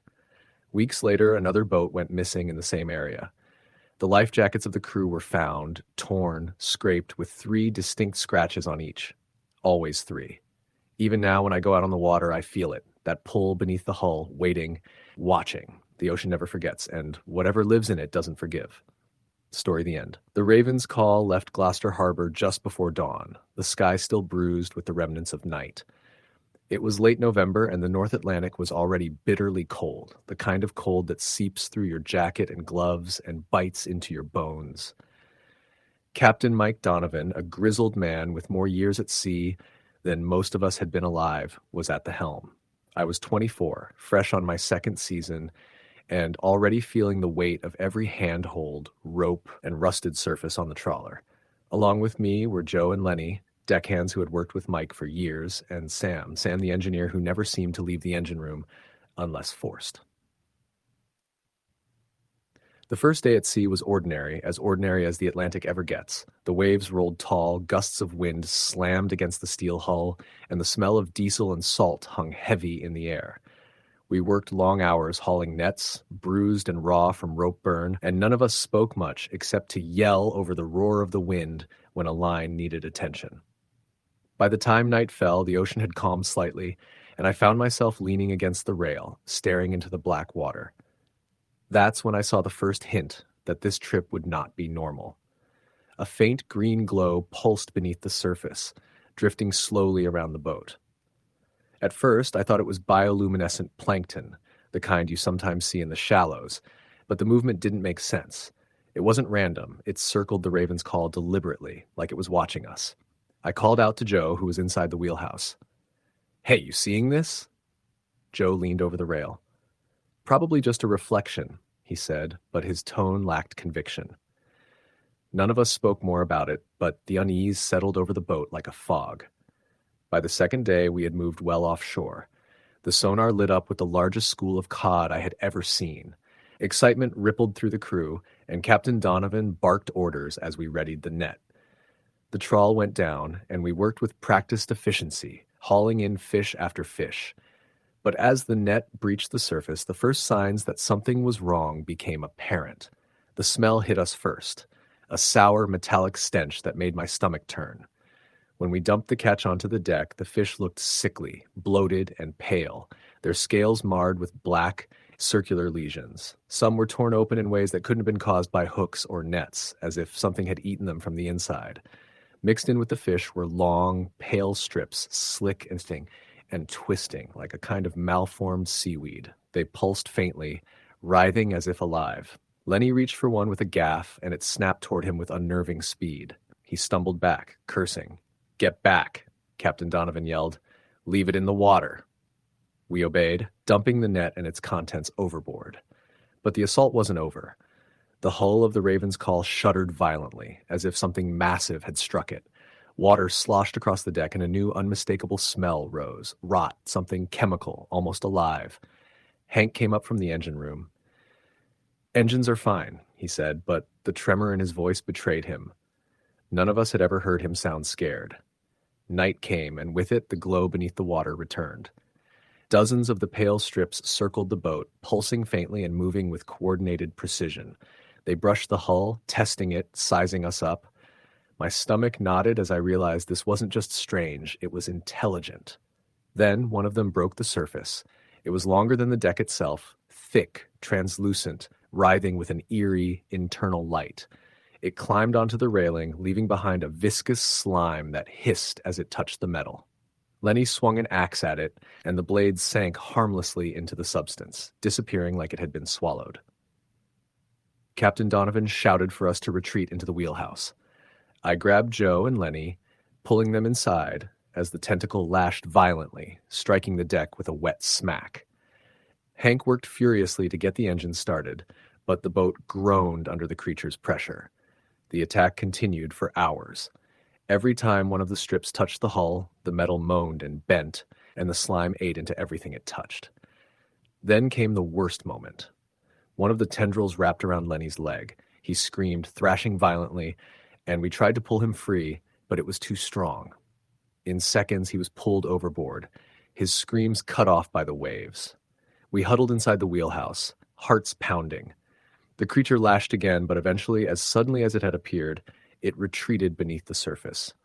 The deck was damaged, corroded in places by the slime, and the foul, metallic stench lingered.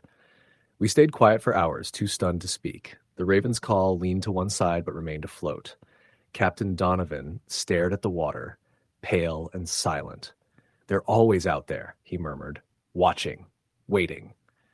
By dawn, Hank had managed to get partial power to the engines. We limped slowly back toward Gloucester Harbor. The ocean was calm again, almost unnaturally so, and every shadow beneath the waves felt alive. When we finally reached port, the Coast Guard asked questions. We told them a story about mechanical failures and bad weather, and they accepted it. No one would have believed the truth. After that trip, none of us went back to the deep Atlantic. Donovan still fished, but he stayed closer to shore, quieter than before. Joe left the coast entirely. Hank still works on boats, but he avoids open water whenever possible. And I never went back out to sea. Sometimes at night I dream of the glow beneath the waves, of the writhing strips, of Lenny's scream as he was pulled into the dark water, and the way the deck groaned under the creature's weight. I wake sweating, knowing that somewhere out there in the black Atlantic they are still waiting. No one believes me, I understand that. But I know the truth, I saw it, I lived it, and I know the ocean is not empty. Story the end. The Mariner's Pride slipped out of Gloucester Harbor in the early hours of December, the mist rolling over the docks like a living thing. Captain Hank Darnell, a man in his 50s, with a weathered face and steady hands, guided the vessel into open water. His crew, 6 men seasoned by years of North Atlantic fishing, moved quietly across the deck. The air was cold, damp, and carried the familiar smell of salt and diesel. There was something about the morning that felt off, a stillness in the air, a weight in the fog that made the hairs on the back of Hank's neck stand up. The crew consisted of Red O'Connor, a burly man with a booming laugh that could echo across the water, Sam Hollis, quiet and observant, never one to waste words, Tommy Briggs, young and eager, still learning the ways of the sea, Joe Sully Sullivan, grizzled and wiry, who had survived more accidents than anyone could count, Vince Alvarez, the ship's mechanic, precise and methodical, and Danny Lynch, a deckhand with nerves of steel who had grown up in Gloucester and knew every story of haunted waters.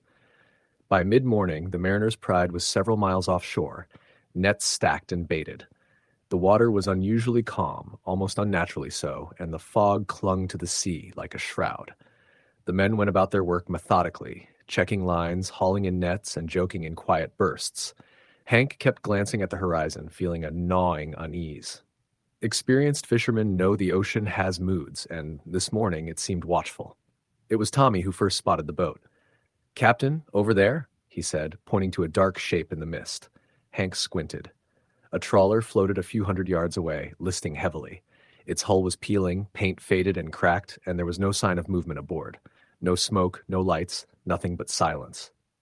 The boat seemed abandoned, but its presence was unsettling, as if it had been waiting. "Could be drifting," Hank said cautiously. "Let's check it out. Keep it slow." Hank, Red, and Tommy took a small dinghy to investigate. The closer they got, the worse it smelled, a coppery, metallic stench that made their stomachs turn. The deck was slick with dark liquid that glistened even in the gray light. Broken nets and overturned crates hinted at a struggle. Joe stepped over the railing, muttering, "This ain't right." Inside the cabin, they found signs of violence, blood smeared across the walls, shards of glass and splintered wood, and a single man slumped in the corner.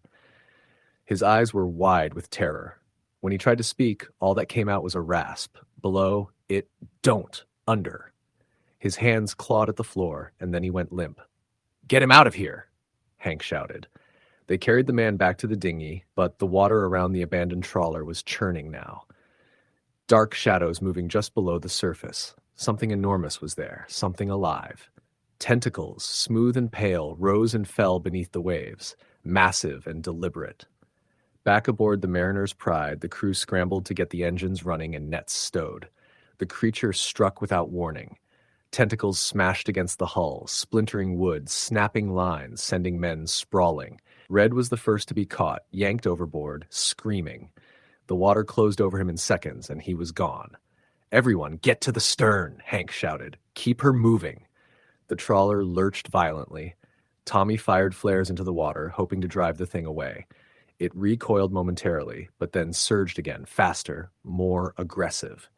Vince raced to the engine room, yelling that the hydraulics were failing. The Mariner's Pride groaned under the assault, the hull flexing like it might split in half. Joe grabbed a coil of rope and tried to loop it around one of the appendages. The tentacle thrashed violently, smashing crates and cutting him across the shoulder. Dark fluid sprayed across the deck, sizzling where it touched metal.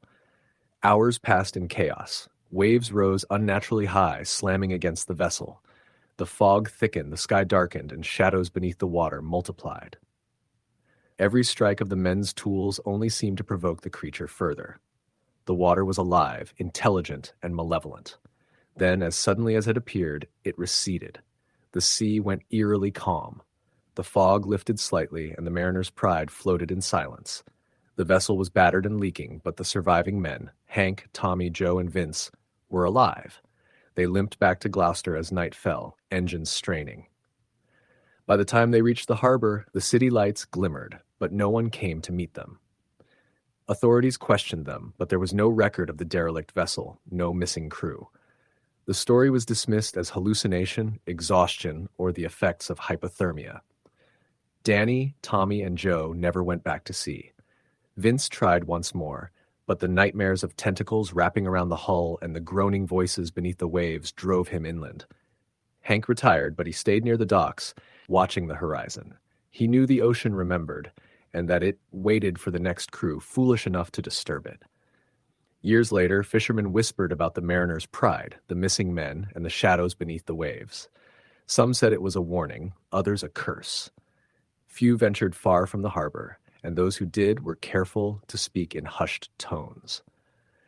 When the fog rolled in thick and the sea was unnervingly still, Hank swore he could hear the groaning from beneath, calling names waiting for the next unlucky souls. Story the end. The Sea Wanderer had been plying the North Atlantic for over 20 years.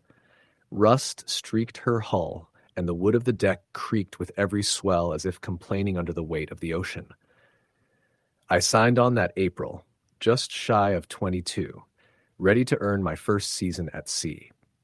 Captain Miller ran her with a quiet authority that didn't leave room for questions, his hands scarred from decades of hauling nets and wrestling lines in storms most people wouldn't survive. Our crew was small, 5 men including me. Tom, a grizzled deckhand who had been with Miller since before I was born. Danny, a wiry young man with a bad temper. Joe, quiet and calculating, formerly a Coast Guard rescue diver. And Frankie, the cook, whose nervous laugh never seemed to reach his eyes. We left Gloucester under a gray sky, the harbor cloaked in fog. The first day was ordinary. The nets were heavy with cod and haddock, the air thick with the smell of salt and diesel, and the usual chatter of men at sea carried over the deck. That night, the fog rolled in heavier than I had ever seen. It was dense and suffocating, swallowing the bow and masking the horizon completely. The radio crackled with static, and every so often faint voices, or perhaps whispers, cut through, indistinct but undeniably human. The first sign of something wrong came on the morning of the second day.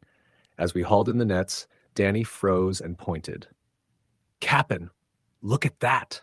The catch was full of pale, bloated fish with glassy eyes, fins frayed and bodies marked with thin, jagged gashes. Some of them twitched unnaturally as we touched them, though no muscles moved visibly.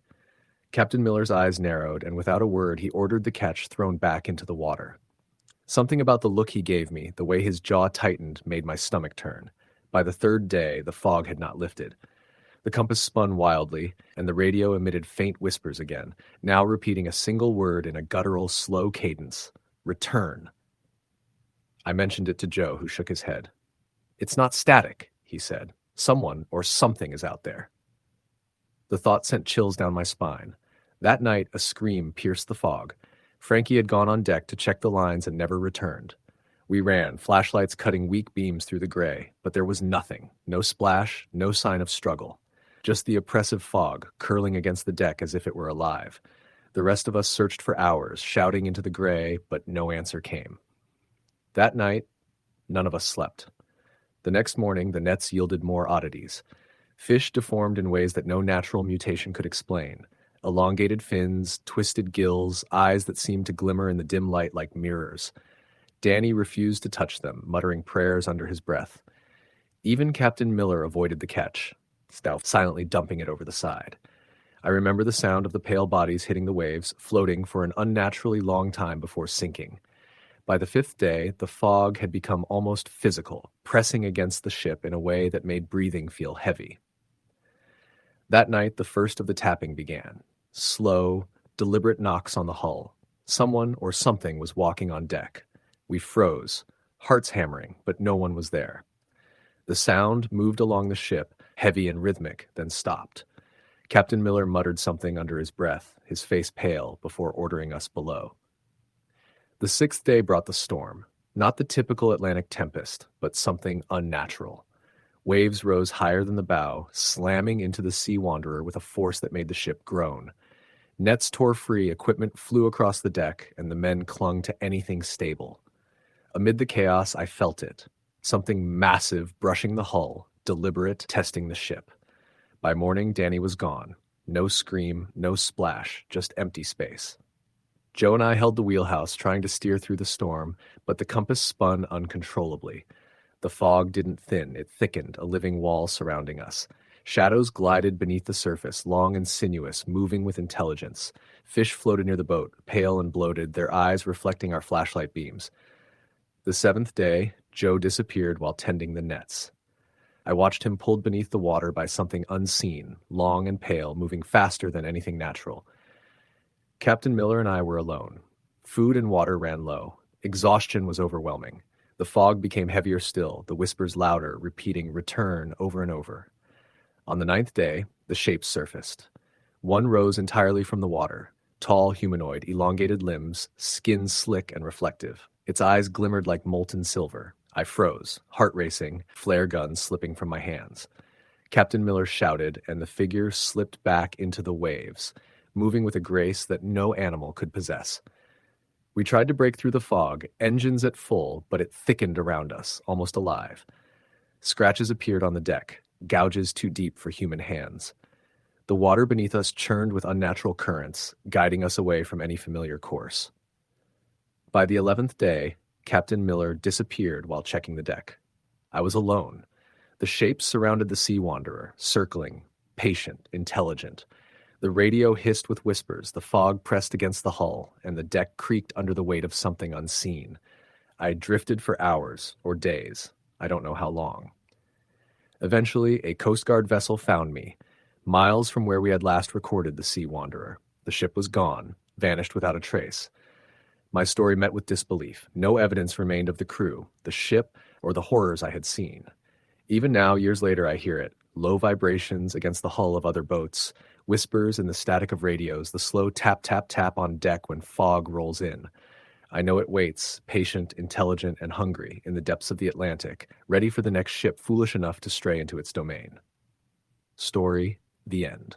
The sun was just beginning to rise over the horizon when the morning tide left the dock in Gloucester, Massachusetts. It was early March, and the cold bite of the Atlantic was sharper than usual. Captain Roy Simmons, a man in his late 50s with more years at sea than most of his crew could count, ran a tight ship. His vessel wasn't the biggest, but it was sturdy, a workhorse of a fishing trawler that had weathered more storms than anyone could remember. That morning, the crew was quiet, tense even, though no one spoke about it. Something in the air felt off. The crew consisted of 7 men, all of them seasoned fishermen. There was Jimmy Pockets O'Neill, a wiry man with a nervous streak, Ben Turner, quiet but strong with a face weathered by wind and sun, Carl Matthews, the joker of the group who often made light of dangerous situations, Tony Rivera, the newest deckhand, Pete Wallace, an older man who had seen more than his share of bad trips, Danny Dumps Malone, who had a history of surviving freak accidents, and Roy himself. By mid-morning, the morning tide was well past the safety of the bay, heading into the deep waters of the North Atlantic. The sea was calm at first, deceptively calm, with only a slight swell beneath them. The men went about their tasks methodically, hauling nets and checking traps. The weather report had been clear, no storms for at least 48 hours, but Roy had a gut feeling, a prickling sensation along his spine he hadn't felt in years. He ignored it at first. Experienced men like him had learned to rely on instincts, and sometimes the sea spoke in whispers. Around 2 p.m., Carl was the first to notice something strange. He was on the bow, scanning the water, when he shouted for the others to come. "Hey, what the hell is that?" The men gathered, squinting against the sun. About half a mile ahead, a large dark shape bobbed in the water. At first, they thought it was debris, maybe a lost container, but as they drew closer, it became clear it was a vessel. A fishing boat, much like theirs, but its paint was faded, and it was listing heavily to one side. No lights, no movement, just silence. "Abandoned," Pete muttered, his voice low. "Looks like it's been drifting for days." Roy slowed the trawler, keeping a cautious distance. The closer they got, the more eerie it felt. There was a foul, almost metallic smell wafting over the water. "Let's not get too close," Roy said. "Could be dangerous." But curiosity got the better of them. Carl and Jimmy were already arguing about boarding it. "Might be worth salvage," Carl said. "We could get some good money if there's anything left on her." Jimmy, ever the opportunist, nodded eagerly. Roy hesitated. Something about the boat seemed wrong, but he gave in eventually. "All right, 2 of you go with me. Tony, you stay here and keep the engine running. We don't know what we're dealing with." Roy, Carl, and Jimmy boarded the derelict vessel.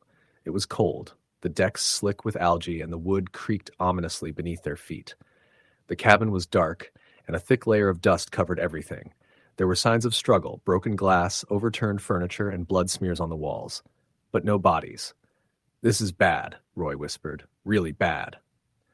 They continued searching, moving cautiously. In the engine room, they found a single figure slumped against the bulkhead. A man, barely alive, his skin pale and eyes wide with terror. He tried to speak, but all that came out was a raspy whisper. It comes from below." Before they could react, his body went limp, lifeless, and his hands clawed at the air as if trying to grab something unseen. Roy backed away slowly, a cold sweat breaking over him. "We're leaving. Now." As they turned to retreat, a low groaning sound echoed from beneath the deck. It was rhythmic, almost like a chant. The 3 men froze. "What the hell is that?" Carl said, voice shaking. Before Roy could answer, the deck beneath their feet shuddered. A dark shape rose from the hatch, enormous and fluid, moving with unnatural speed. It wasn't a creature they recognized, no whale, no shark. It was something else entirely. Tentacles, slick and black, surged up, wrapping around the railing. The thing didn't attack immediately. It watched, calculating. Then, with terrifying force, it lashed out at Carl. He didn't even have time to scream before he was pulled overboard. Jimmy and Roy ran back to their own boat, shouting for Tony to start the engine. The sea erupted in chaos. Tentacles smashed against the morning tide, ripping at the hull. Roy gunned the engine, trying to put distance between them and the nightmare behind. The creature pursued them, moving with a speed that defied logic. The trawler shook violently as something slammed against it, splintering wood and tearing metal. Jimmy was thrown to the deck, blood streaming from a deep gash in his arm. Roy grabbed him and pulled him to safety as Tony manned the wheel like a man possessed. They couldn't shake it. No matter how fast they went, the creature stayed close. The water churned with black tendrils, and eerie, human-like faces seemed to form in the waves, screaming silently. The men couldn't tell if it was hallucination or reality, but it didn't matter. The terror was real. Hours passed. Exhausted and battered, Roy realized they couldn't outrun it. "We have to fight," he said. But they had nothing. No harpoons, no weapons, only nets and grit. Then, almost as suddenly as it appeared, the creature vanished. One moment, the sea was alive with its movements. The next, it was eerily calm. The silence was deafening. Roy and the remaining crew, Tony and Jimmy barely conscious, looked around, hearts hammering. The derelict boat was gone, vanished as if it had never been there. The smell of iron and decay lingered in the air, a nauseating reminder of what had happened. They returned to Gloucester in the dead of night. No one believed them. Coast Guard records showed no missing vessel. Friends and family thought they were hallucinating, maybe the result of hypothermia and exhaustion. But Roy knew what he had seen. Jimmy had nightmares for weeks, screaming in his sleep about tentacles and faces in the water. Tony refused to go back out to sea. And Roy, he didn't sleep for 3 days, haunted by the rhythm of that groaning chant. Months later, the morning tide went out again, and Roy stayed on deck, scanning the water. That's when he saw it. Just a shadow beneath the waves, moving in the distance, watching. It was waiting. always waiting. And Roy knew that sometimes the sea didn't let go of its victims. Sometimes it remembered. The story spread quietly among Gloucester fishermen, whispered in bars and bait shops. No one spoke about it in detail. Those who did often disappeared or refused to leave port for months. Roy never forgot that day. The smell, the sound, the feel of something entirely alien beneath the waves. He had survived, but survival came at a cost. The knowledge that the ocean holds things man was never meant to see, and sometimes those things come up to say hello. Even now, Roy can hear it in the distance when the wind is just right. The groaning, the whispering, the rhythm beneath the waves. He doesn't go out alone anymore. He never trusts the calm. And every time he sees a shadow on the horizon, he knows deep down that it is only a matter of time before the sea comes back to collect its due. Story, the end. The first morning out of Gloucester Harbor, the sea was cold enough to make my teeth chatter through 3 layers of clothing. I was 19, and this was my first season aboard the Sea Falcon, a battered 60-foot steel trawler that had seen more storms than I'd had hot meals. Captain Donnie Harlow, a man with sun-leathered skin and hands like worn rope, ran the boat with the kind of authority that made arguing useless. Our crew was small: Donnie, me, 2 deckhands named Marty and Leo, and the engineer, Hank.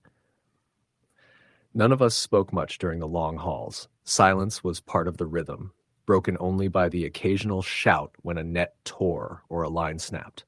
The first 2 days went as expected. High winds, rolling waves, fish enough to make the trip worthwhile, and the usual bruises and cuts that came with handling nets and hooks. At night, we'd take shifts on watch, staring into the endless black water, listening to the creak of the hull, the whistle of the wind, and the slap of waves against steel. On the 3rd night, as I leaned over the rail during my watch, I saw something strange. A dim greenish glow beneath the water, flickering like a weak light in the darkness. I called out to Marty, who was dozing in the wheelhouse. He leaned over, squinting. "Must be bioluminescent plankton," he muttered. I wanted to believe him, but the glow didn't float randomly. It moved with purpose, a fart circling beneath us, like it was following the boat. We shrugged it off and carried on. By the 4th day, the sonar showed a massive school of cod ahead, bigger than anything Donnie had seen in years. Excitement ran through the crew as we prepared the nets. The trawl went down with the usual groaning of the winch, but when we started hauling it back, things went wrong. The net came up heavier than expected. At first, we assumed it was just the size of the catch, but the smell hit us before we could see it. A foul, metallic stench that made our stomachs turn. When the net broke the surface, it was clear why. Most of the fish were bloated, their scales gray and marred with strange black sores. Some were split open in unnatural ways, their innards exposed as if something had eaten them from the inside. And then we saw the strips, pale, rubbery, translucent, and moving independently of the water. At first, I thought it was a freak kind of seaweed, but the way they twitched and coiled suggested something alive. Marty reached for one with a gaff, and it reacted instantly, snapping toward him with a speed and precision that made his eyes go wide. He stumbled back, cursing. "Leave it," Donnie shouted. "Dump it overboard, all of it." We obeyed, flinging the net and its strange contents back into the dark water. But that didn't end the terror. The Sea Falcon shuddered violently, as if a wave had hit us, though the water was calm. The hull groaned, and water splashed over the deck. Whatever had been in the net was following us. Hank went below to check the engine. "Everything's running fine," he called up, but his voice trembled. I had never heard him sound scared. Night fell, and the glow returned. Dozens of the translucent strips swirled beneath the boat, pulsing faintly, moving with coordinated purpose. They brushed the hull lightly and then withdrew, testing us. My stomach knotted. I knew what we were seeing was not natural. Then one broke the surface. It was longer than any of us could measure, thick, translucent, and writhing as it climbed onto the deck. It left behind a corrosive slime that hissed against the steel. Leo tried to hack at it with an axe, but the blade sank into the flesh-like material as if it wasn't solid. Donnie yelled at us to get back inside. I grabbed Marty and pulled him toward the wheelhouse. The creature lashed again, this time at Hank, who barely managed to shut the engine room door in time. Its mass pressed against the hull, bending the steel in ways that shouldn't have been possible. The assault went on for hours. Every touch of the creatures made metal groan, and the slime ate at the deck, railings, and anything it touched. Then the worst moment came. One of the tendrils wrapped around Leo's leg. He screamed, thrashing violently as we tried to pull him free. Within seconds, he was dragged overboard, his screams cut off by the waves. We retreated into the wheelhouse, hearts pounding. Donnie tried to start the engines, but the boat shuddered violently under the weight and pressure of the creatures. Hank jury-rigged the generator for emergency power, and eventually the creatures retreated beneath the surface as suddenly as they had appeared. The deck was damaged, the slime sizzling against metal and wood, and the stench of rot hung in the air. We were quiet for hours, too shocked to speak. The Sea Falcon leaned to one side but remained afloat. Donnie stared at the water with a pale face. "They're always out there," he muttered. "Watching. Waiting." By morning, Hank had managed to get partial power to the engines. We limped slowly back toward Gloucester Harbor. The ocean was calm again, almost unnaturally so, and every shadow beneath the waves felt alive. When we finally reached port, the Coast Guard questioned us. We told them we had mechanical failures and hit debris. They accepted it. No one would have believed the truth. After that trip, none of us returned to the deep Atlantic. Donnie still fished, but he stayed closer to shore, quieter than before. Marty left the coast entirely. Hank works on boats but avoids open water. And I never went back out to sea. Some nights, when I close my eyes, I see the glow beneath the waves, the writhing strips, Leo's scream, and the deck bending under the creature's weight. I wake up sweating, knowing they are still out there, waiting for the next ship foolish enough to drift too far from safety. No one believes me, and that's fine. But I know the truth. I saw it. I lived it. The Atlantic is not empty. It is alive, and sometimes it reaches up to claim what it wants. Story the end. The Sea Falcon had been a workhorse of the New Bedford Fleet for almost 20 years. A sturdy trawler that had weathered every storm the North Atlantic could throw at it. Captain Paul Grayson, a grizzled man in his late 50s, had spent more time at sea than on land, and he knew the ocean in ways most men couldn't imagine. His crew was small but experienced, enough to handle the rough winter waters in late November. That morning, the harbor was shrouded in mist, the cold damp biting through layers of wool and canvas. The crew included Danny "Red" Murphy, a wiry deckhand with a quick temper, Jack Whitman, quiet and steady with years of experience navigating the coastline, Tom "Slim" Barlow, the youngest at 21, eager and nervous, Henry "Hank" Jenkins, old enough to retire but stubbornly loyal to the sea, Luis Ortega, the ship's mechanic, dependable and methodical, and Billy "Specs" Donnelly, the navigator and lookout, known for his uncanny ability to spot trouble before anyone else. By sunrise, the Sea Falcon had cleared the harbor and was heading into the deeper waters off Cape Cod. The sea was calm, almost unnaturally so, with a glassy surface reflecting the pale gray sky. The men went about their tasks in silence, hauling nets and checking traps, occasionally exchanging jokes to break the monotony. Paul felt a subtle unease, a prickling along the back of his neck that warned him something was off.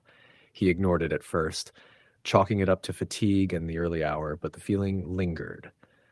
Around mid-morning, Specs called out from the crow's nest. "Captain, you see that?" Paul followed his gaze. A shape bobbed in the water a few hundred yards off the starboard bow. A fishing trawler, drifting silently, half-submerged, its hull weathered and peeling. No smoke from a chimney, no movement on deck. The boat seemed abandoned, yet there was something about the way it floated, tilted slightly as if leaning toward them. Let's take a closer look," Paul said cautiously. "Keep the engines at idle." They lowered the small boat, and Paul, Danny, and Slim rowed toward the derelict vessel. The closer they got, the worse it became. The air was thick with the stench of decay, coppery and metallic, clinging to their clothes and hair. The deck was slick with a dark, viscous substance that glistened in the pale light. "What is this?" Slim whispered, stepping carefully over the warped planks. Paul's eyes widened when he saw the bloodstains streaking the deck, some fresh, some faded, mingling with what looked like oil or slime. Broken nets and overturned crates hinted at a struggle. They entered the cabin cautiously, only to find more signs of violence. Blood smeared across walls, broken furniture, and fragments of what might have been clothing. In the corner slumped a man, alive but barely. His eyes were wide with terror, and he gasped out words that barely registered. It, below. Don't, under it. His body convulsed violently, hands clawing at the floor, before going rigid, then still. Danny stumbled back. We're leaving. Now. They rushed back to the dinghy, but the water around the derelict boat had begun to move unnaturally. Shadows shifted beneath the surface, it long and sinuous, curling like massive ropes. The shape of something enormous and alien pulsed beneath them, moving with deliberate, predatory intent. Back aboard the Sea Falcon, the men scrambled to cut lines and fire up the engines. The trawler surged forward, but the creature, or whatever it was fast. Tentacles lashed out from beneath the water, striking the hull with bone-crushing force. The deck shuddered violently, sending Danny sprawling. "It's not human. It's not any fish I've ever seen," Danny shouted, scrambling to his feet. Paul grabbed a harpoon and drove it into the nearest tentacle. The appendage recoiled, but it didn't retreat completely. Waves rose unnaturally, slamming against the hull as the sea itself seemed to become a weapon. Hank tried to steady the ship, but another tentacle lashed across the deck, smashing crates and equipment. Slim fired flares into the water, hoping to ward off the creature. For a moment, the appendages recoiled and the sea calmed slightly. Then the tentacles surged again, faster and stronger. Luis raced to the engine room, shouting that the hydraulics were failing. The Sea Falcon lurched violently with every strike, the engine groaning under the strain. Paul swung at a tentacle with an axe, barely avoiding its crushing grip. Black fluid sprayed across the deck, sizzling where it touched the metal. Hours passed in chaos. The sky darkened despite the hour, the fog thickened, and the shadows beneath the waves multiplied. The men fought with knives, harpoons, and sheer willpower. Each strike seemed to only provoke the creature further, and the water around the trawler churned with unholy purpose. Then, just as suddenly as the attack had begun, it stopped. The sea went eerily calm. The fog lifted slightly, and the shadows receded into the depths. The Sea Falcon was battered, bleeding, and barely seaworthy, but the men were alive. They limped back toward Gloucester, engines straining. By the time they reached the harbor, night had fallen. The city lights glimmered on the water, but no one came to meet them. The authorities questioned them, but there was no record of a derelict vessel, no missing crew. Their story was dismissed as delirium, hypothermia, or the product of fear. Danny, Slim, and Luis never returned to sea. Hank tried once more, but eventually gave up, haunted by nightmares of tentacles wrapping around the hull, groaning that came from beneath, and the feeling that the water itself was alive. Paul retired but stayed near the docks, watching the horizon, knowing the ocean remembered those who disturbed it. Years later, fishermen whispered about the Sea Falcon, the vanished men, and the shadows beneath the waves that moved with intelligence and intent. Some called it a warning, some a curse. Few dared venture beyond the harbor again, and when the fog rolled in thick and the water was still, Paul swore he could hear the deep groaning beneath the waves, calling names, waiting for the next unlucky soul to disturb it. Story the end. The northern gale left the harbor in Gloucester just as the first light of dawn hit the water. Captain Jim O'Malley, a man who had spent more than 30 years on these waters, stood at the helm with a cigarette dangling from his lip, scanning the horizon with practiced eyes. The air smelled sharp with salt and diesel, carrying the faint tang of fish left over from the last trip. The crew was small but seasoned. My brother Paul, deckhand Ricky, engineer Steve, and myself. We were heading out for a 3-day cod run, hoping to make up for a season that had been unkind. The first day went smoothly. The sea was calm, with only a slight swell rocking the northern gale. We dropped the first nets, and the cod we hauled in were plenty, though smaller than usual. Ricky joked about the size, and Paul laughed, but I could see that Jim was uneasy. He didn't usually talk much, and when he did, it was to give orders or warnings. By evening, the weather began to shift. Thick gray fog rolled in from the north, swallowing the horizon and muting sound. The radio began crackling with static, making it impossible to contact other vessels. Even the usual hum of the engine sounded hollow. The fog was unusually dense, clinging to the deck and the rails, and it felt heavier than ordinary sea mist, as if it had a presence. Around midnight, we pulled in the second net. Something was immediately wrong. The cod were dead, their scales dull, eyes milky, and mouths hanging open as if frozen in a silent scream. The smell was sharp, acrid, and metallic. Ricky gagged, backing away from the net. "This isn't right," he muttered. Jim inspected the catch, squinting under the dim deck lights. "I've fished these waters for 40 years," he said quietly, "and I've never seen fish like this." Then we heard it, a faint humming coming from below deck. At first, we thought it was the engine, but it didn't sound mechanical. The tone was low, melodic, almost human. Louder now, it echoed through the hull, vibrating in our chests. Steve, the engineer, went down to check the machinery. "Nothing's wrong down here," he called back, his voice trembling. I volunteered to inspect the hold. The air was frigid, unnatural, and the lights flickered as I descended. Shadows moved at the edges of my vision. Something slipped between the crates, pale and elongated, almost like a person but wrong in shape. I blinked, and it was gone. I told Jim what I'd seen. He didn't respond, only shook his head, muttering, "Keep your eyes open. Don't let it surprise you." By the next morning, the fog had thickened, swallowing the boat entirely. The sea looked like dark glass, unbroken by waves. We pulled in the next net, only to find it shredded. Fish were torn apart, nets ripped as if some massive force had attacked from below. Ricky leaned over the railing, half staring into the black water.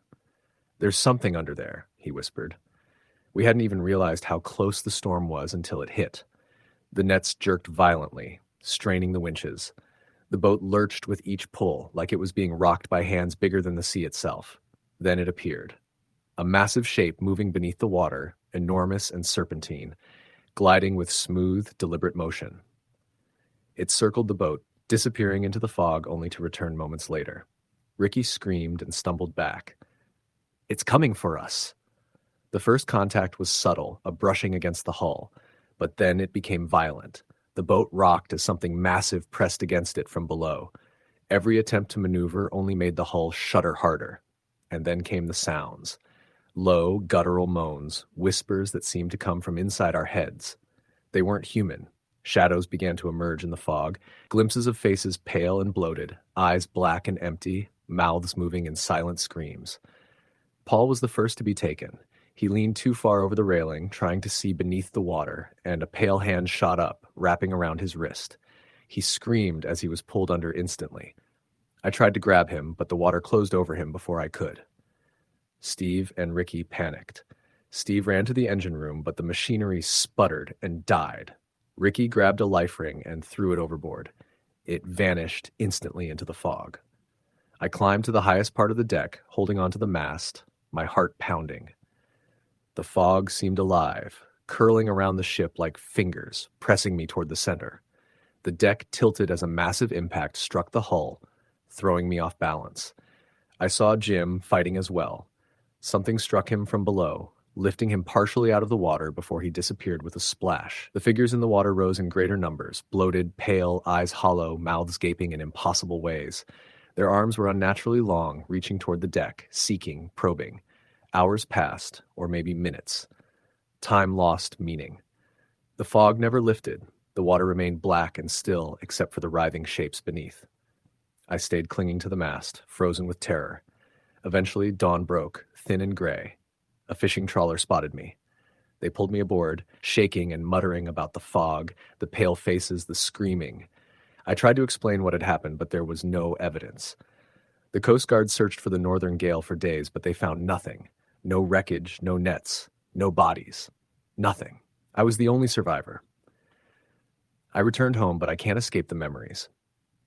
At night, when fog rolls in from the Atlantic, I hear the whispers again. I see shapes just below the water, waiting. And I know one day, if I return to the sea, they will come for me again. I never fish anymore. I stay on land, away from the water. But I know they are still out there, in the fog, in the black water, patient, hungry, and waiting. Story the end.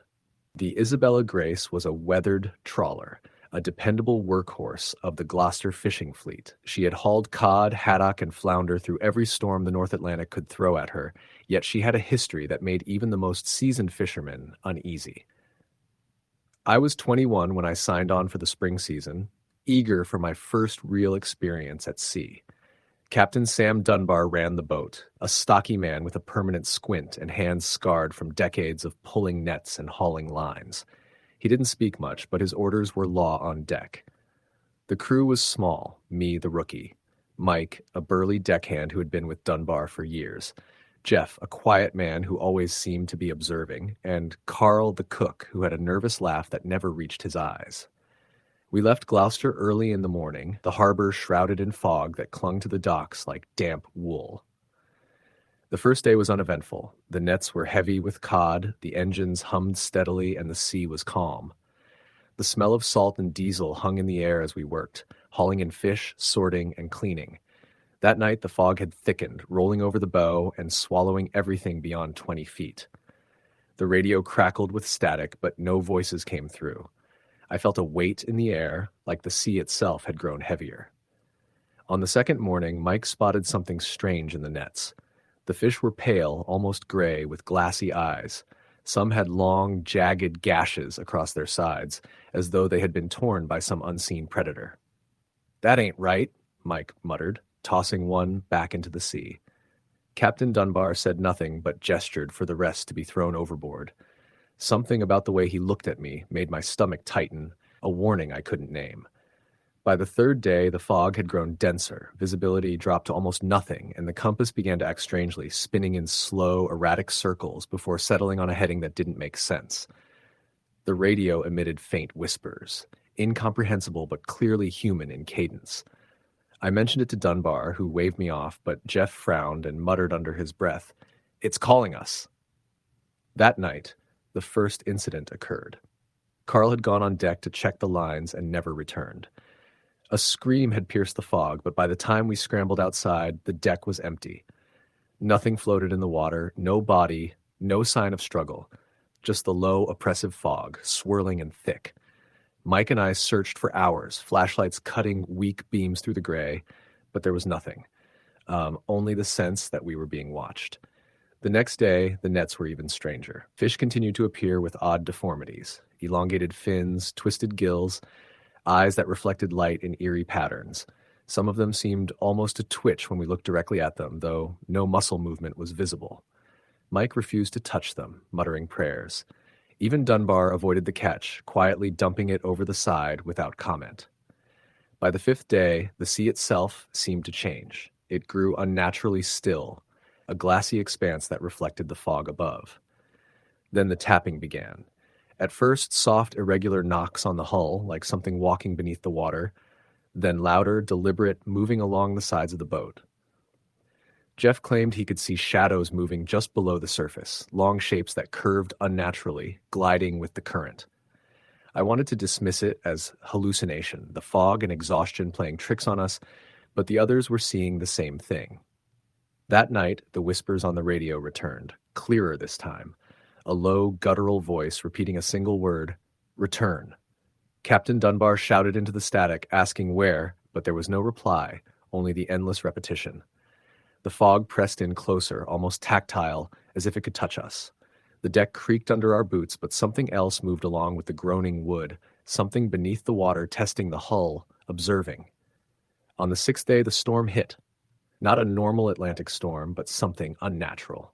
Waves rose higher than the bow, slamming into the Isabella Grace with a force that made the deck groan and the hull shudder. Equipment flew across the deck, nets tore free, and the men clung to anything stationary to avoid being swept overboard. Amid the chaos, we felt it, something massive brushing against the hull from below, deliberate and controlled, like a predator assessing prey. By morning, the first of us had disappeared. Mike was gone. No scream, no splash, just empty space where he had been standing. Dunbar and Jeff dragged me into the wheelhouse, shouting over the roar of wind and waves. "Keep your eyes on the water," Dunbar said. "Whatever it is, it's learning." The days blurred together. Food and water ran low. Men vanished without warning. Jeff disappeared while tending to the nets. I only saw him pulled under by shapes beneath the waves, long, pale, moving with impossible speed. Dunbar was the last man besides me, and even he was beginning to lose composure. The compass spun endlessly, the radio hissed with static and whispers, and the fog refused to lift. On the 10th day, the shapes became bolder. One rose entirely from the water, a tall, elongated figure with slick, pale skin, too long in the limbs, and eyes that reflected my flashlight like molten silver. I froze, the flare gun slipping from my hands. Dunbar tried to approach, shouting, but the figure receded, slipping back into the water with the grace of something alive and intelligent, not animal. Dunbar made a decision I didn't understand at the time.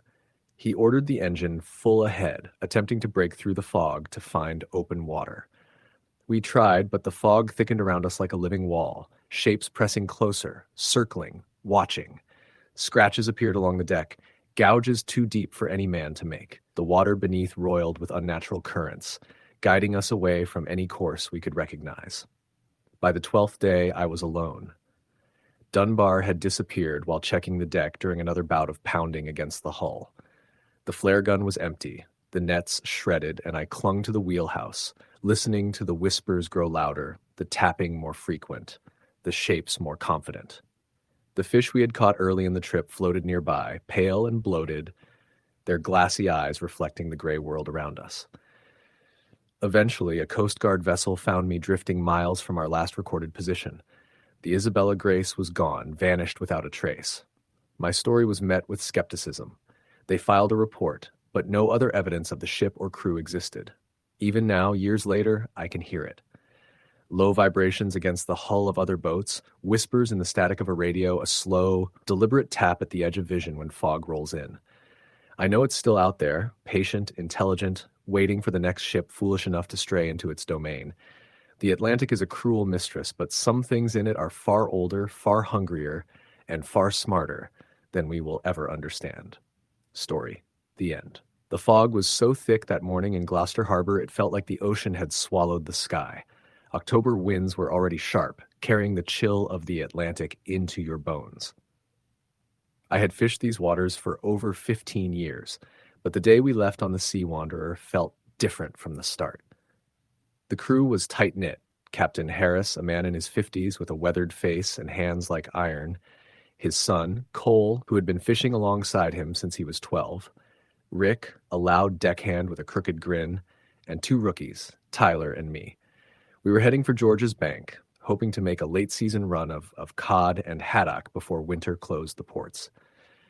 The first 2 days were normal. Calm seas, predictable swells, nets full of cod, barrels stacked on deck. Nights were quiet, the kind of quiet that lets you hear the groan of steel and the gentle slap of waves against the hull. I liked those nights. They were a rhythm I could understand. But on the third night, I woke to a sound that didn't belong to any rhythm I knew. It was a thump, low and deliberate, echoing along the hull. I sat up in my bunk, listening. The engine hummed steadily, and the wind was light. Nothing should have made that sound. I pulled on my jacket and went topside. Rick was already there, frowning, shining a flashlight across the deck. "Probably just a barrel shifted," he muttered, though his voice didn't carry conviction.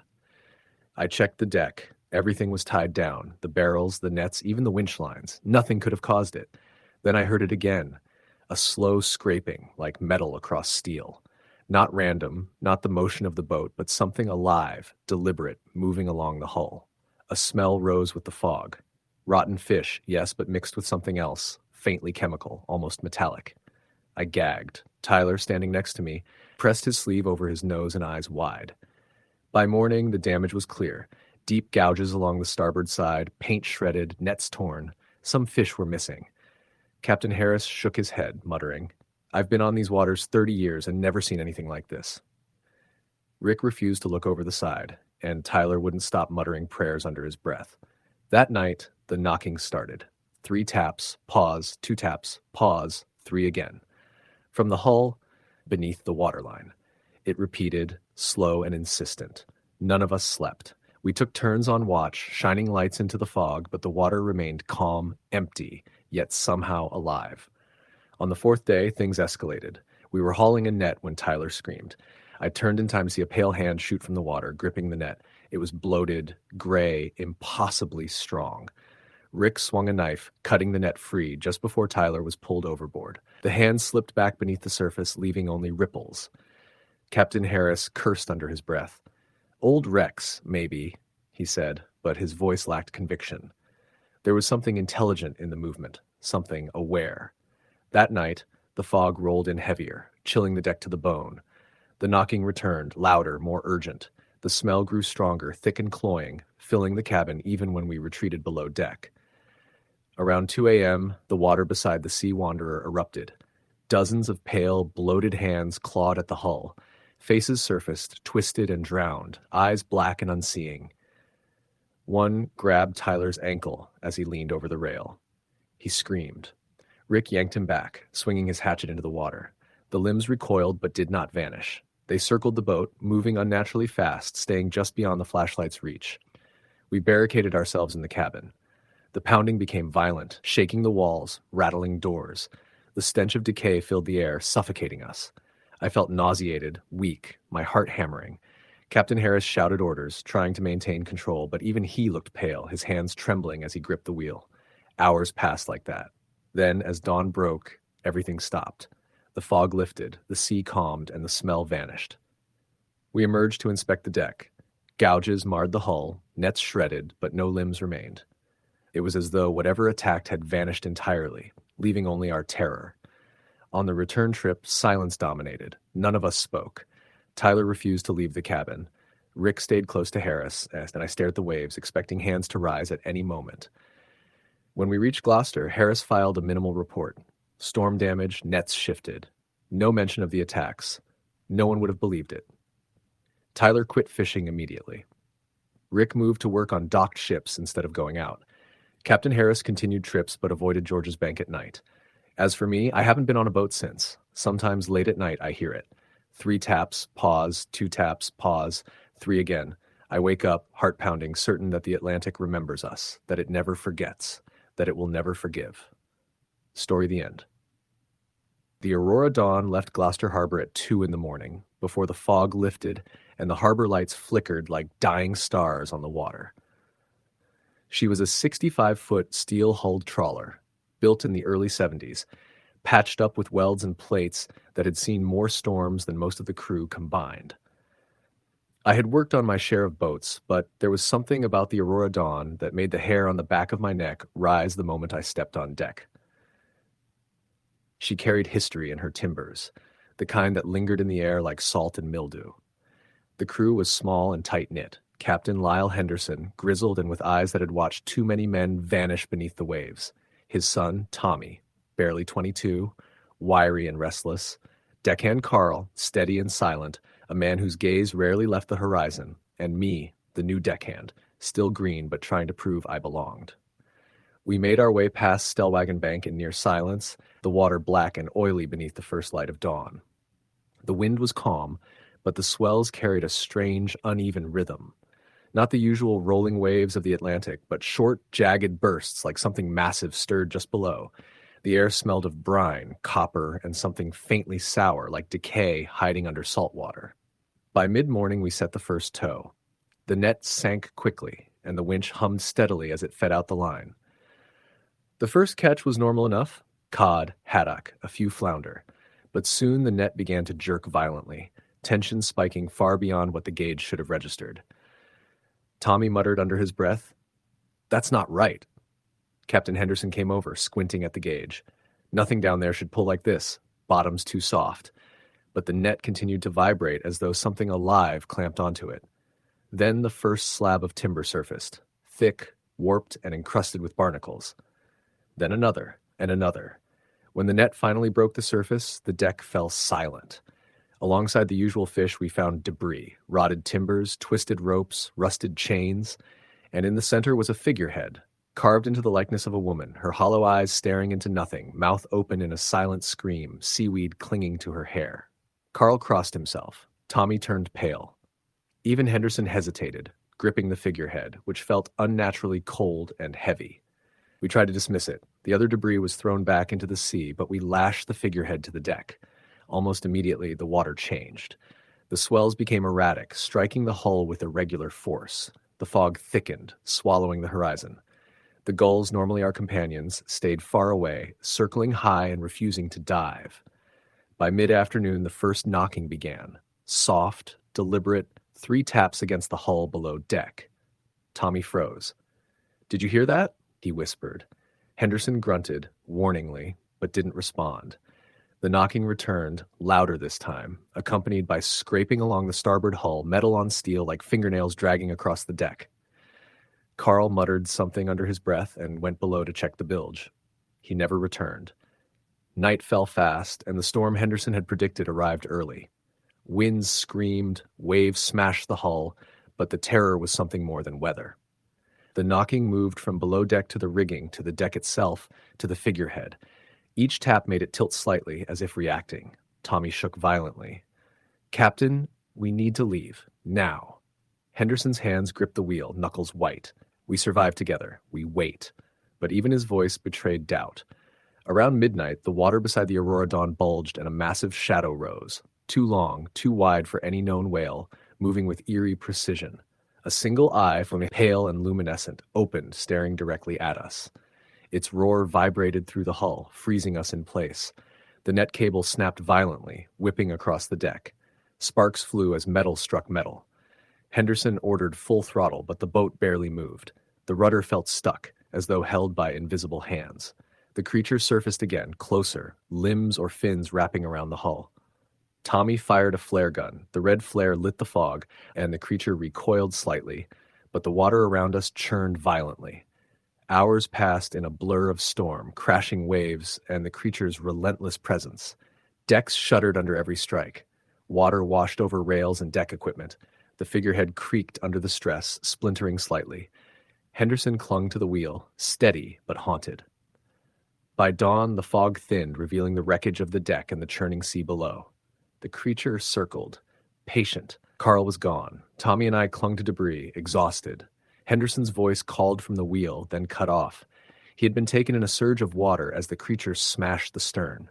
The Aurora Dawn broke apart. I floated alone, holding onto a plank, listening to the deep, pulsing current around me. Shapes moved under the water, long, pale, circling, waiting. When the Coast Guard found me hours later, hypothermic and near death, they asked what happened. I said nothing. How could I explain the eye, the tapping, the figurehead? I never returned to sea. Even now, years later, I hear the water differently. On quiet nights, the ocean seems to breathe, and sometimes when the fog rolls in thick over the cape, I swear I can hear it. The tapping, the scraping, the figurehead's silent scream, and I know it is waiting, patient, eternal, below the waves. Story the end. The Silver Marlin had been docked at the port of Seattle for nearly 3 weeks, half forgotten, with rust streaking her sides and a deck that creaked under the weight of age and neglect. I hadn't planned on taking this job.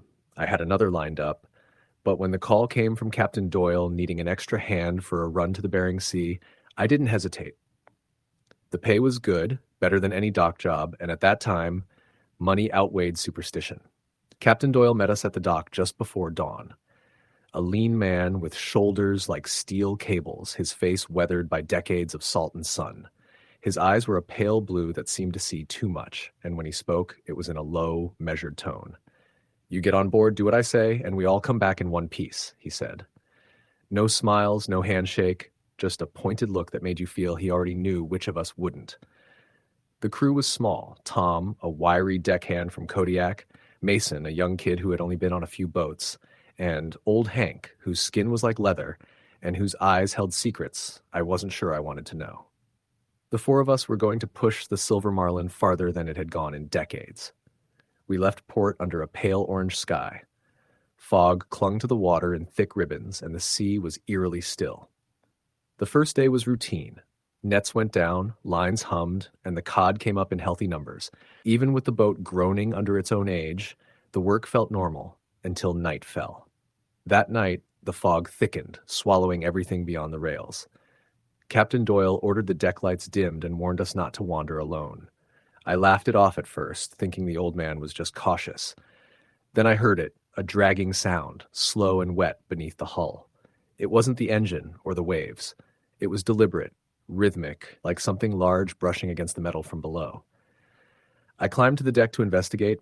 The fog made everything look like a painting in gray and white. The sound was louder, closer. Something massive moved under the water, circling the boat.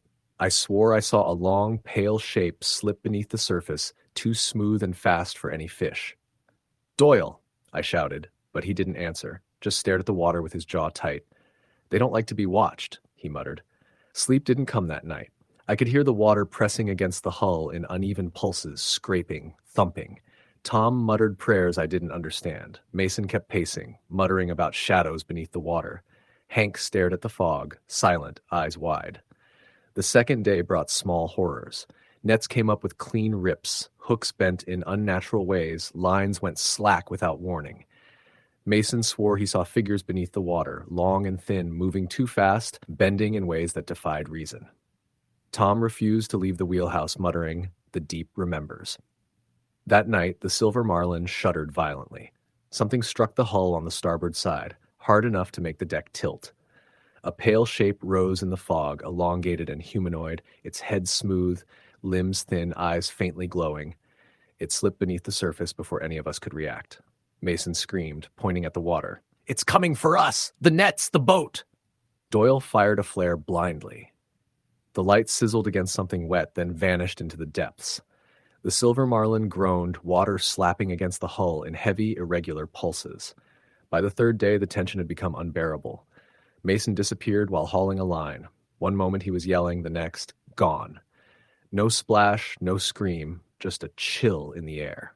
Hank muttered about the sea taking its due and refused to leave the wheelhouse. Doyle's face was pale as he ordered me to continue working.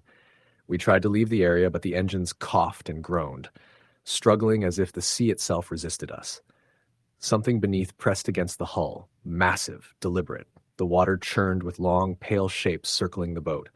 One rose near the bow, head featureless except for a slit that opened like a mouth, shrieking, a sound piercing and unnatural. Tom grabbed me. "We have to jump?" Doyle shook his head. "Not yet. Try to outrun them. Don't make a sound." But it was already too late.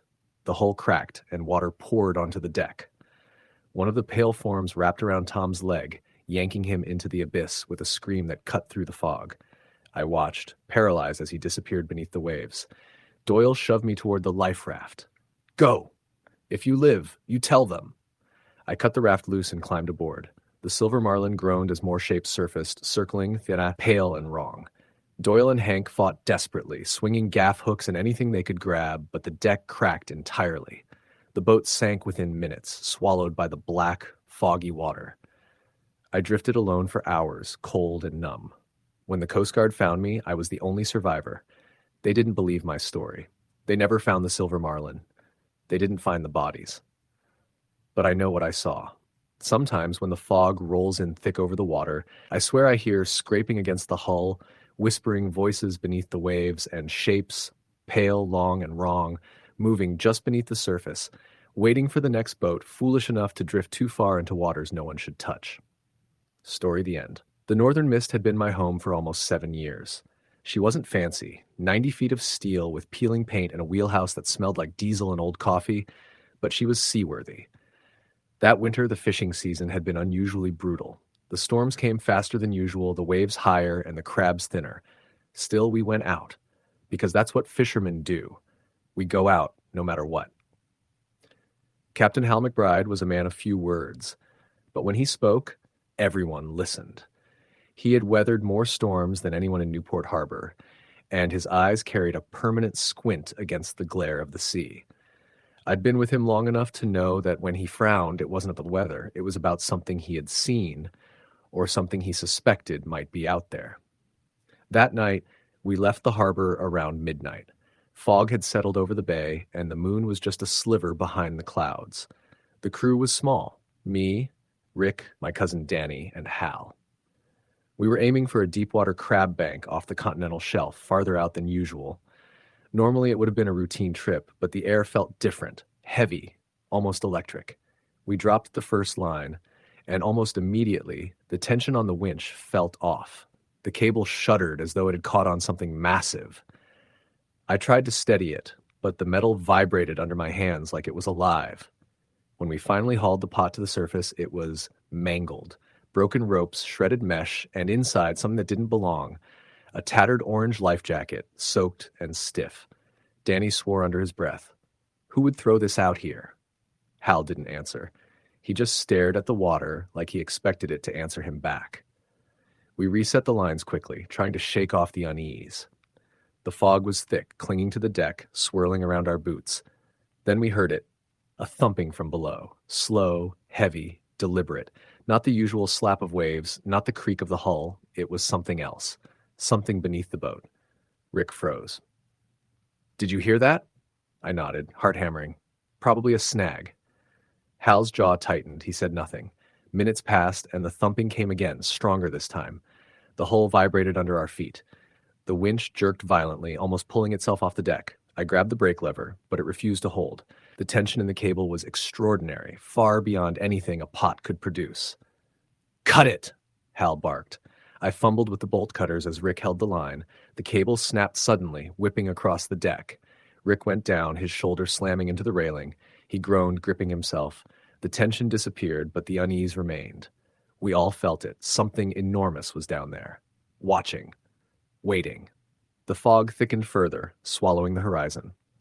The sea was eerily calm, too calm. Then we saw movement beneath the boat, a dark, shapeless mass gliding just below the surface. It wasn't fish, it wasn't a whale, it moved with purpose, matching our course. Danny whispered, What is that?" Hal didn't respond. He didn't have to. We all saw it. Then came the knocking. Not on the hull, not from the deck, but from the boat itself. Hard, rhythmic thumps. 3 knocks. Pause. 3 more. It echoed through the steel, reverberating through our bones. Rick grabbed the radio, shouting for help, but static drowned him out. The storm warning beeped on the monitor, though the ocean was still as glass. The fog seemed to pulse with the knocking, closing in. Something brushed the hull near the stern, and the boat lurched violently. We grabbed the rails as the northern mist tilted, ice cracking under our boots. Another scrape along the side, then a low groan, vibrating through the deck and into our chests. "Inside! Now!"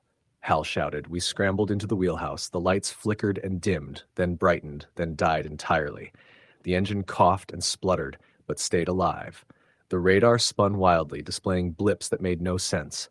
Depth readings jumped hundreds of feet in seconds, and then we saw it. Through the fog off the starboard side, the remains of another vessel appeared.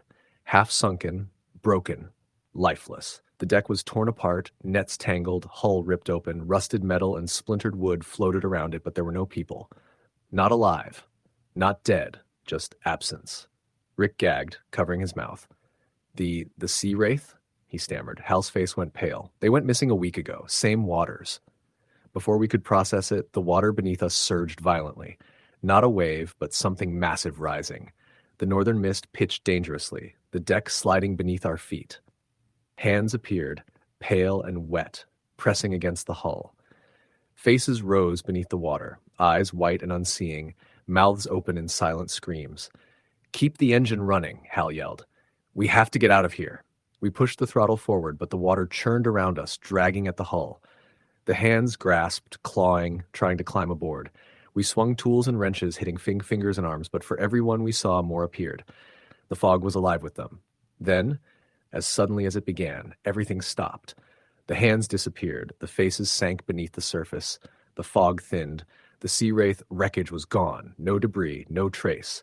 We didn't speak for an hour, navigating back to Newport in silence. The sun began to rise, burning the mist away. When we finally docked, the harbor was calm, unaware of what had transpired miles offshore. The Coast Guard interviewed us. They didn't believe a word. Fatigue, stress, hallucinations. They said. Rick, Danny, Hal, and I didn't argue. We didn't need to. We knew what we had seen. Weeks later, another boat went missing in the same area. Rumors said that life jackets of the crew were found floating miles from the wreck, torn and scratched. 3 scratches on each, always 3. I still go out on the water sometimes. I still feel it, that pull beneath the hull, waiting, watching. The ocean doesn't forget. And whatever lives in it, neither does it. Story, the end. The Northern Pride had been in my family's fleet for over 30 years. She was a crab boat, 65 feet of steel and stubbornness, and she had survived storms that would have swallowed newer vessels whole. I signed on as deckhand that October, joining Captain Harris and 4 other men for a 3-week trip in the Bering Sea. The air was already tasting of winter, sharp and metallic, and even on the dock I felt that old tug of unease, that silent warning seasoned fishermen learned to respect.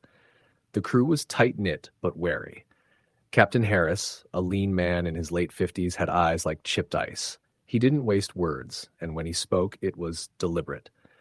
Tommy, a lifelong deckhand with a permanent squint from the sun reflecting off the water, handled lines like they were extensions of his own body.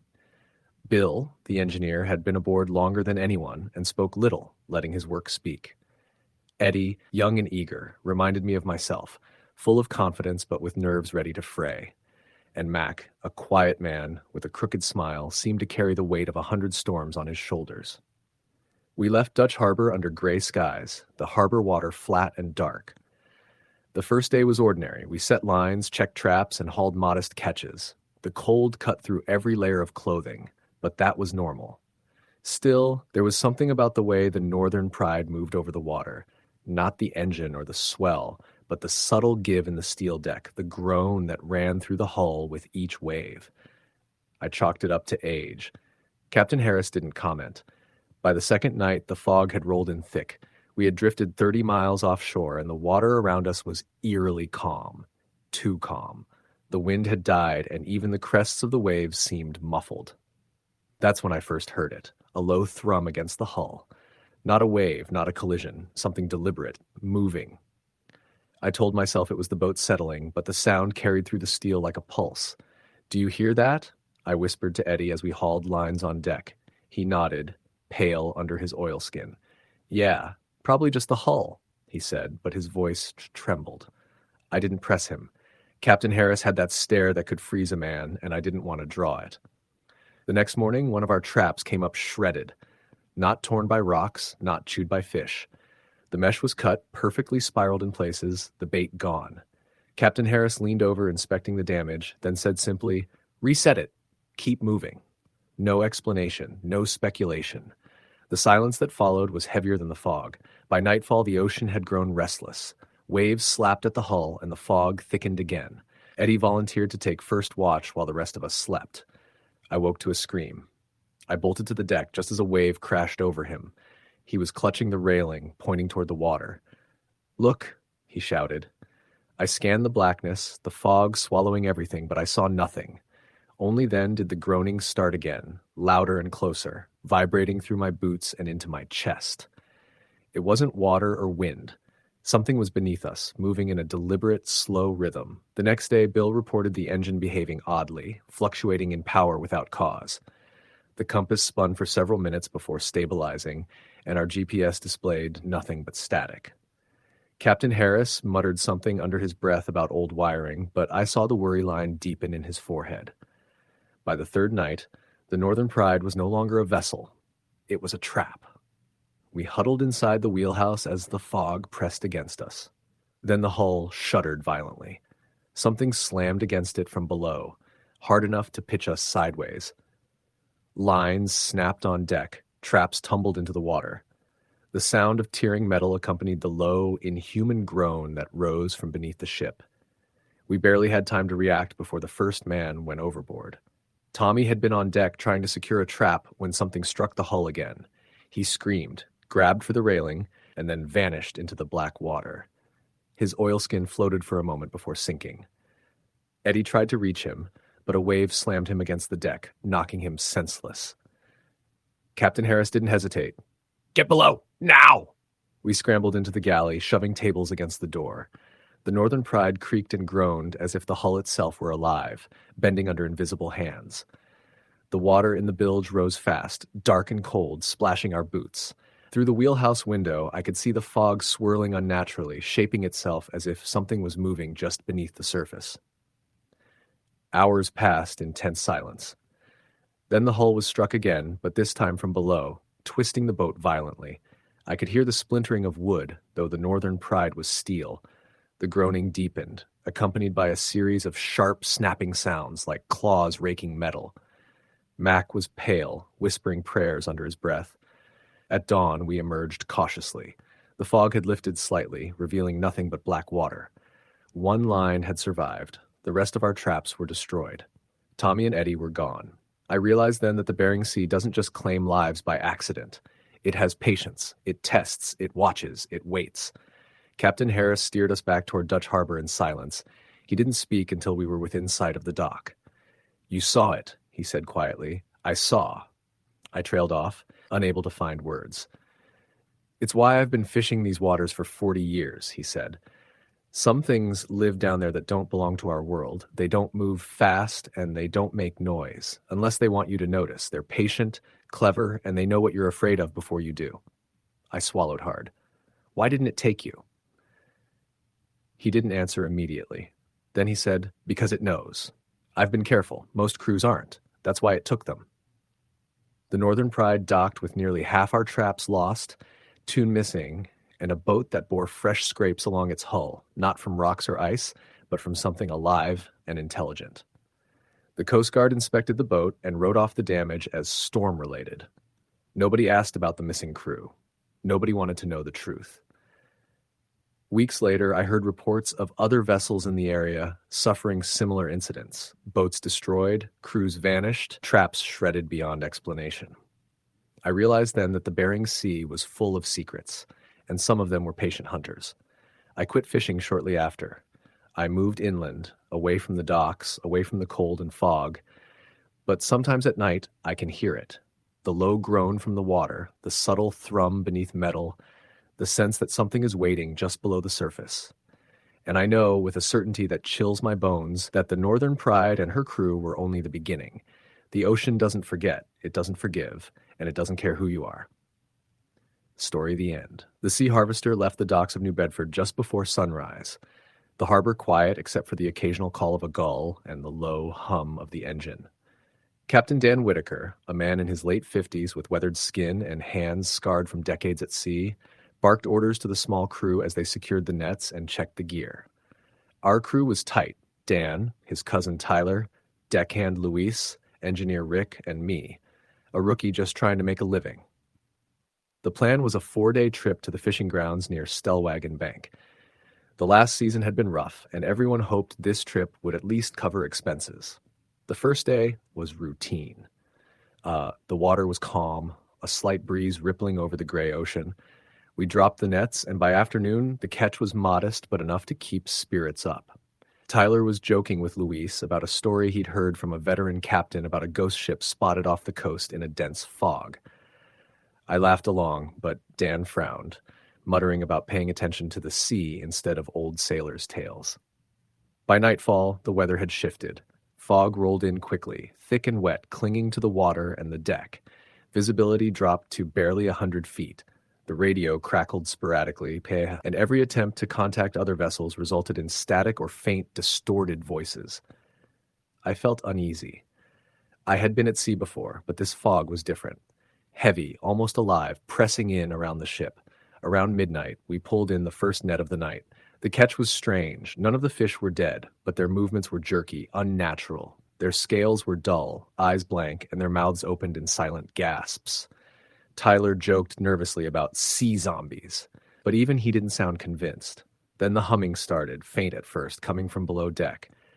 "Probably just the bilge pump," Rick muttered, though the tremor in his voice betrayed his doubt. The humming grew louder. It wasn't mechanical, it was melodic, almost human. Louder still, until it resonated through the hull.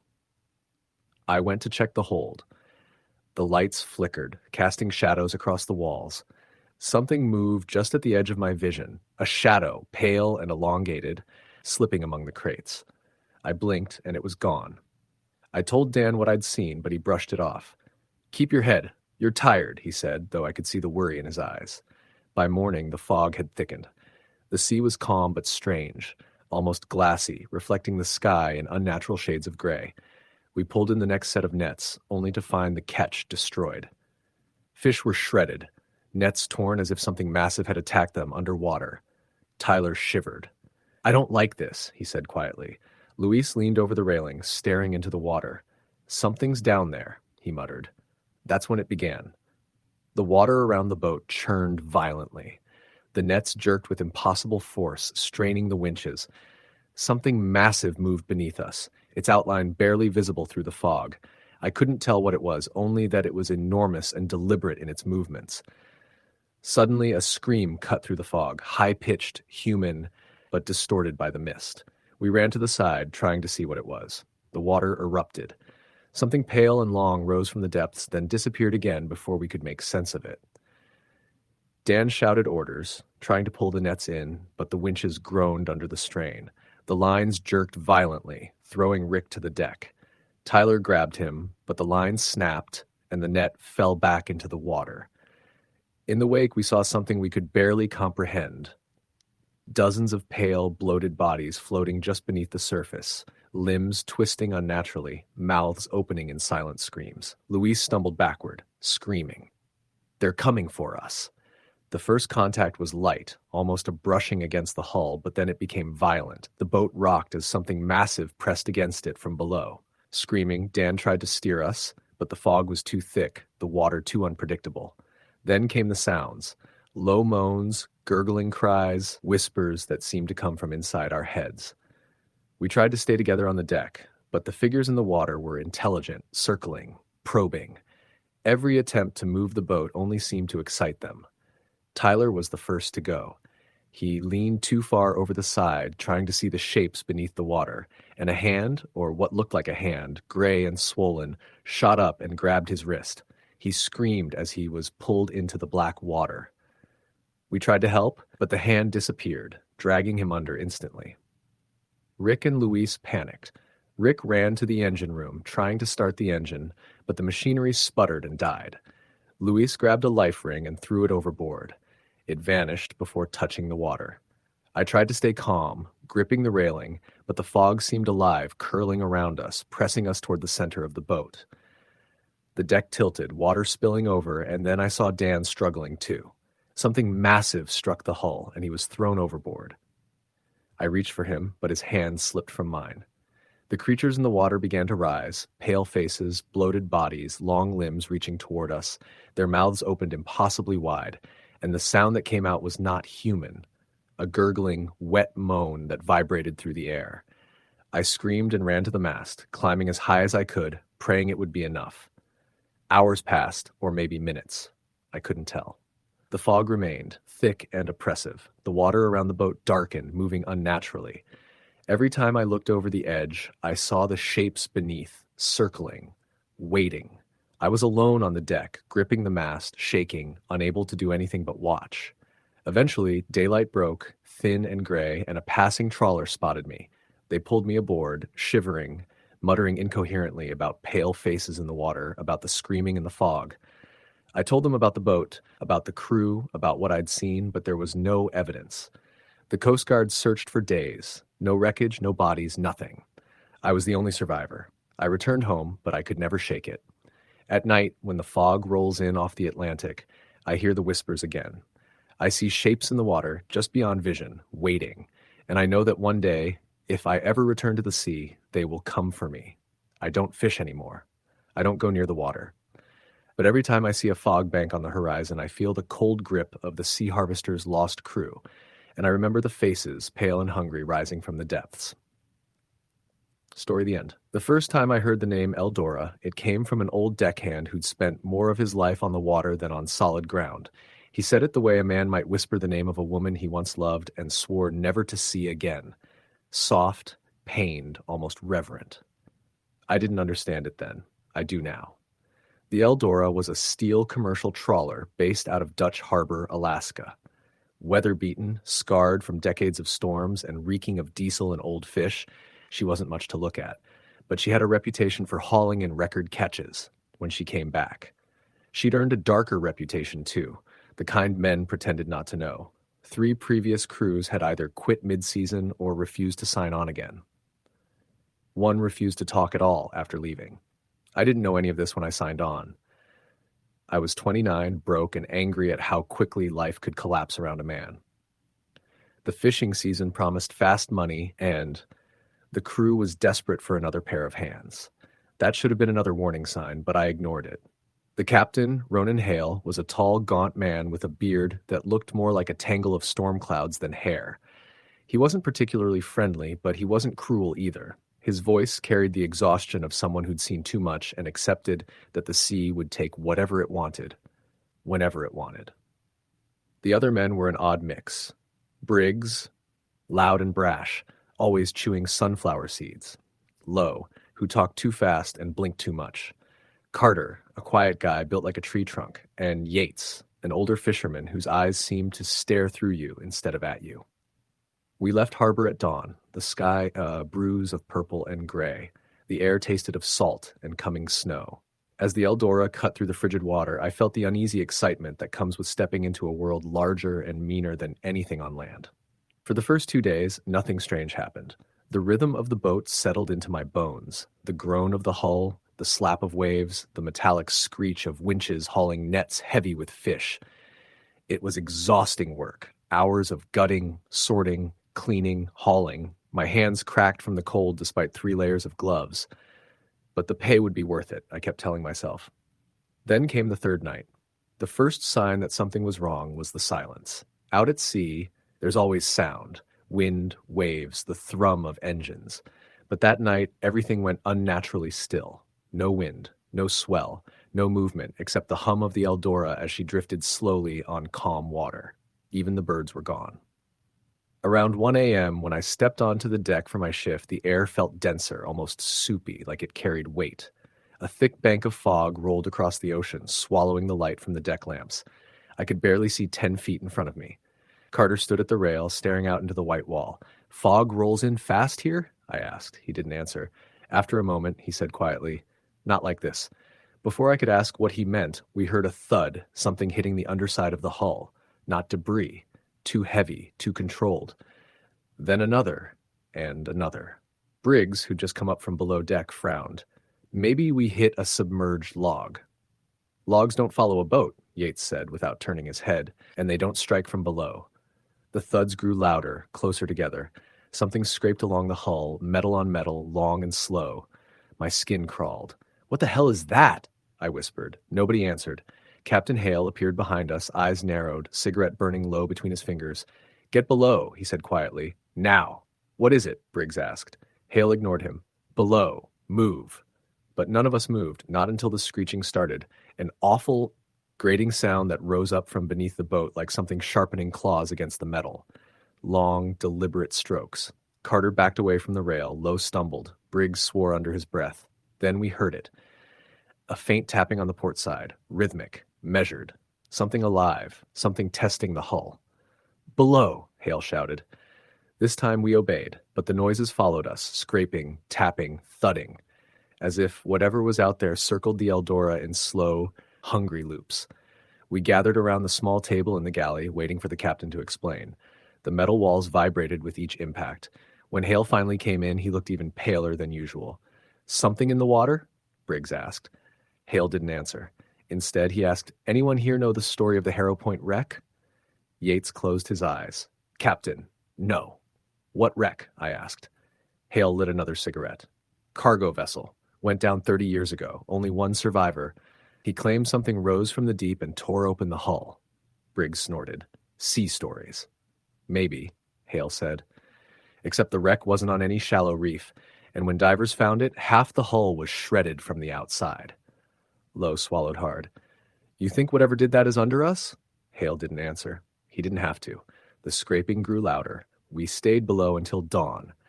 The noises stopped with the first hint of light. When we stepped onto deck, the ocean looked calm, harmless even. No sign of anything unusual. Except, along the hull were long gashes, deep grooves carved through the paint and into the steel. Some were almost 3 feet long. No sea creature I'd ever heard of could do that. No one talked about what happened that day. We pretended to work normally, but the tension was suffocating. Every splash made us flinch. Every creak of the hull made us freeze. That night, the fog returned. Thicker. Heavier. By midnight, visibility was near zero. Carter and I were working lines when he suddenly stiffened. "Do you hear that?" he whispered. I listened. At first, nothing.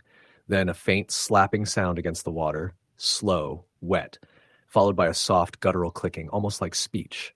From the fog, something brushed the side of the boat, a pale shape, then another. Not fish. Not seals. Hands, long, thin hands with too many joints, pressing against the hull, feeling it. I stumbled back. Carter grabbed my arm. "Don't make noise," he whispered. But it was already too late. The hands gripped the railing. One after another, thin, pale bodies pulled themselves halfway up the hull.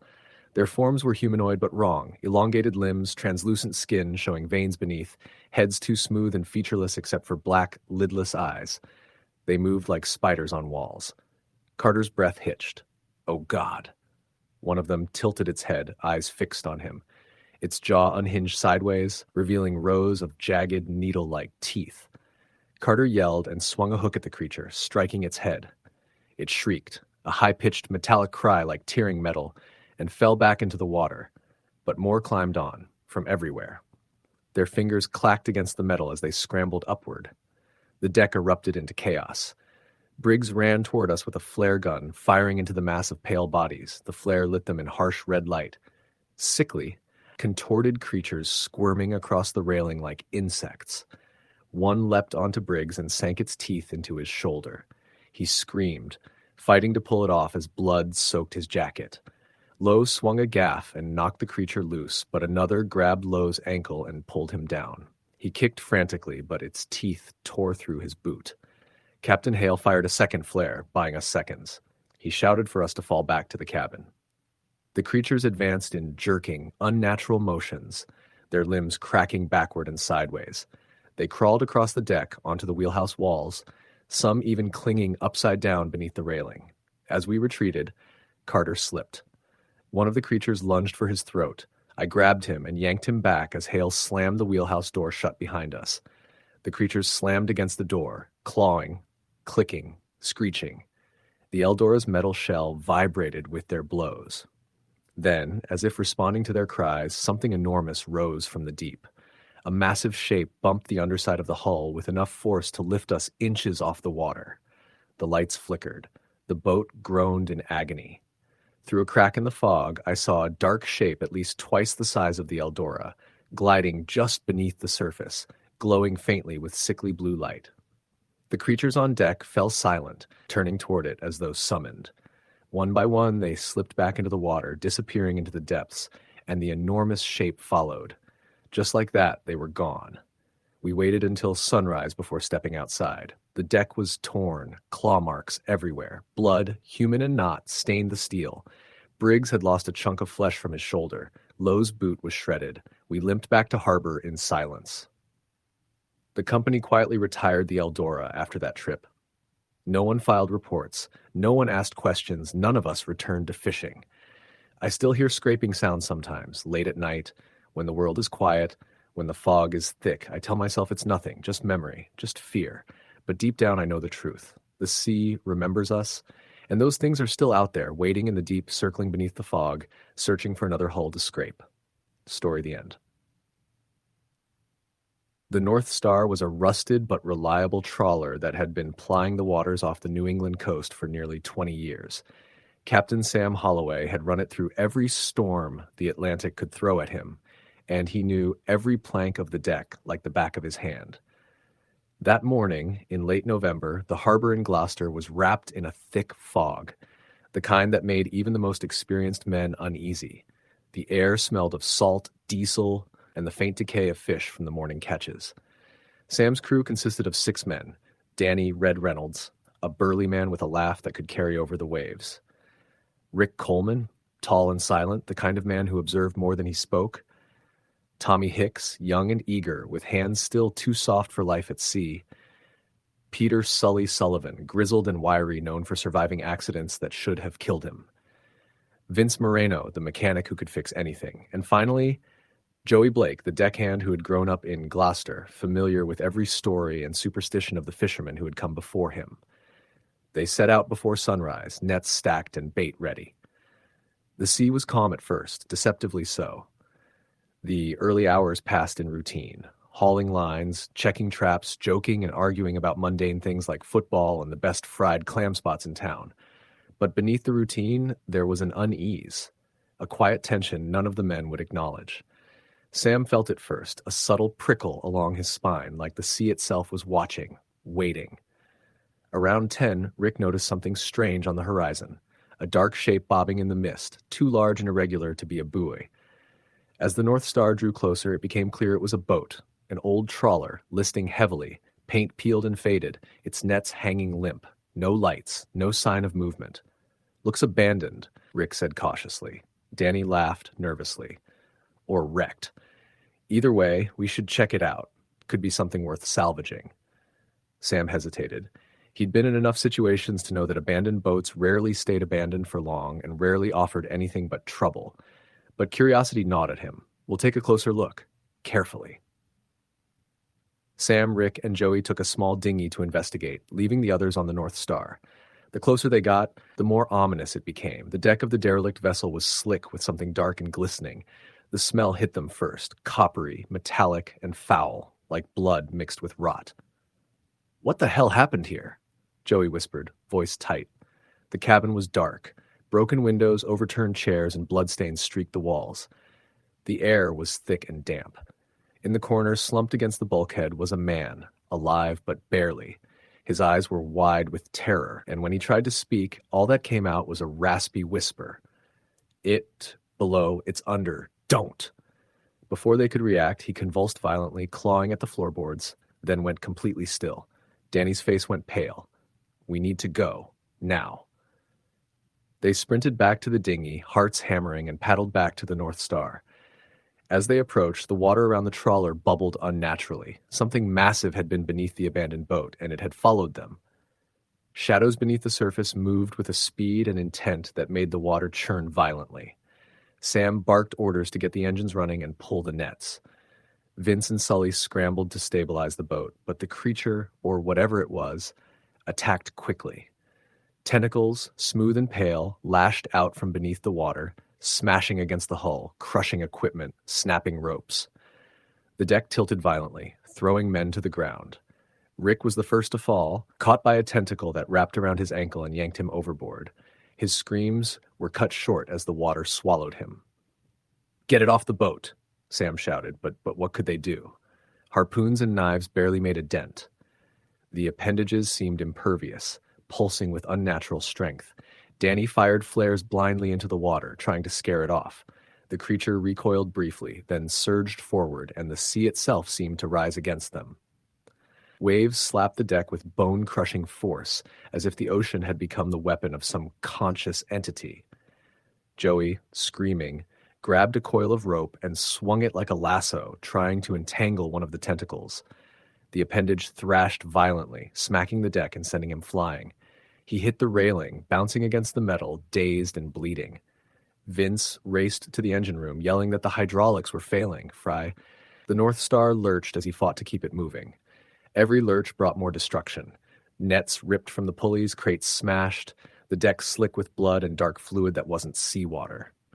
Hours seemed to pass in chaos. The sky darkened, even though the sun should have been high. The fog thickened, wrapping the vessel in a suffocating shroud. Through it, they saw shapes moving, larger than any known creature, long and sinuous, shadows beneath the waves forming patterns like an unseen army.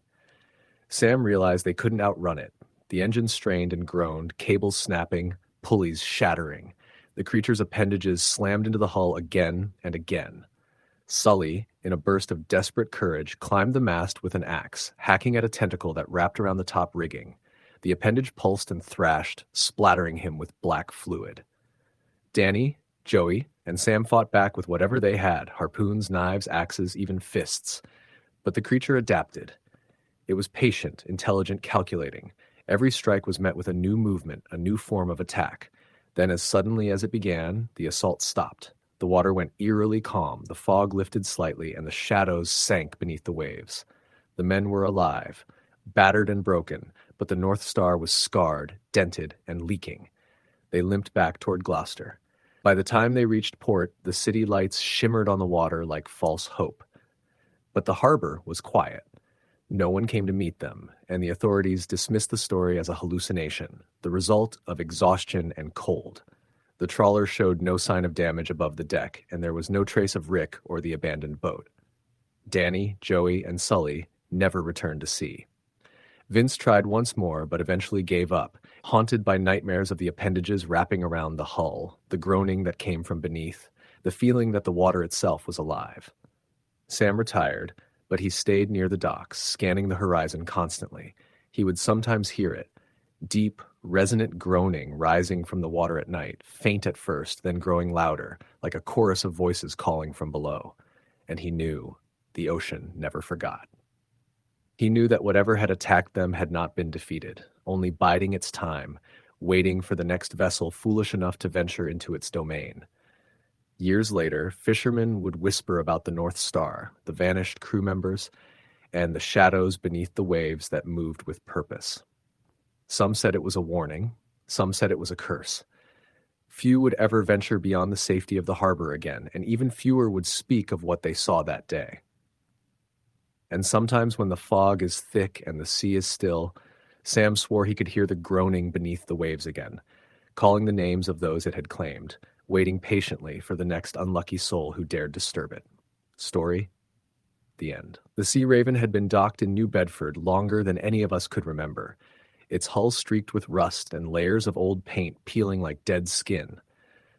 I had been out of work for weeks, and the thought of a 6-day run with Captain Daniels promised me enough money to pay rent and eat for a month. I didn't care about rumors that the Sea Raven had a cursed reputation. Stories like that floated around every port town, and fishermen's tales are never reliable anyway. The crew that met me at the dock was small and quiet. Captain Daniels, a tall man with a face carved from wind and salt, barely glanced at me before speaking. "You work hard, keep your mouth shut, follow orders. We leave at sunset. We return with the hold full, or we don't return at all. Understand?" His gray eyes pierced me, and I nodded quickly. The rest of the crew consisted of 4 men. Miller, the deck boss, who was older and moved with a precision that suggested he had been at sea longer than anyone alive. Carter, a thin, nervous man who didn't speak unless spoken to. Owens, broad-shouldered, taciturn, and young Finn, barely out of his teens, who looked like he had already seen too much. None of them greeted me, and when I tried to make small talk, their silence was sharp. We left port just after sunset. The horizon glowed orange before fading into darkness, the water calm and deceptively smooth. The first day passed without incident. We set the nets, hauled a few modest catches, and cleaned fish. But there was a tension in the air I couldn't ignore. The fish were odd, not the usual cod or haddock, but pale, almost translucent, with twisted spines and torn gills. Miller handled them with methodical detachment, but even he glanced nervously at the hold as if the fish themselves were a warning. That night, fog rolled in fast, thick as wool. I could barely see 10 feet in front of me. The deck lights cut ghostly halos into the mist, but the fog seemed to swallow sound as well as sight. That's when I first heard it, a soft tapping coming from beneath the hull. Tap, tap, tap, tap, repeating in a rhythm too precise to be accidental. I mentioned it to Owens. He didn't answer. Carter muttered something under his breath.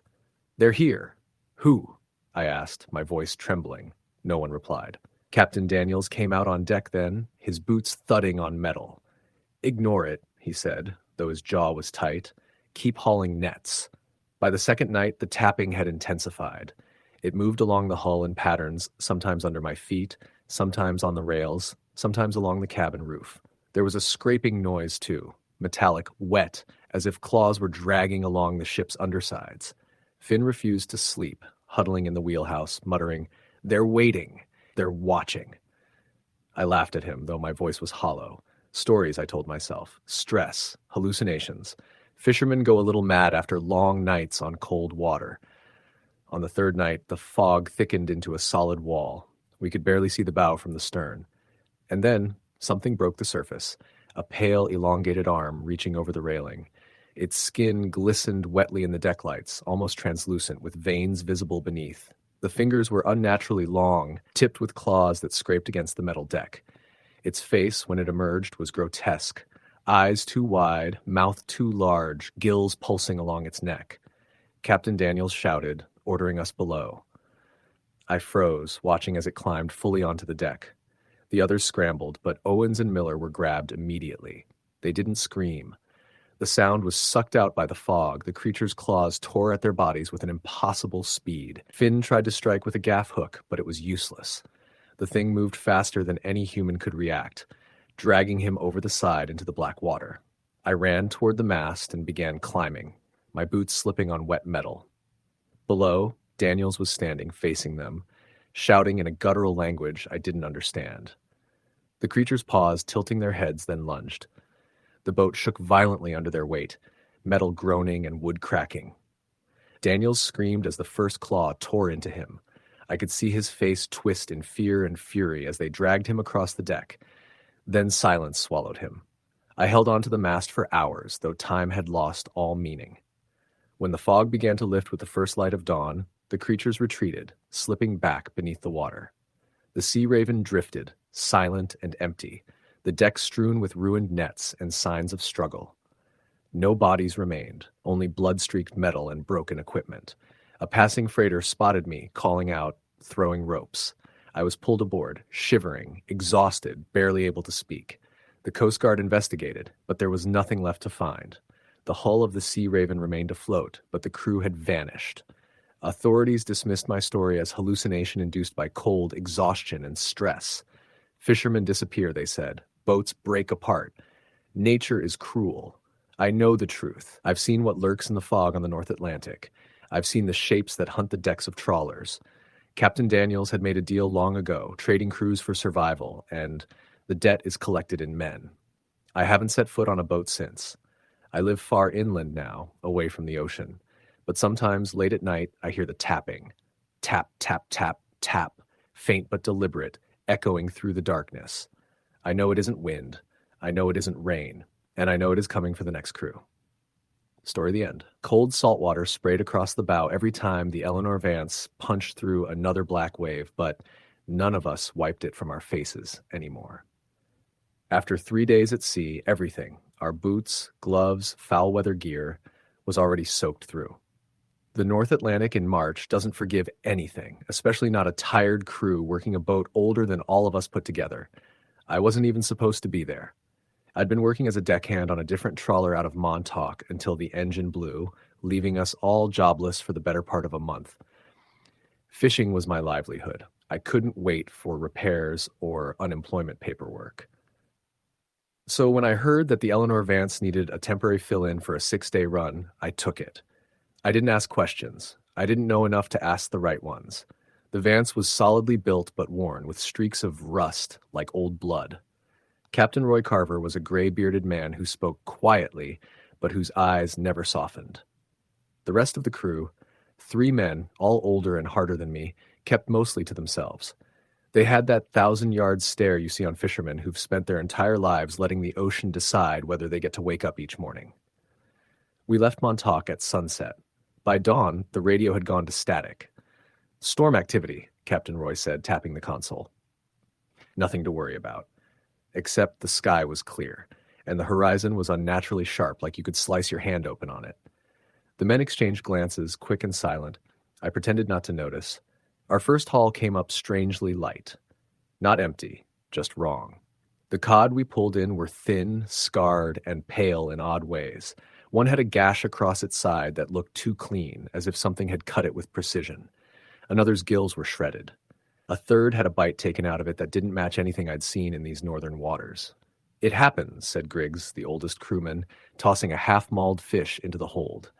"Predators do odd things. But predators usually leave tracks, bites, patterns. These were surgical. On the second night, the ocean changed. The waves died, flattening out until the Vance glided across the water in silence. Not calm, dead. Even the gulls were gone. No birds anywhere. And the air smelled wrong, like metal. We were hauling in our lines again when the first strange sound came, a hollow thud against the hull. Then another, not big enough to be whales, not random enough to be debris. Something was tapping us. Testing. Captain Roy appeared out of the wheelhouse. "Ignore it," he said. "Keep working." But the tapping continued, soft but deliberate. A rhythm, almost. 3 taps. Pause. 3 taps. Griggs swallowed hard. "It's the same pattern," he whispered. To no one in particular. "What pattern?" I asked. He didn't answer.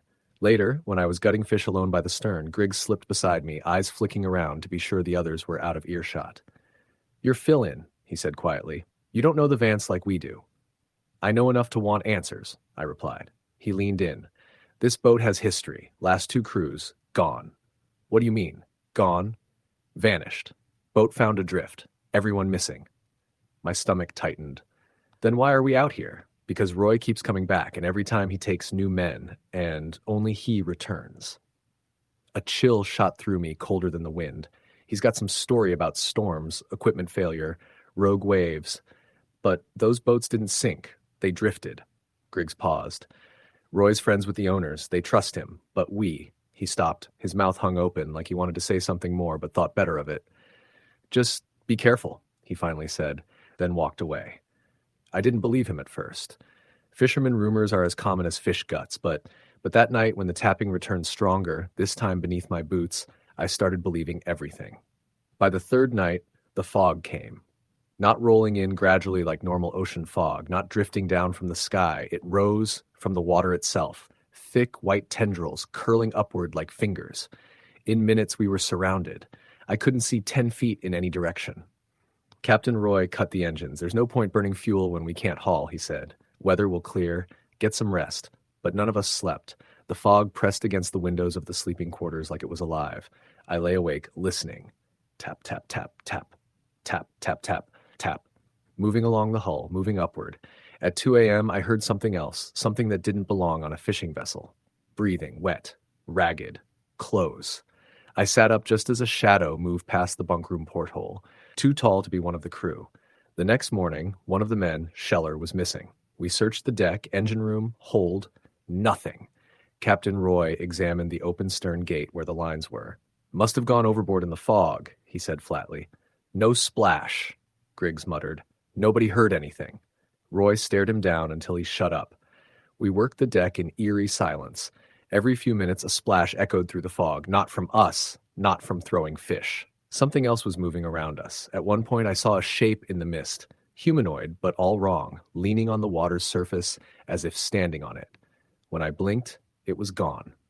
I kept my mouth shut. The others were already on edge. That night, the fog thickened until the boat felt encased in cement. The air tasted metallic again. The tapping returned, but now it was right beside us, on the deck, along the railings, on the cabin roof. We grabbed knives and hooks. We didn't talk. At midnight, something slammed the hull. The entire boat rocked. Griggs yelled, "They're under us!" We rushed to the starboard rail.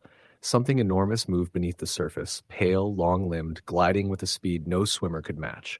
For a moment, a hand broke the surface. Not a fish fin, not a seal flipper, a human-like hand. Elongated, webbed, white as bone. Then another, and another. Griggs whispered, "God help us." The creatures, whatever they were, began climbing. Thin white arms reached over the rail, fingers locking onto the metal with unnatural strength. One of the creatures pulled itself halfway onto the deck. Its skin glistened like wet wax. Its eyes were enormous, black, reflective, empty. Its jaw stretched too wide, gills opening and closing along its neck like pulsing wounds. It croaked a sound, almost a word, a broken echo of something human. Captain Roy stepped forward, and to my horror he spoke back. Not English. Not anything I recognized, but he knew the cadence, the rhythm, like he'd been waiting for this. The creature hissed. Another climbed aboard. Then a third. They surrounded him. Griggs grabbed my arm. "He made a deal with them," he whispered. "Long ago, you bring them bodies. They let you live. They let your boat return." My stomach dropped. That's why the last crews never came home. He owes them another payment. Captain Roy lifted his hand toward us. The creatures turned. Griggs shoved me back. "Run." One of the things lunged, its claws hooking into his chest. Griggs tried to scream, but blood flooded his mouth. Another creature tore into his leg, dragging him down.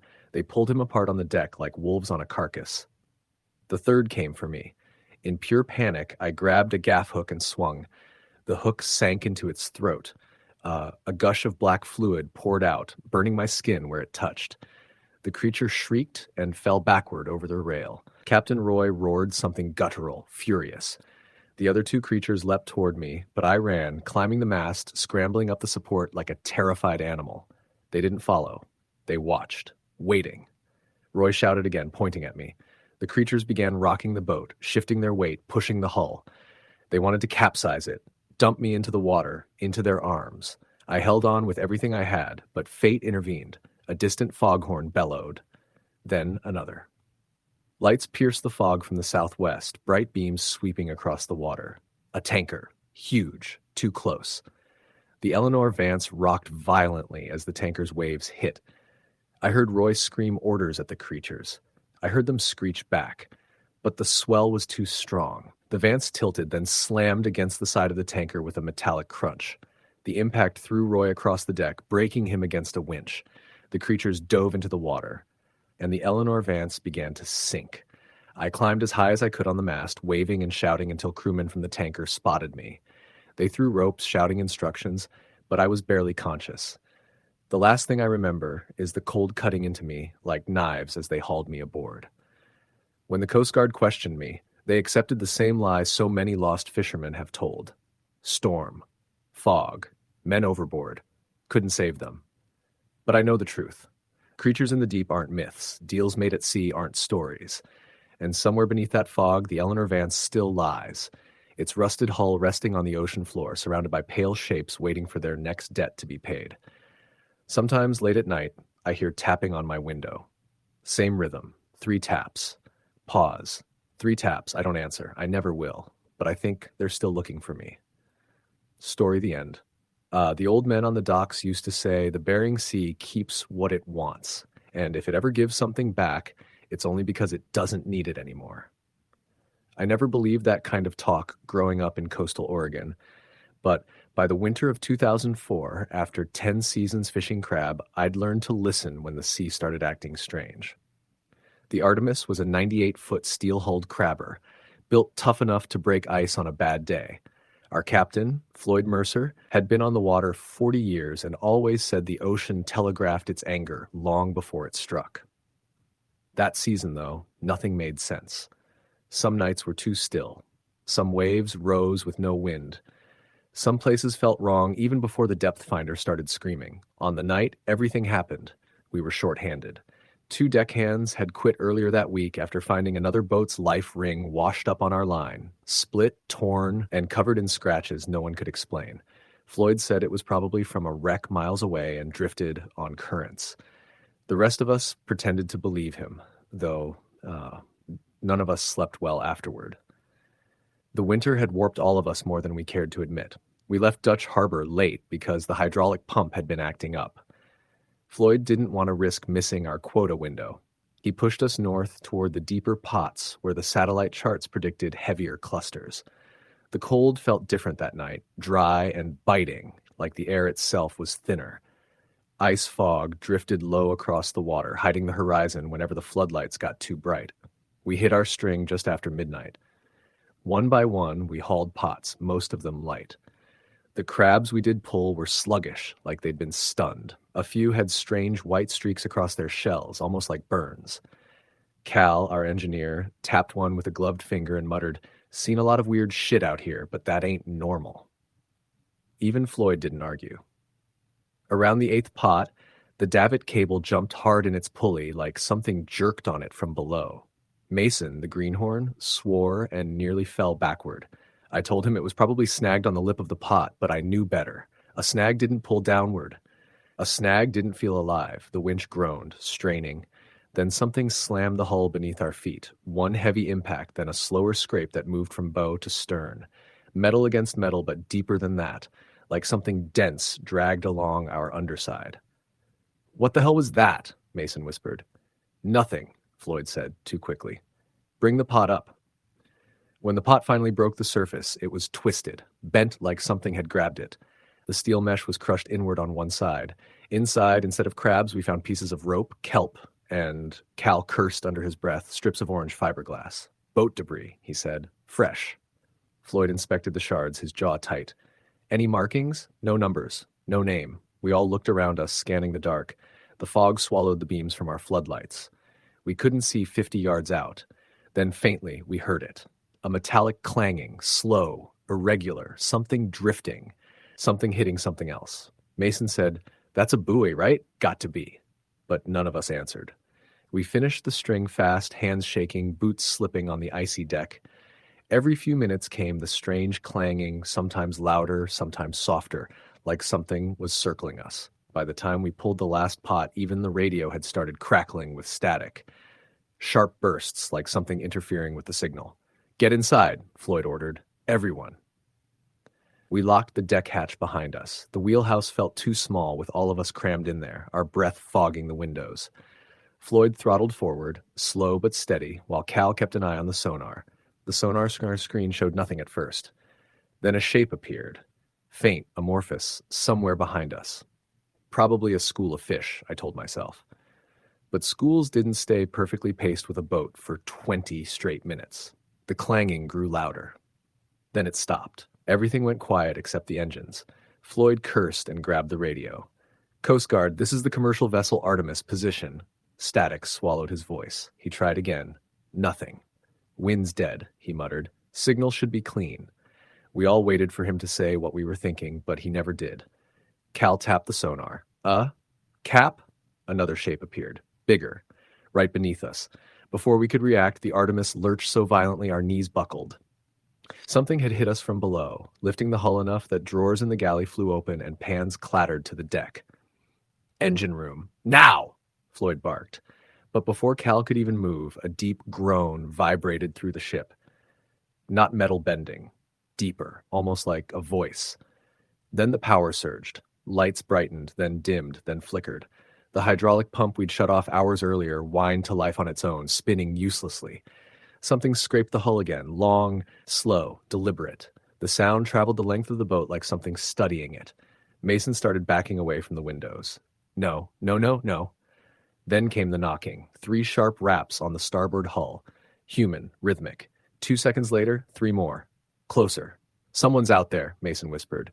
"No one's out there," I said automatically, though my stomach twisted. More knocks. Above deck now. On the rail. On the crab sorting table. On the bulkhead. 3 knocks. Always 3. Floyd grabbed the flare gun.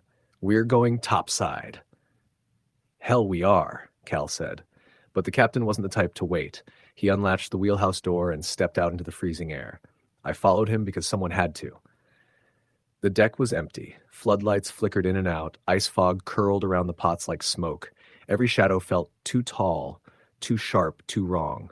The knocking stopped. For a moment, the sea was silent. Then a shape floated toward us from the fog. A boat bumper. No, a life ring. Orange, torn. Covered in the same deep scratches we'd seen earlier that week. It bumped the hull gently. Then another life ring drifted past. And another, all torn. Floyd leaned over the rail with the flare gun raised. That's when we saw the boat, or what was left of it. About 30 yards out, half concealed in fog, lay a crabbing vessel almost identical to ours. Same size, same hull design, but the entire port side was sheared open like someone had taken a giant can opener to it. The deck was half underwater. The lights were dead. Something hung off the stern. Nets, ropes, pieces of metal. No movement. No crew. Floyd whispered, "I know that boat. I knew it too. The Halewa." They'd gone missing 7 days earlier. Before we could process any of it, the water beneath us surged. Not a wave, more like something rising. The Artemis rolled hard to port, nearly throwing us over the rail. Then the fog billowed upward as something massive displaced it. We didn't see a shape, only motion. Water heaving. Deck shaking. Something dark sliding past beneath the surface. The knocking resumed, this time on the underside of the deck. A frantic banging like fists striking metal in terror. I felt the cold rush up my spine. Those weren't knocks from something trying to get in. They were knocks from something trying to get out. Below us, inside the hull. Floyd screamed for everyone to get to the wheelhouse. We bolted across the deck, boots slipping on ice. Another strike hit the underside, bending a section of plating upward with a tortured metallic squeal. Cal slammed the wheelhouse door behind us. Mason was crying quietly. Floyd jammed the throttle forward, engines roaring. The boat fought the water like it was stuck in molasses. Then something hit us again, not below, from the side.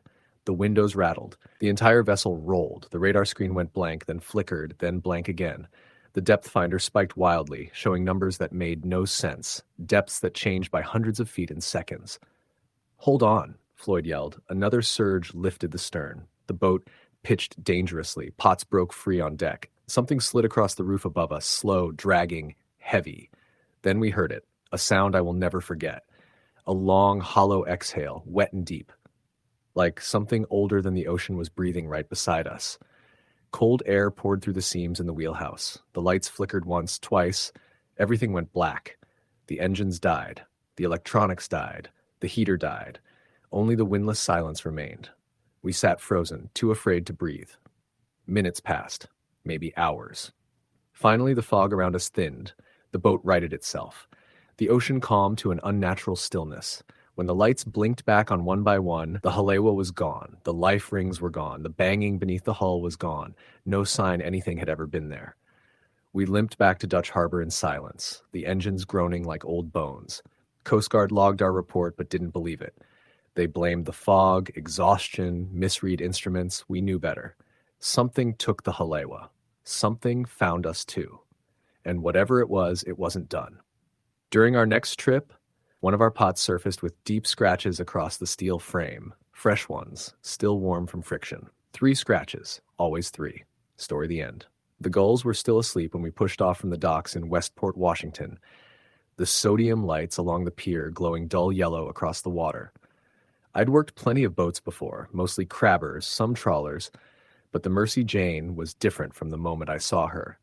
Longer than most vessels her age, with a narrow bow and rust creeping like veins down her hull. She looked tired, the way old fishermen do, still standing, but not because time had been kind. I hadn't planned on taking another job so soon. I'd just finished a seasonal contract in Alaska, still had the bruises, still felt the ache in my knees. But money was money, and I needed more of it than I wanted to admit. My daughter's college bills weren't going to pay themselves, so when I saw the notice tacked to the dock office board, crew needed, deckhand, experience required, immediate departure, I called the number. Captain Hollis didn't say much when I met him. Big shoulders, salt and pepper beard, eyes sharp enough to slice rope. You worked off Washington waters before? He asked. A few times. You get seasick? No. You superstitious? I smirked. Not particularly. He studied me for a second, nodded once, then jerked his chin toward the boat. We leave in an hour. That was that. Our crew was small. Besides me, there was a quiet Samoan guy named Lakey, a red-headed kid, barely 20, named Wyatt, and an older hand named Brewer, who looked like he'd been carved straight from driftwood. Brewer smoked constantly and talked even more. He claimed he'd been on 68 different boats in his life, claimed he'd drowned twice and been revived both times. Third time's the charm, he'd say with a cough laugh. If it happens again, I'm staying under. I thought he was joking. We headed out just before dawn, the sky blood orange behind the jetty. Our target was deep-water cod and sablefish. The area Hollis marked on the map looked farther out than most captains bothered with, practically touching the edge of the continental shelf. When I asked about it, he just said, "Good water out there, old water." Maybe I should have pressed him on that, but I didn't. The first 2 days were uneventful.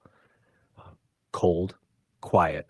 The nets came up fuller than I expected, heavy with fish that shimmered like metal. Hollis barely slept. He paced the deck at night, pausing sometimes to stare into the dark water, like he was waiting on something. I noticed an odd habit of his. They'd lower the deck lights for long stretches at a time. No explanation, just darkness. The boat rocking quietly under a sky that felt too large. By the third night, things started feeling wrong. We were sorting fish in the stern when the boat suddenly shuddered hard enough to knock Wyatt off his feet. The nets we just dropped into the water went slack so abruptly the winch spun freely. Something down there had pulled on them. Hard. Did we snag bottom? I asked. This far out? Brewer shook his head. Hollis was already at the controls, reversing the winch. The line tightened, then tightened more. Then, snap! One of the cables whipped across the deck, narrowly missing Lockie's face. "Cut it loose," Hollis ordered. We severed the remaining lines, letting the entire net sink into the dark, nothing beneath us. Wyatt looked pale. That net was rated for... "Doesn't matter," Hollis said. "We're not getting it back." Lockie crossed himself. I felt something twist in my stomach. That night, I slept maybe an hour.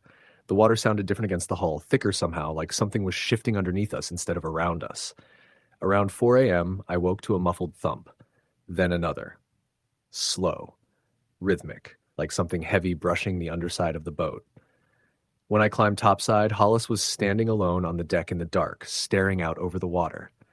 "You hear that?" I asked. He nodded once. "What is it?" His jaw tightened. Sometimes the sea remembers things. Sometimes it don't want to let go of what it remembers. That wasn't an answer, but it was the only one I'd get. The next morning, the fog settled around the Mercy Jane so thick it swallowed sound. Even the engine seemed quieter. We moved slowly, dragging long lines instead of nets since we'd lost the gear. Halfway through the day, Lockie froze mid-haul. Something's wrong with the lines, he said. When we pulled them in, half the hooks were missing, cleanly gone, not snapped or rusted. The remaining ones were twisted in ways metal shouldn't twist. Several were bent into near-perfect circles. "What the hell could do that?" Wyatt whispered. Brewer lit a cigarette with shaking hands. "Only one thing shapes metal smooth. Pressure. Deep pressure. Too deep for anything we should be touching." "We're not anywhere near trench waters," I said. Brewer looked at me sharply. "You sure about that?" Before I could answer, we heard it, a low, hollow moan rising from below the hull. Not whale song, not machinery, something else, something that felt wrong in the bones. Hollis came out of the wheelhouse pale as a ghost. "Reel everything in. We're moving." That night, nobody slept. Fog pressed against the windows like wet cotton. The ocean was dead still. Around 1 a.m., Wyatt swore he saw a shape moving just below the surface. Long, almost eel-like, pale as milk. But when we checked with spotlights, nothing was there. 2 hours later, Lockie went missing. His boots sat neatly by his bunk. His coat hung on the hook. The door to the deck was unlatched. We searched every inch of the Mercy Jane and shouting his name into the white void outside. Nothing. Wyatt began crying. Brewer smoked in silence. Hollis stared at the water like he already knew. By dawn, the fog had thinned enough to see maybe 20 yards. Brewer pointed suddenly at something drifting near the starboard bow. It looked like a jacket at first, then a body. Face down. We hauled him aboard. His lips were blue, but not from drowning. The flesh around his throat looked bruised, in long finger-shaped marks, but too long, too thin. Hollis crouched beside the body, eyes hard. "We keep moving." "We have to take him back," I said. "No." Hollis shook his head. "We leave him. This place doesn't like being disturbed." "Captain," Brewer whispered, "you never should have come back out here." Wyatt backed away from all of us, shaking, whispering prayers under his breath. That afternoon, the water started knocking on the hull again, harder this time. Brewer leaned over the side with a flashlight, but the beam only hit thick green water. Then he froze. His face drained of color. "Get inside," he said, voice cracking. "Now!" I heard it before I saw it, a scraping sound along the hull, then a pale shape rising through the water, long, human-shaped, but not. Its limbs were too thin, bending too easily. Its head long and smooth, with a slit across it that opened like a mouth without teeth. It touched the metal hull with long fingers. The steel dented inward. Wyatt screamed. The thing slipped back under. Then another shape surfaced on the opposite side, and a third behind the stern. "They're circling us," Brewer whispered. "Just like last time." "Last time." I turned to him. "What last time?" Brewer swallowed hard. "Years ago, Hollis brought another crew out here. Said he'd found a place where the fish practically leapt into the nets. They didn't all come back." Hollis shut his eyes. "Enough." "No," Brewer snapped. "You tell them. Tell them what you didn't tell us." Hollis looked sick. "The map isn't accurate out here. It hasn't been for decades. There's a trench, a deep one. Older fishermen used to call it the listening pit. Said the ocean sounded different above it. Said anything that stayed too long got noticed." Wyatt backed toward the rail. "We need to get out of here. We need to go now." He didn't finish. Something wrapped around his ankle. A pale rope-like limb shot out of the water, yanking him so hard his skull cracked against the rail. He went over instantly. We rushed to the side. Wyatt surfaced once, screaming, clawing at nothing. Then he was gone, pulled straight downward. The water stilled. Brewer made a sound like a wounded animal. Hollis grabbed my arm. "Engine room. Now." We ran. The impacts on the hull grew louder, faster. The boat lurched as something slammed into the underside. When we reached the engine room, water was already pouring in from a fresh crack in the plating.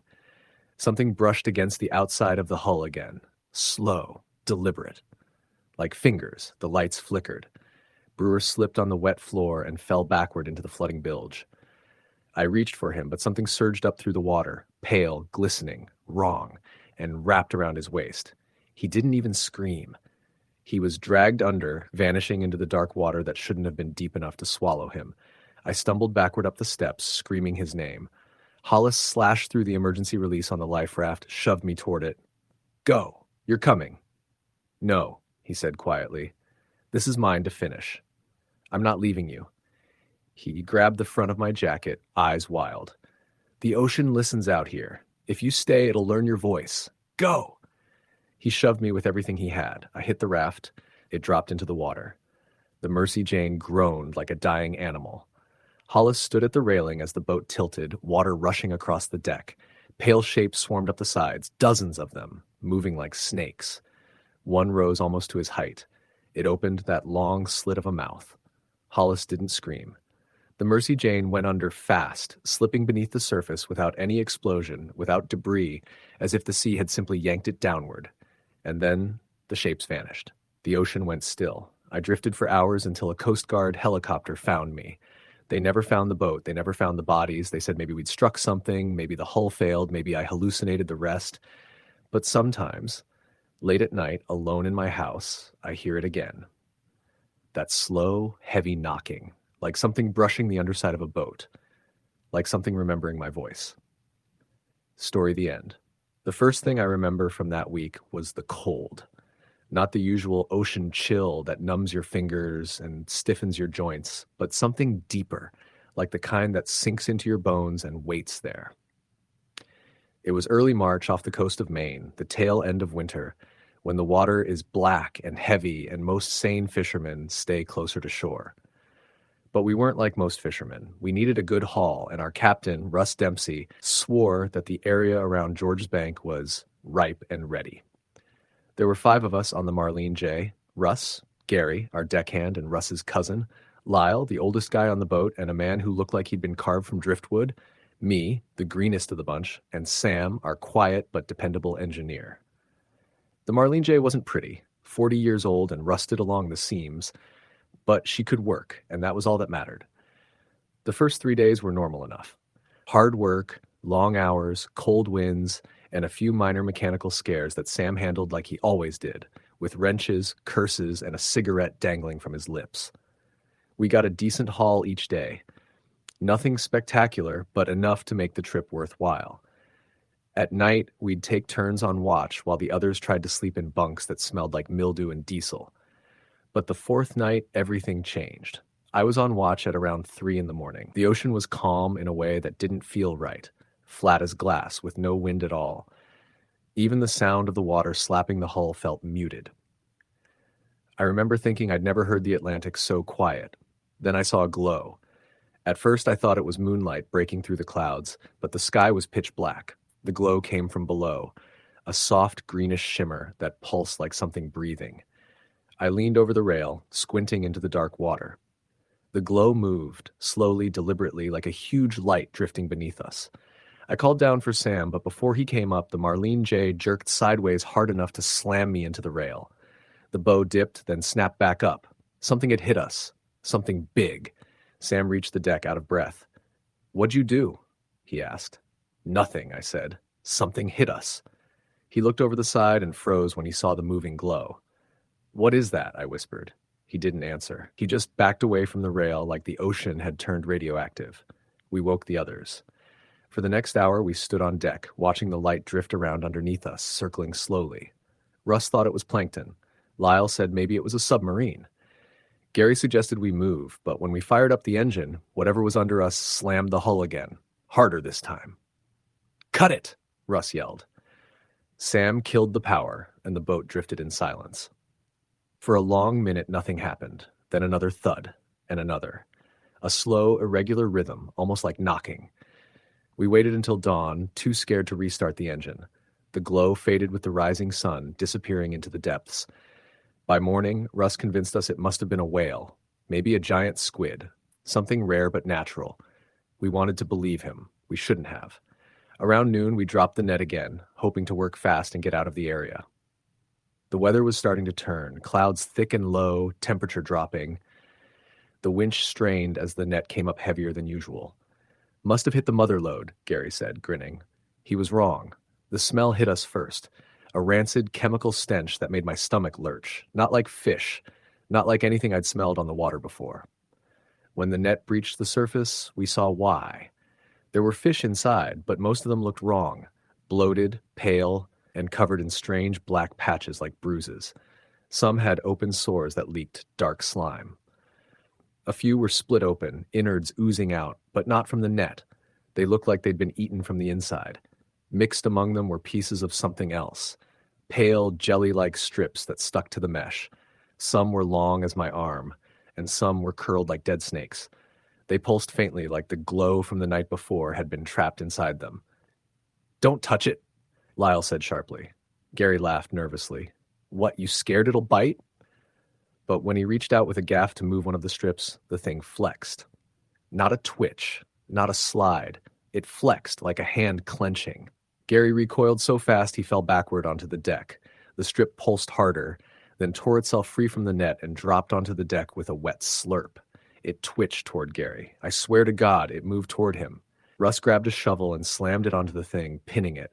The strip shriveled, curling inward, then dissolved, literally dissolved, into a puddle of thick, foul-smelling liquid that hissed against the metal deck. "What the hell was that?" I said.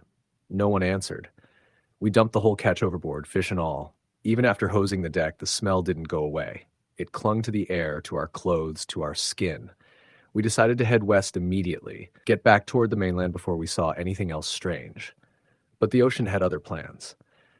By nightfall, the wind picked up and the waves grew steep and sloppy. Sam fought the engine through gusts, trying to hold us steady. Russ stayed in the wheelhouse, his face pale, eyes fixed on the radar like he expected something to appear. At around 10, the generator died. The deck lights flickered and died with it, plunging everything into darkness except the weak emergency lights. Sam sprinted to the engine room. Russ yelled for us to grab flashlights. That's when I heard it. A scraping sound along the hull, slow, steady, like something slithering or dragging across the metal. Gary froze. "Tell me that's just the waves." But the waves don't scrape. The scraping was soon joined by another sound, tapping. First one tap, then another. Then a series of taps running from the bow to the stern, like fingers drumming on the hull. I felt the cold climb up my spine. Sam returned, sweating and pale. The generator shot. Something burned through the coolant line. And I mean burned. He held up a piece of tubing. The end was melted, edges eaten away, just like the deck. Before we could react, the Marlene J lurched violently to one side. We stumbled across the deck. A loud metallic crack split the air. Something had wrapped itself around the starboard side. We saw it rise above the rail, one of those jelly-like strips, but thicker, pulsing with that same faint green glow. It wrapped around the metal beam and squeezed. The beam bent like it was made of soft clay. Gary screamed. Russ shouted for everyone to get back. Lyle swung a hatchet at the thing, but when the blade hit it, the strip simply absorbed the metal. The hatchet stuck, sinking in like it had been swallowed. The strip shot forward. Lyle didn't even have time to react. It wrapped around his leg, pulling him off his feet. He hit the deck hard, clawing at the boards, but the creature yanked him toward the rail. I ran toward him, but Russ grabbed me and shoved me back. "You can't help him," Lyle screamed once, an awful, ragged sound, before the creature hauled him over the side. There was a splash, then nothing. Silence. For 10 long seconds we stood there, too horrified to move. Then the tapping began again. Not from the hull this time. From the water. Soft splashes, something surfacing, something moving, multiple somethings.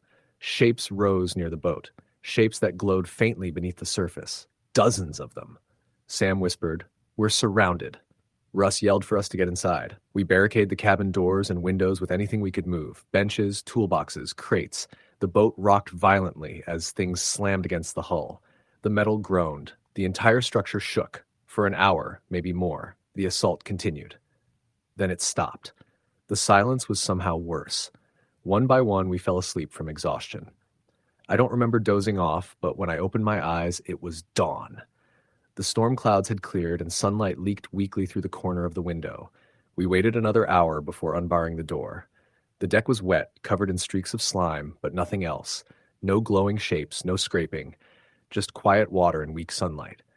But the Marlene J was badly damaged. The bent rail, melted patches along the hull, and a cracked support beam told the story without words.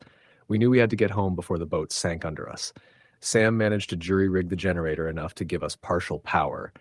The engine struggled, coughing like a dying animal, but it moved us west, slow, shaky, but moving. For hours, nothing happened. Then, off our stern, I saw a faint green shimmer. "Don't look," Russ said quietly. "Just keep her straight." But I couldn't help it. I watched as the shimmer grew smaller, then vanished beneath the waves. I don't know if they followed us or watched us or simply let us go. We limped into Portland 3 days later. The Coast Guard questioned us. We told them we hit debris, a submerged object, a damaged net, a storm that got the best of Lyle. They accepted it. No one would have believed the truth anyway. The Marlene J was scrapped 6 months later, too damaged to repair. Russ quit fishing and moved inland. Gary doesn't talk to anyone from the trip. Sam still wakes up screaming some nights. I know because he told me after one too many drinks. As for me, I haven't gone back to sea. I still dream about the glowing shapes beneath the water, about the scraping sounds along the hull, about Lyle's scream as he was pulled overboard. Sometimes when I stand near the shoreline at night, I swear I can see that faint green pulse far out in the dark, moving, waiting, breathing. Story the end.